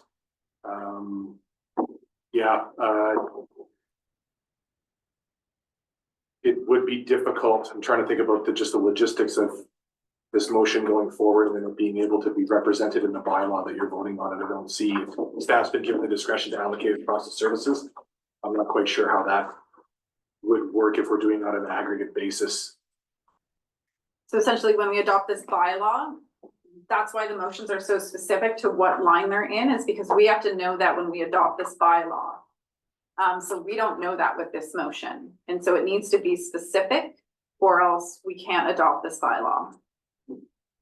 Okay, I just want to say something here if I can. Yeah. Just how lucky the RDCK staff is that they're not facing what a lot of the private sector employees are facing with the layoffs that are coming in the very near future. And so I struggle with paying them time and a half or double time when they already have these good, secure jobs. And I know that staff will argue that they need overtime because of payroll on the weeks where there are stats. And I will say from my 40 years of business experience that most people are happy to swap a shift to get time off on a date that better suits them. And we saw this done last year when Sangita managed to cover all of the climate action workshops with no overtime. And I was very inclined to propose an outright overtime ban as a result of this, but I came up with this compromise. So I realize it's controversial, and I want to point out one thing on the budget that is in the budget that was not in previous years, and that is our total operating budget for 2025 is $118 million, 520,277. That's the whole operating budget for the regional district. That means if we look at this by population, for 62,000 people, that's $1,900 for every man, woman, and child. That's our operating budget that this board is working with. Taxation, 45 million. So that's $739 every man, woman, and child. And in 1 year, as we all sat at this table, that operating budget went up $5.9 million. That's $96.20 per person for every man, woman, and child in the regional district. Or taxation wise, $3.5 million, $57.62. If anybody wants my analysis, they're happy to have it. But I found this shocking. I had never seen the total operating budget before. And this is a demonstration of the pace of taxation that's outpacing the pace of income. So that's why I came up with this budget, this motion. And I just think I haven't done enough as a director to come up with savings for my residents. And I would challenge all of you and the staff that we can do better in the future. Thank you. David off. I just want to know taxation is 45 million. Operating total is the other amount. We are taxing at 45, which is less than what we had in the 5-year financial plan. So we did already look at those numbers last year. So David Offen, please stick to the motion. We are desperately running out of time and we have it in camera. David Off, go ahead. Yeah, I have a question. Unfortunately, this is the kind of stuff we need in advance so we can be more articulate with what we're doing. David, go ahead. Yeah, I have a question. Thank you, Director Graham, for raising this, and I understand it's a late item. I have a question through the chair to the CAO. Is this something that we could add when we look at our review of directors' expenses and like overtime costs? This is some work that we need to do. So when we're doing our service cost review and things like that, could we add this item to that work? Sorry, through the chair, you want staff overtime added to the director remuneration bylaw deliberation? No, to a review of our expenses at some point. And how would you suggest we deal with this? Well, I think I'm gonna go back and talk to human resources about how we do use averaging agreements, because we do use them regularly. I see them on a regular basis come across my desk in terms of how we use averaging agreements. One of the problems we've got with our OT is that sometimes averaging agreements aren't possible because you need to know in advance that you're gonna need to work overtime before you can do that. You can't just have someone on call and then they get called out for an IT emergency, for example, and then you just average them and say, oh, don't come in Monday till noon. You can't do that. So we do have to, in some circumstances, unfortunately, pay overtime. I think that with respect to where the board sits, it's really around the budget approval that you provide for that. And I think that if you were looking to do something here, I might not suggest 50% across the board for every service, but in order for staff to be able to make adjustments to requisition, maybe it's something in the 25% range, 30% range, where you say every service that has overtime, you're cutting the budget by 25 or 30%. So at least we have something to work with to amend the budget, as opposed to going through and determining on our own sometime between now and April 6th when taxes are due, and you don't know technically what we've taken off each service. Then I'll make that amendment, Chair. Can you please put that in writing? It's really hard for Ange to be trying to capture this conversation. Everything else was in writing. That's why we could do that. Okay, well, I don't have it's whatever Director Graham's motion is, and that is just a 25% reduction. The amendment is to reduce it from 50% to 25%. Yes. No, I don't think that's what he said. No, through the chair, I think, and correct me if I'm wrong, obviously, Director Goff, not putting words in your mouth, but my suggestion was in order to assist staff, because Director Graham's motion says we figure out how to apply this to individual services, and that's where the problem is, that sending staff away to do this, you're going to approve a budget where you actually don't know what we've done yet, so that's inappropriate. But in order to tie it to the requisition, my suggestion was 25% off of every overtime budget in each individual service that has it. And then we can make those adjustments. So at least there's a number, we've got direction to change the budget. And you know that the budget document sitting in front of you, if there's overtime in a service, you're approving something that has 25% less. Okay. Did you understand that, David?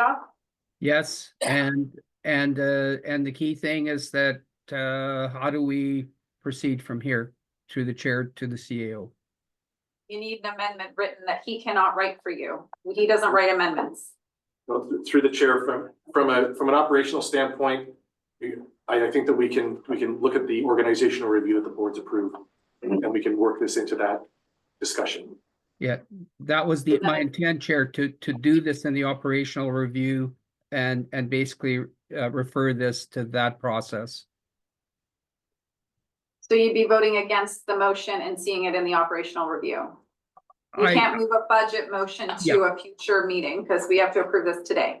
Yep, I get it. So it can be voted up and down today, but the key thing is the direction would be then to move it to the operational review as a direction to staff.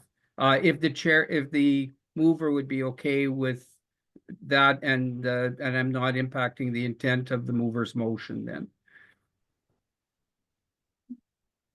So I have a speakers list.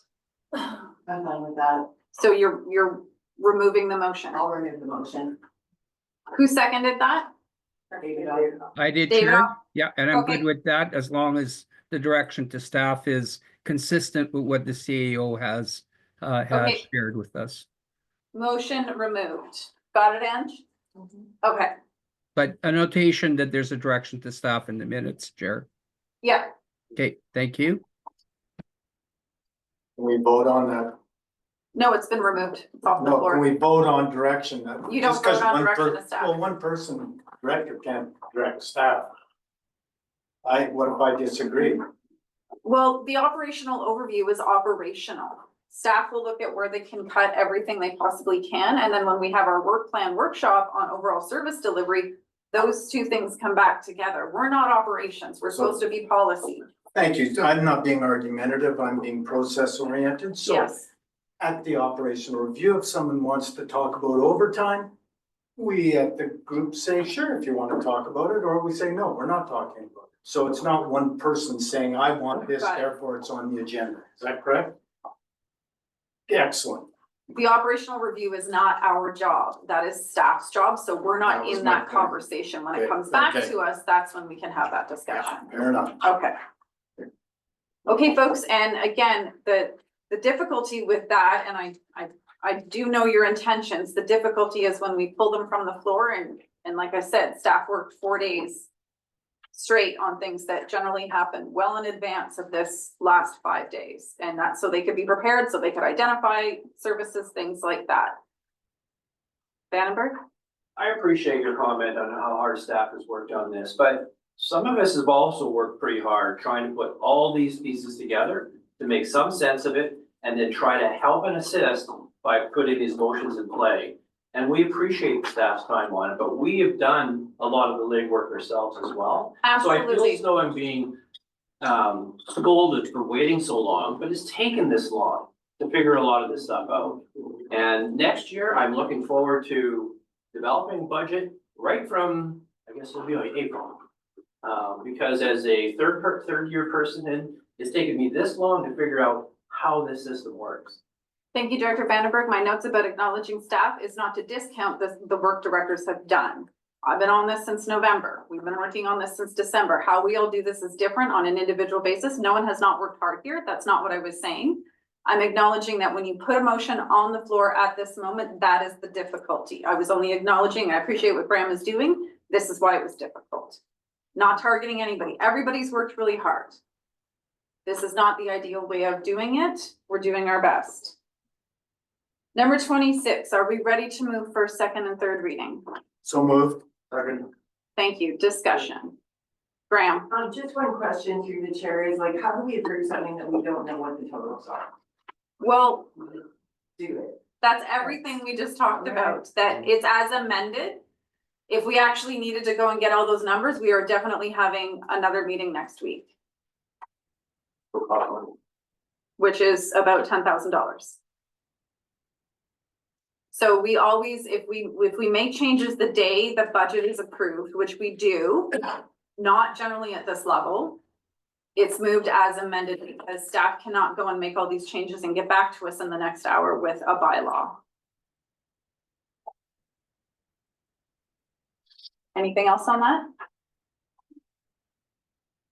Cuttingham? Thank you, with comment to staff. I hope that they're not gonna change overtime because things is fire in the water. That did not go through. Staff is going to be looking at it. This is comment to staff. Yep. We have a motion on the floor to approve first, second, and third reading. That is not a part of this. We've removed that from a motion. I understand, and instead we gave directions to staff, and I would want, we just wish that direction to staff to include place things. We're eliminating overtime for fire and water because for obvious reasons. Oh, question. Thank you. All those in favor? Those opposed?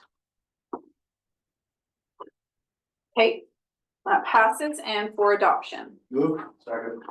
Thank you. All those in favor? Opposed? Carried. Chair, for interest, over 19 water systems, the overtime is 14.4 thousand total across 19 water systems Okay. serving, I don't know, more than 10,000 people, just for perspective. No more. Can we take a break and then keep going on this? We are going to be here past 4:30 today. Please be prepared for that. Okay, We send it up. 10 minutes? 5, 7? Pee fast. 7. You don't smoke. Oh, I'm already here. I'm sure about that.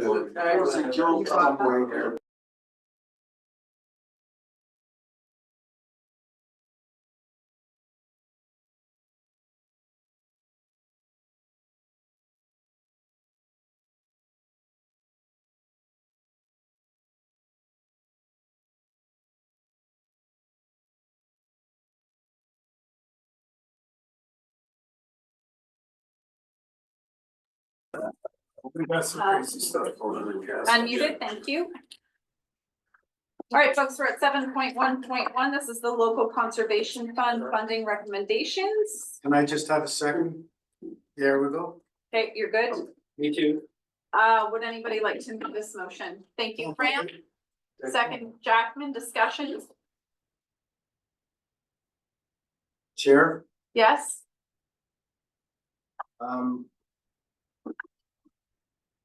as I did see the question. People may notice, sorry, it's gonna just take a second. You got your second. Now you're on 2. This motion is referred to twice in the agenda. Yes, the minutes are separate. They're under the, what do you call it? The for information, the consent agenda. This recommendation is under, development and community sustainability. And as such, motions are not the same. And what is different? That was my point as chair. With the inclusion of committee's guidance, That does not, we agreed that was not, the motion is with the committee's guidance. But the guidance is not included in the motion. Only in the motion is the actual approved grants. thank you. The guidance was recorded to staff and we already have an email back on all of that from Kendall. So it's more like notice to staff, but try and embed it in the motion, which the chair disagreed with. Okay, good, thank you. Okay. So I'm speaking in favor of it, of course. Further discussion? All those in favor? It's been so many. It is participants only weighted. Now you gotta make me think about who's in this. There's 5 or 6 of us. Wouldn't that say make it all? Is anybody opposed? Okay. We're good.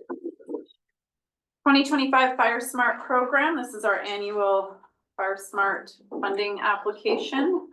We do have Nora, Paige has moved and seconded. Discussion.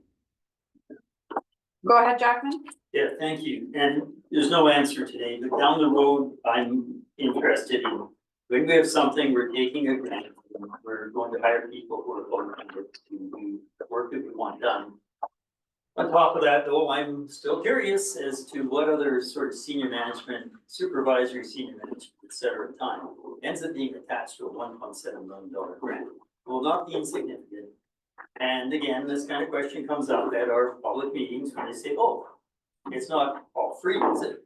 Of course not. There's always a cost of it.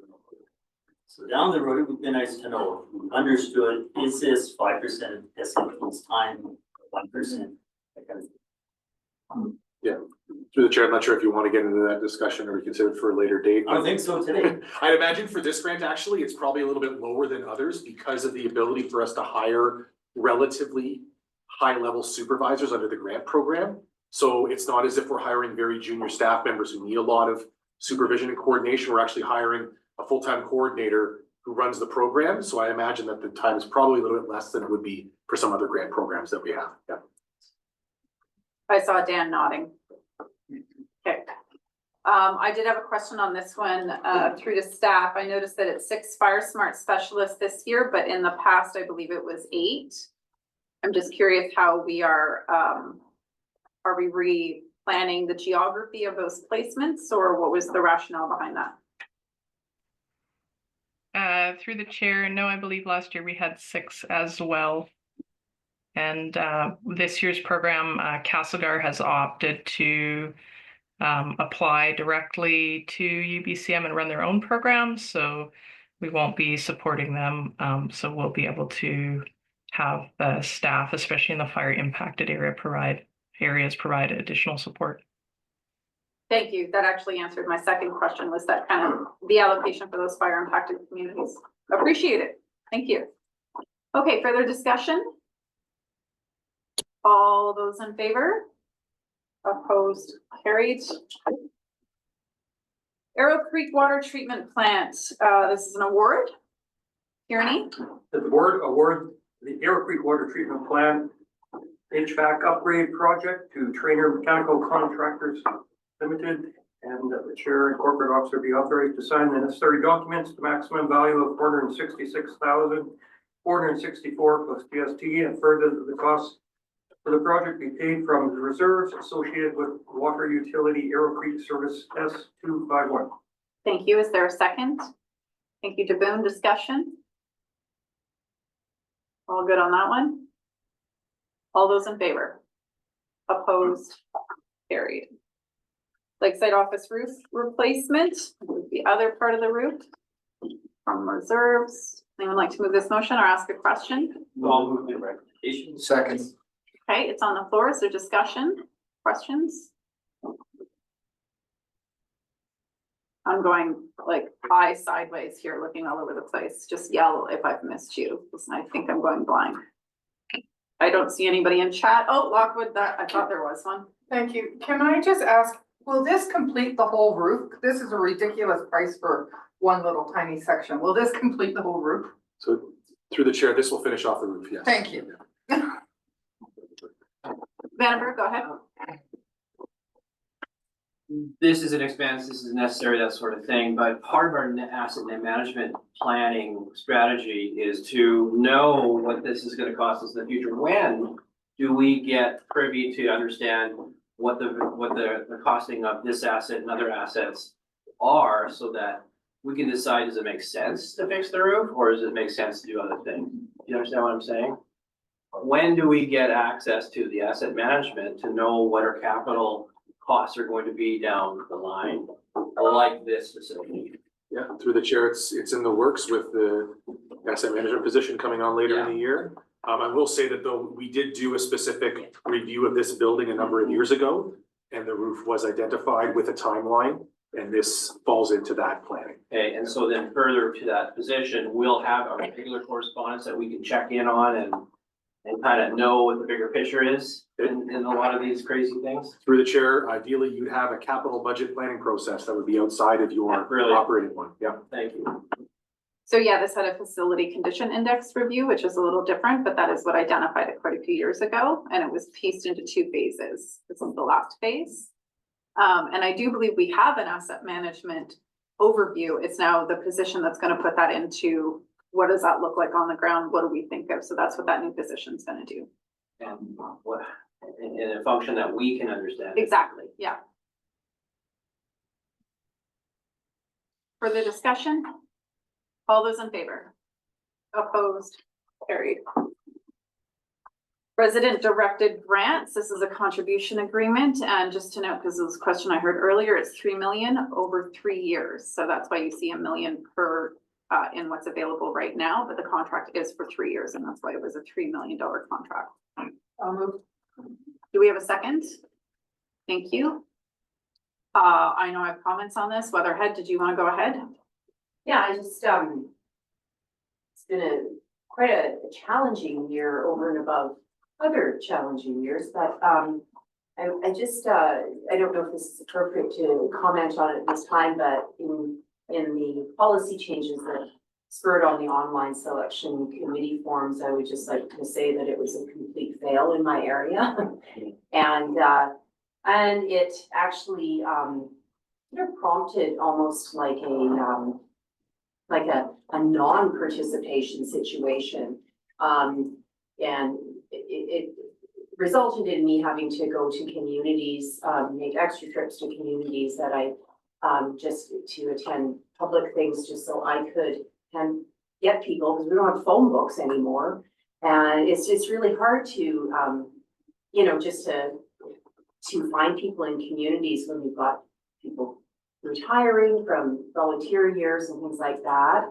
And it just to note, and maybe it's a comment for CBT, that, in Area K, it was CBT's choice. And I'm super grateful for the choice. I always like to put that out there. I'm super grateful for the choice to split my ready money between 5 different communities, because yes, the Arrow Lakes is greatly affected, a greatly affected area resident wise. And so super grateful for it, but without any compensation for the area director, all the extra trips to each of the communities, my furthest community being 163-kilometer round trip. A lot of wear and tear on my vehicle, a lot of driving, a lot of gas, a lot of time. And yeah, and it's just, and I don't even know if our staff is well enough covered. I just see the challenges there with all of the things. So that's just my comment.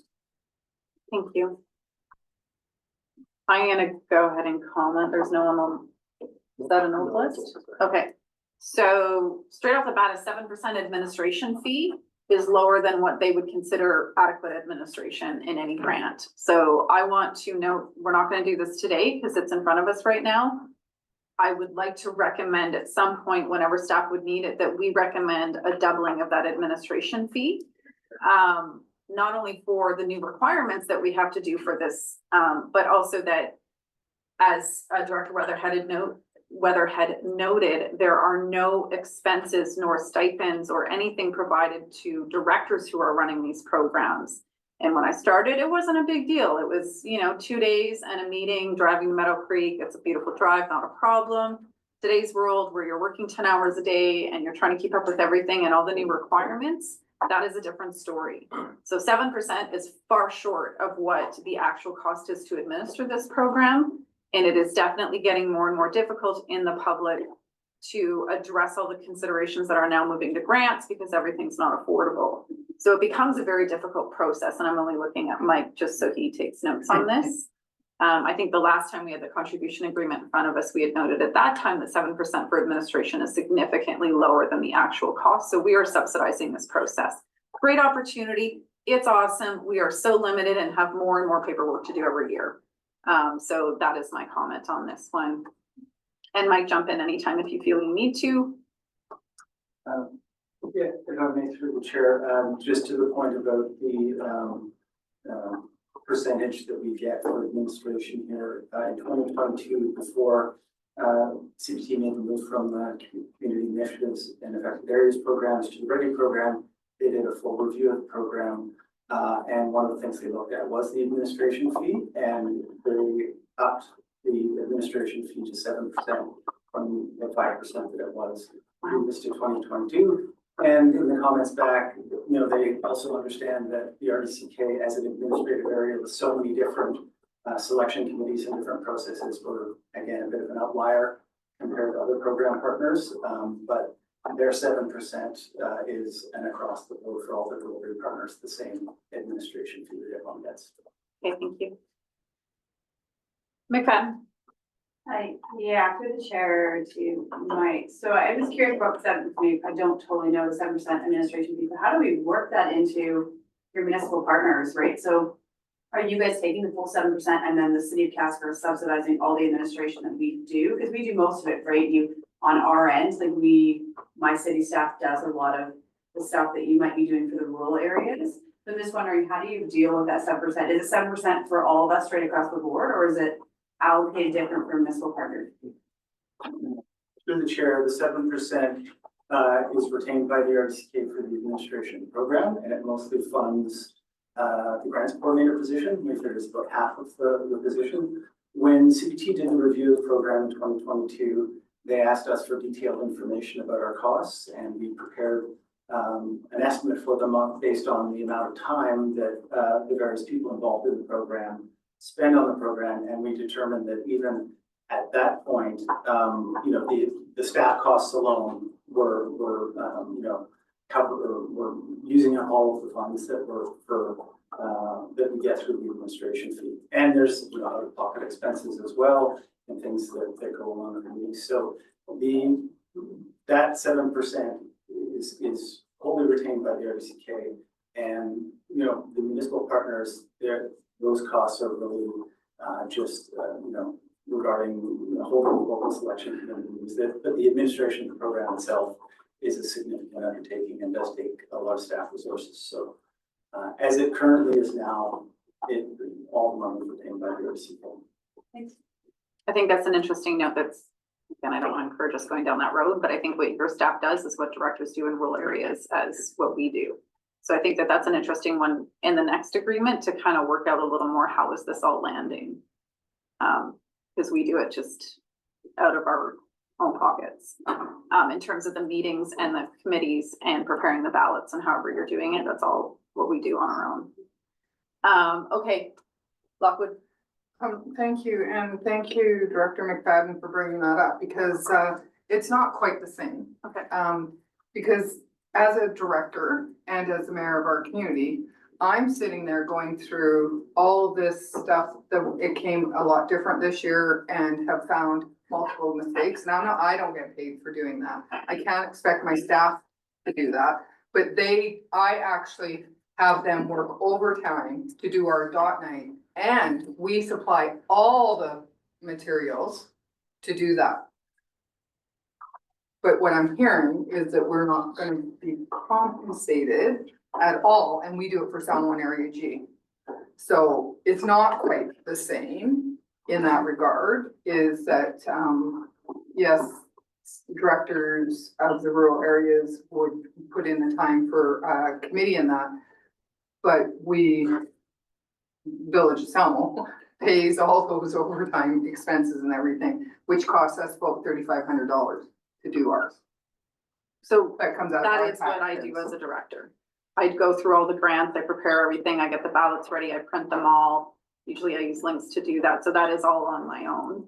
So I think this is something where we're gonna have to talk about this more. Weatherhead does that for 5 different community meetings. So I think that's where how council is able to use staff. That's a conversation to be had. If your staff aren't being compensated, rural directors are acting as the staff that you would use in your council in the rural area. So there is a lack of compensation for the total cost of the administration, no matter who's doing it. I think it's what needs to be identified in a future agreement. I'm gonna go to McLaren Co, Weatherhead and then Page, and I'm gonna get in trouble for doing this. I shouldn't have opened this. Go ahead, Weatherhead, or you, sorry. Yeah, thank you, Chair. I was just gonna say, I don't think we're gonna change this agreement Yes. today, so I would suggest we just table this to another time to review this agreement, pass this for now, and move on just in the interest of time. And it's my fault, I started it. So Paige, did you want to add to this, or are you good with moving this? Well, I was kind of wondering, do we want to hold them over a barrel? Because they're going to want to roll this out as much as anything else. Like, are we going to pause this and send it back and say? I think if we That's do that, we're pausing the whole ready process this year, and I don't think we're gonna do that to our communities. I'm not okay with doing that to my community. I'm flagging what we need to do well in advance of the next time we have an agreement. Does that work? Can we make an amendment and put it for 2025 instead of 2027, so we can get this? We already have, the contract in the agreement is for the financial amount received, so we'd have to also give back money if we did that. Correct, Mike? Yeah, we need to sign the agreement. CBT is quite keen to have this signed and so we can. Okay. The program for this year. But I would like to say, if it is the desire of the board to, to revisit, the information that we provided to CBT several years ago as part of the program review and look at our expenses and see if there's a way to provide that compensation within the overall administration fee, that would be appropriate, and staff could easily do that work. I think that's the direction of staff, and especially to talk to the municipalities about what they're incurring as costs as well. Okay, is that good? Yeah. Sorry, I started that. I just had that one last. Yeah, go ahead, last comment. Just to say that the Village of McCusker chooses not to use their staff, they use volunteers. And that's how we have always traditionally done it. Okay. So it doesn't incur them. Okay, thank you. All those in favor for now? Anybody opposed? Okay. I think we've lost Director Casely, Angela. Just noting that. Fire apparatus purchase, Tristan, hi, good to see you. You shaved your head, it took me a moment. So we have a motion here, Tristan in the room. If we have questions, where do we want to start? Thank you. Second, Graham. Go ahead. I need to amend S1 in the financial considerations of the proposed solution. I need to amend S141 to come all from reserves. Because I'm not sure I have enough money in the community for this, that's listed, which I can talk to Stuart about. So is that part of the motion?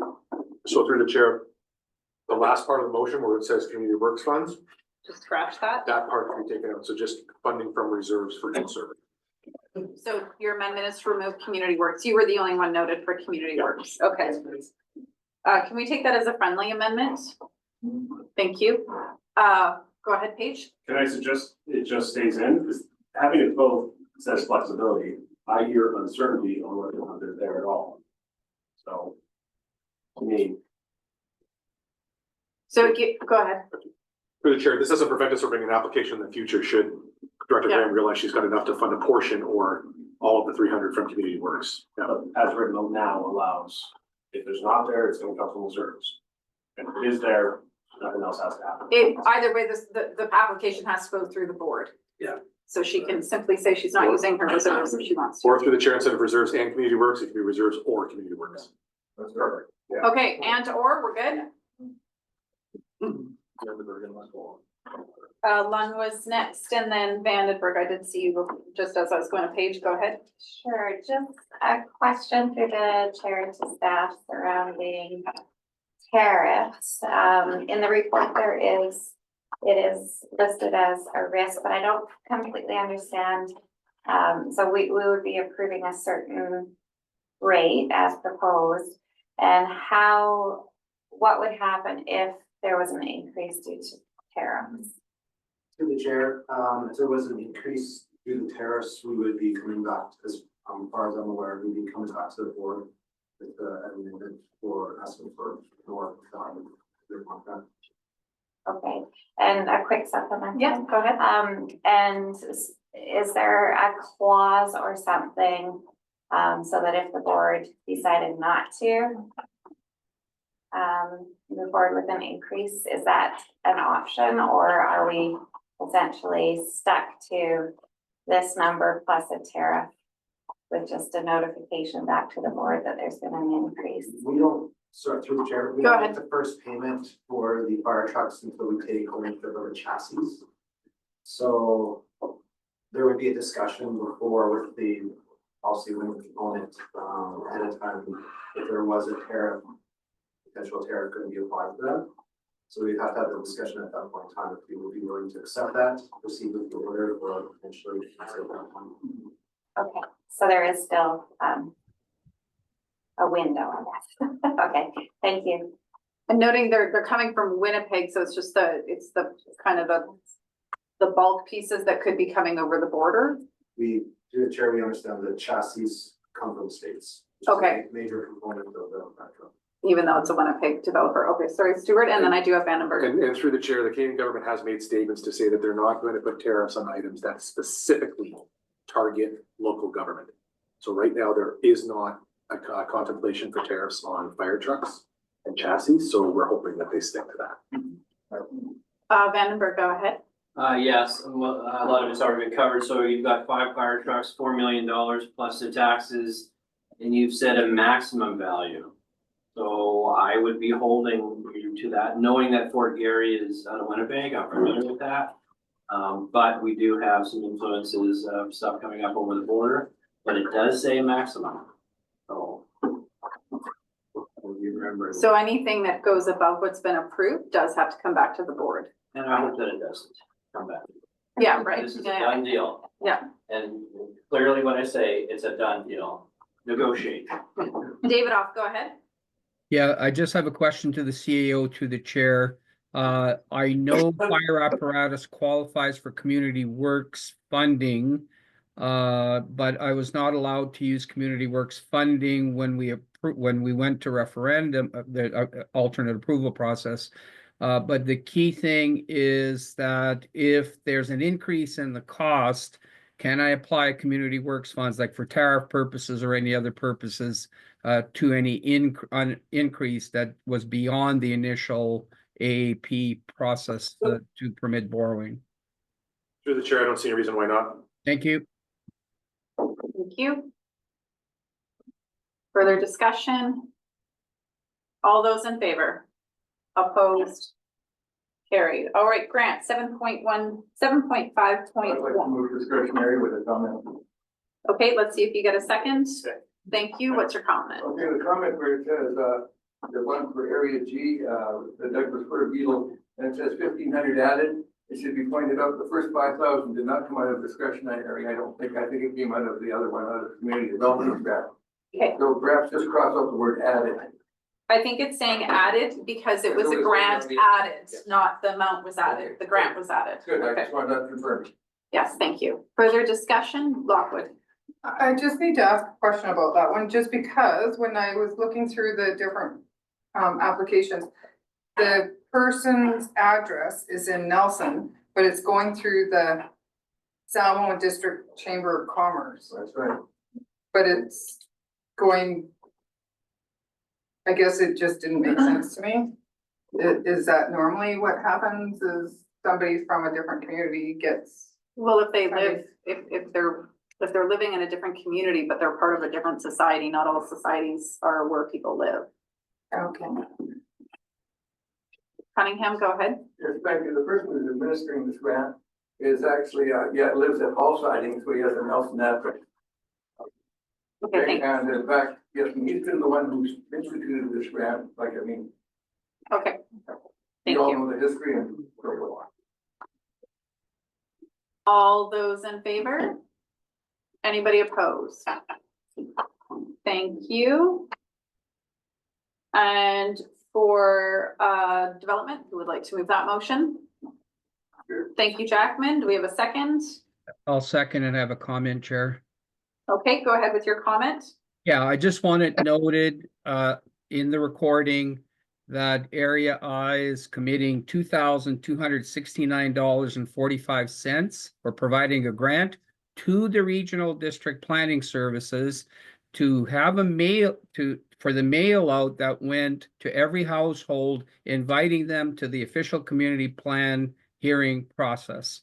So that's the way it works. That's the way I did it. And because we had some comments about people not knowing about the public hearing, but I just wanted on the record that that's what I did to make sure that every household had a mailer, not garbage mail. Thanks. Thank you. Further discussion? All those in favor? Opposed? Carried. All right, Chair and CAO reports. So I did include a written report because we did request an emergency meeting with ministers regarding the ferries. I did not go through the board for that, but because we already had letters and motions, we went ahead. The report is there. Also, in terms of my activities, the Emergency Disaster Mitigation Act Local Government Committee that's working with UBCM to go through that.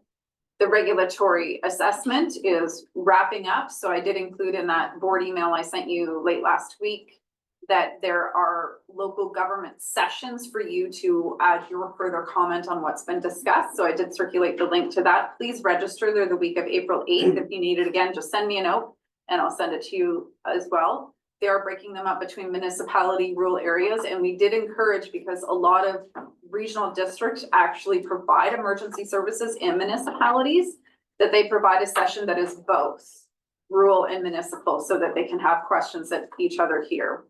So that's the EDMA report. I did also attend, I think we had a 12-hour notice on a meeting regarding tariffs with, I know Minister Anderson was there, and I believe, I want to say it was Mr. Dix was the other minister there. I actually lose track of which files they hold.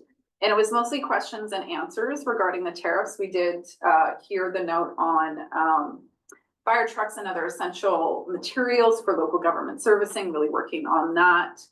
I referenced the economic opportunity regarding excess tax on cannabis at this time. It only applies to domestic products. So a lot of that product is going international so that they can make it profitable. That's actually an opportunity for this region, which this board has discussed previously with the Cannabis Council. So that was the one I had raised. And I believe those were my activities as chair in terms of meetings with others. Any questions for me at this time? Vandenberg. Just a comment to the chair, you do a pretty good job of keeping us informed, and I want to thank you for that, with everything that's going on. And if this isn't it's a legitimate comment. Thank you. And it's good to get help and reminding and that sort of thing. There's a lot of moving parts, and you still find time to help us. I definitely try without overwhelming you, but not always successful in the last part. Okay, not chair, CAO. Not much for open, just really been working with staff to tidy up budget, so. Been a busy few weeks. I can tell you've been on the budget the whole time we've been sitting here. Hospital board. Oh, hospital board, oh damn, hospital board, okay. All right, Rule Affairs Committee, Jackman, over to you. Sure, thank you. So we had little different agenda than normal, so there's only 3 items arising to come to the board. We only had 1 delegation, Fair Bolton, which is the first recommendation, where we received their comments, asked questions, and of course, as per usual, and for business. On the first amendment, 3 sets of eyes missed this, so before I read it, the very last line, it says some awkward language. Previous agricultural land commission review that which indicates support. Delete that. I don't know how we miss these things is the end of the day. So I'd like to move this first recommendation, all vote is subdivision in the LR for Fulton, area H. Do the board support the application A2404 HS for the proposed subdivision that the property has indicated. And then further, the committee supports this due to the soil capability at class 7, need for housing, and previous agricultural land condition review, which includes. So I did say to Andrew, it was removal of that which indicated support. Those are the words you're removing. Just the one. Just the word that. The removal of the word that. Oh, my apologies. Sorry, Previous Andrew. ALC review. Which indicates. Okay, thank you. Either or. Okay, it's on the floor. Further discussion. A bit of apologies to Director Popoff that I didn't, because he wasn't. Oh, right, he wasn't present, But yeah. obviously he read it. Okay, and if you second that, I guess you're good with our decision for you? Yes, I am. Okay, great. Further discussion. Newell? I didn't notice it yesterday, but we got 2 different names. We got Joshua. You're looking at the Perpulkin? Yeah. And it's proposed by Joshua Angle. I might have missed that it's a different owner. That is their agent. That's their agent. Support, that's their Okay. agent, but the owner was actually sitting chair. That's right. Got it, Okay. That's what it was. Good catch. We're reading our details. Further discussion? All those in favor? Opposed? Carried. Go ahead. I'd like to move the next 2 as a block. They are both community works funds applications. The first one being Bud Lake Regional Park upgrade and mitigation in area G, the $200,000 allocation to come from area G's allocation and going to service S202. And the second one being community works fund application to the CBT property for Creston Red Grain Elevator, funding being split equally between areas A, B, and C for a total of $30,000. Thank you. Do we have a second? Thank you. So that's moved together as a block. Discussion. Cunningham? Thank you. On the first one, right, Bud Lake, most of the 20,000, I believe, has gone to insurance for damage, property, and so forth. But also, if in the report, it has a great, something that says for the next 2 years, I suggest those funds may be spent over the next 10 years, because there's a great deal of work to do in order to decide how the new property is going to be divided, and which is going to be for public use, and which is going to be preservation of the wildlife and so forth and so on. And a lot of community discussion, so I just thought I'd mention that. So if you saw these funds for another 200,000 or something like that, please don't take it to heart as those are the kind of funds that are. Okay, thanks. Further discussion? All those in favor? Opposed? Carried. That's as a block. You. Okay. Director Davidoff, can I propose something to you that we refer your motion and you and I work on combining our motions because they're both regarding community works and I referred mine to next month? Yeah, we could do that. Just that I got a lot of pressure from my community to use community works funds. I appreciate the work that's been done. I could agree to that, but it just delays things another month. I don't think we're gonna get much out of it this month in terms of moving forward on this. We did submit all of the attachments to lobby for more leniency, so we could follow up on that in the meantime. And then you and I can work on, if we can combine our motions or just, I don't think they oppose each other, but it just gives us a bit of space today. Yep, no problem, Chair. Thank you. So you're moving to refer that to April? Yep. Second. Thank you. And on referral, I think we're good. Okay. All those in favor? Opposed? Carried. And I'm just gonna let McLaren Co, can you note, follow up with David off on referral, thank you. All right, 9.2, Director Hewitt is actually at FCM right now. So Director Lang was gonna move this motion, I believe, and then I'll go to Cunningham. Okay. Okay, so the motion as written is moved. Yes. Okay, Cunningham for comment, Blackwood on the list. Do we have offhand the amount that it actually costs the board for the director to attend FCM? And our cost, because I know that most of the costs are paid by the small community fund for the FCM. Through the chair, I think for a year, it's just around $3,000. Thank you.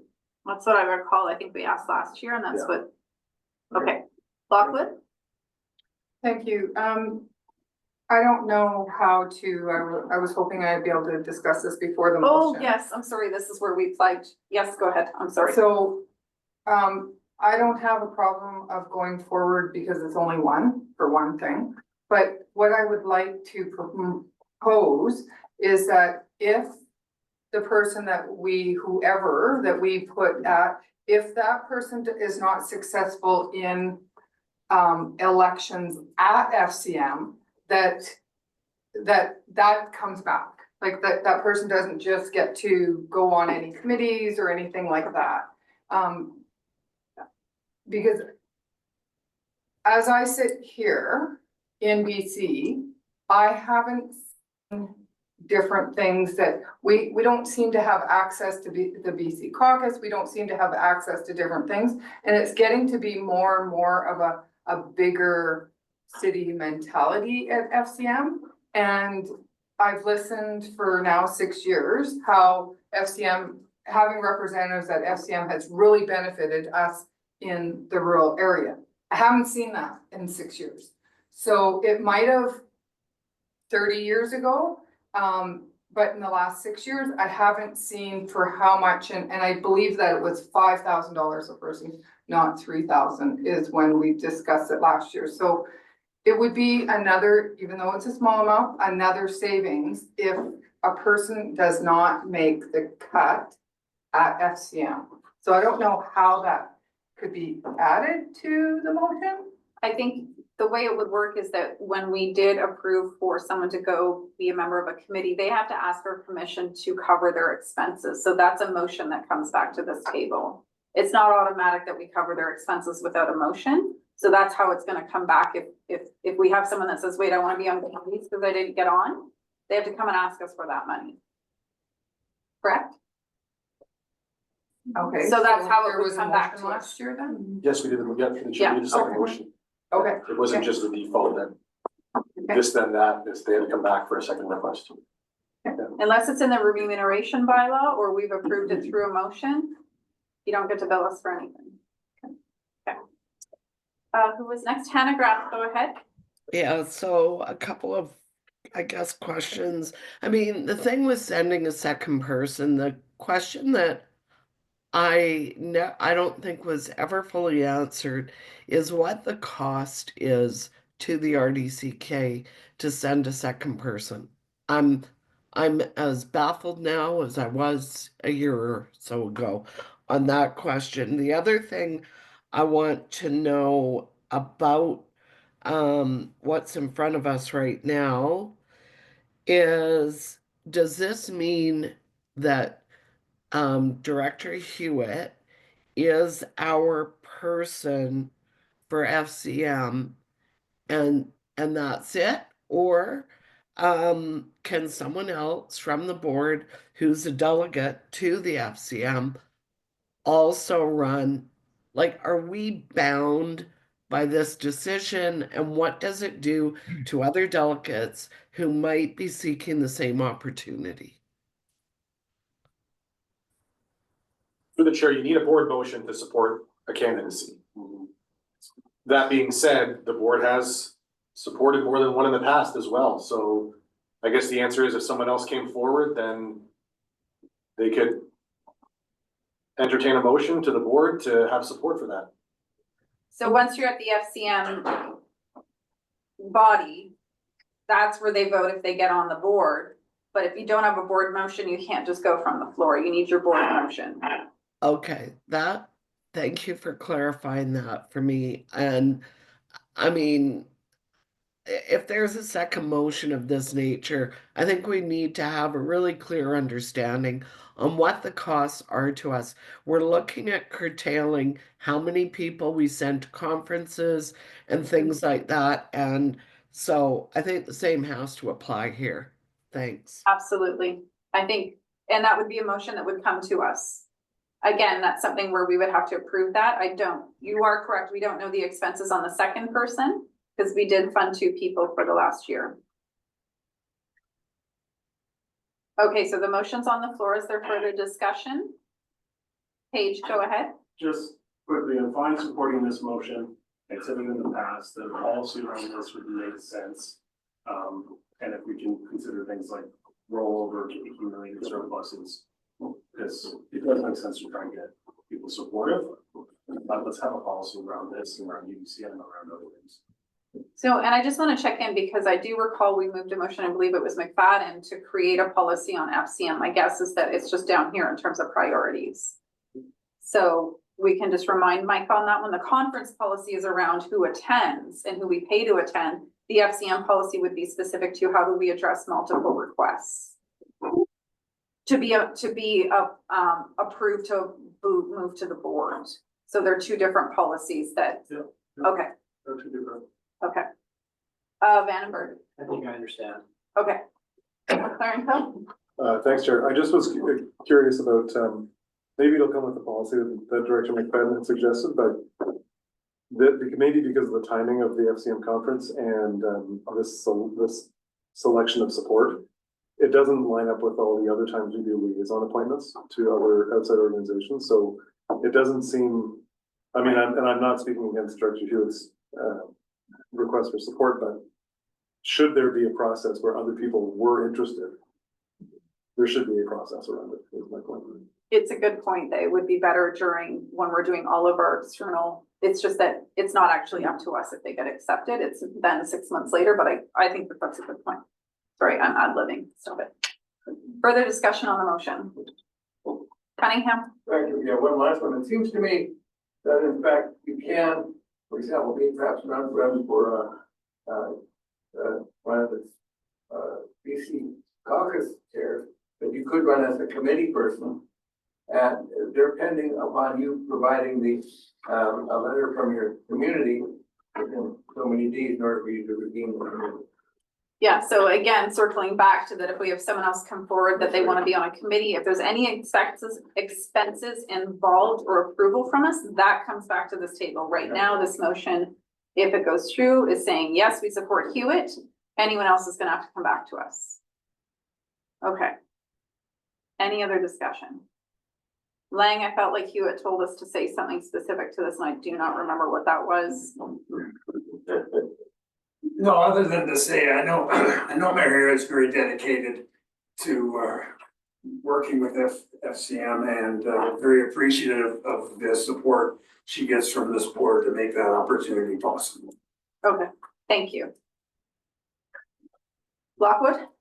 I'm just looking at, and it says FCM, $7,663.18, and that is in the financials. So I don't know what that is for February, so. Probably for the 2 people over the past year. No, through the chair, that's our annual dues to FCM. Oh, That's annual dues, okay. Yeah. I just thought you might be able to answer a question. Right. We also have to pay to be a member of the organization. Okay. Good catch. All those in favor? Anybody opposed? Thank you. That passes. Okay, we're at the consent agenda. Does anybody need to correct any minutes, pull anything for discussion? Lockwood? Just want to ask a question. At the beginning of the thing, Salmon Area G, I'm wondering why that wasn't in the consent agenda. I think you had a motion. No, we just had direction to staff, I believe. That's an Ange. So if it has a motion, it doesn't go in, like, Yeah. okay. Ange, go ahead. And through the chair, this is the minutes that were given to me prior to agenda prep. So if the Rec 7 minutes did not make the deadline, they did not. Okay. Get at it. It's a motion, that's why they're in the. Oh, okay. Yeah, they have a motion. If they haven't, thank you. Okay, only note I'll make is on 10.2.2, there's been several regional districts that have put letters forward, us being one of them. We also met with Minister Anderson and a few other ministers. The ministers' names I forget the most. My apologies. It looks like there might be more follow-up on this and they might be requesting to speak with us, so I'll keep you apprised of that. Sometimes learn words while I'm here. Okay, we're good on this one then, nothing else? Okay, how much do we wanna bet that we're gonna refer verbal reports to next month? So moved. What's that? I know, we even tried to do half and we haven't been able to get to half, so. Your reports are fabulous. I actually had I had 5 people read my almost 10-page budget report and their comments were like, wow, thank you. And a note on using a car instead of a bus for transit. That was it. Anyways, good work. Okay. We've had public time. We're now going to close the meeting to the public. So thanks, Deb. Good to see you. And those online, if you can please disconnect if you are not a director or staff that needs to remain in the discussion. Directors or staff that need to remain, please turn on your cameras. If we can, I think we should.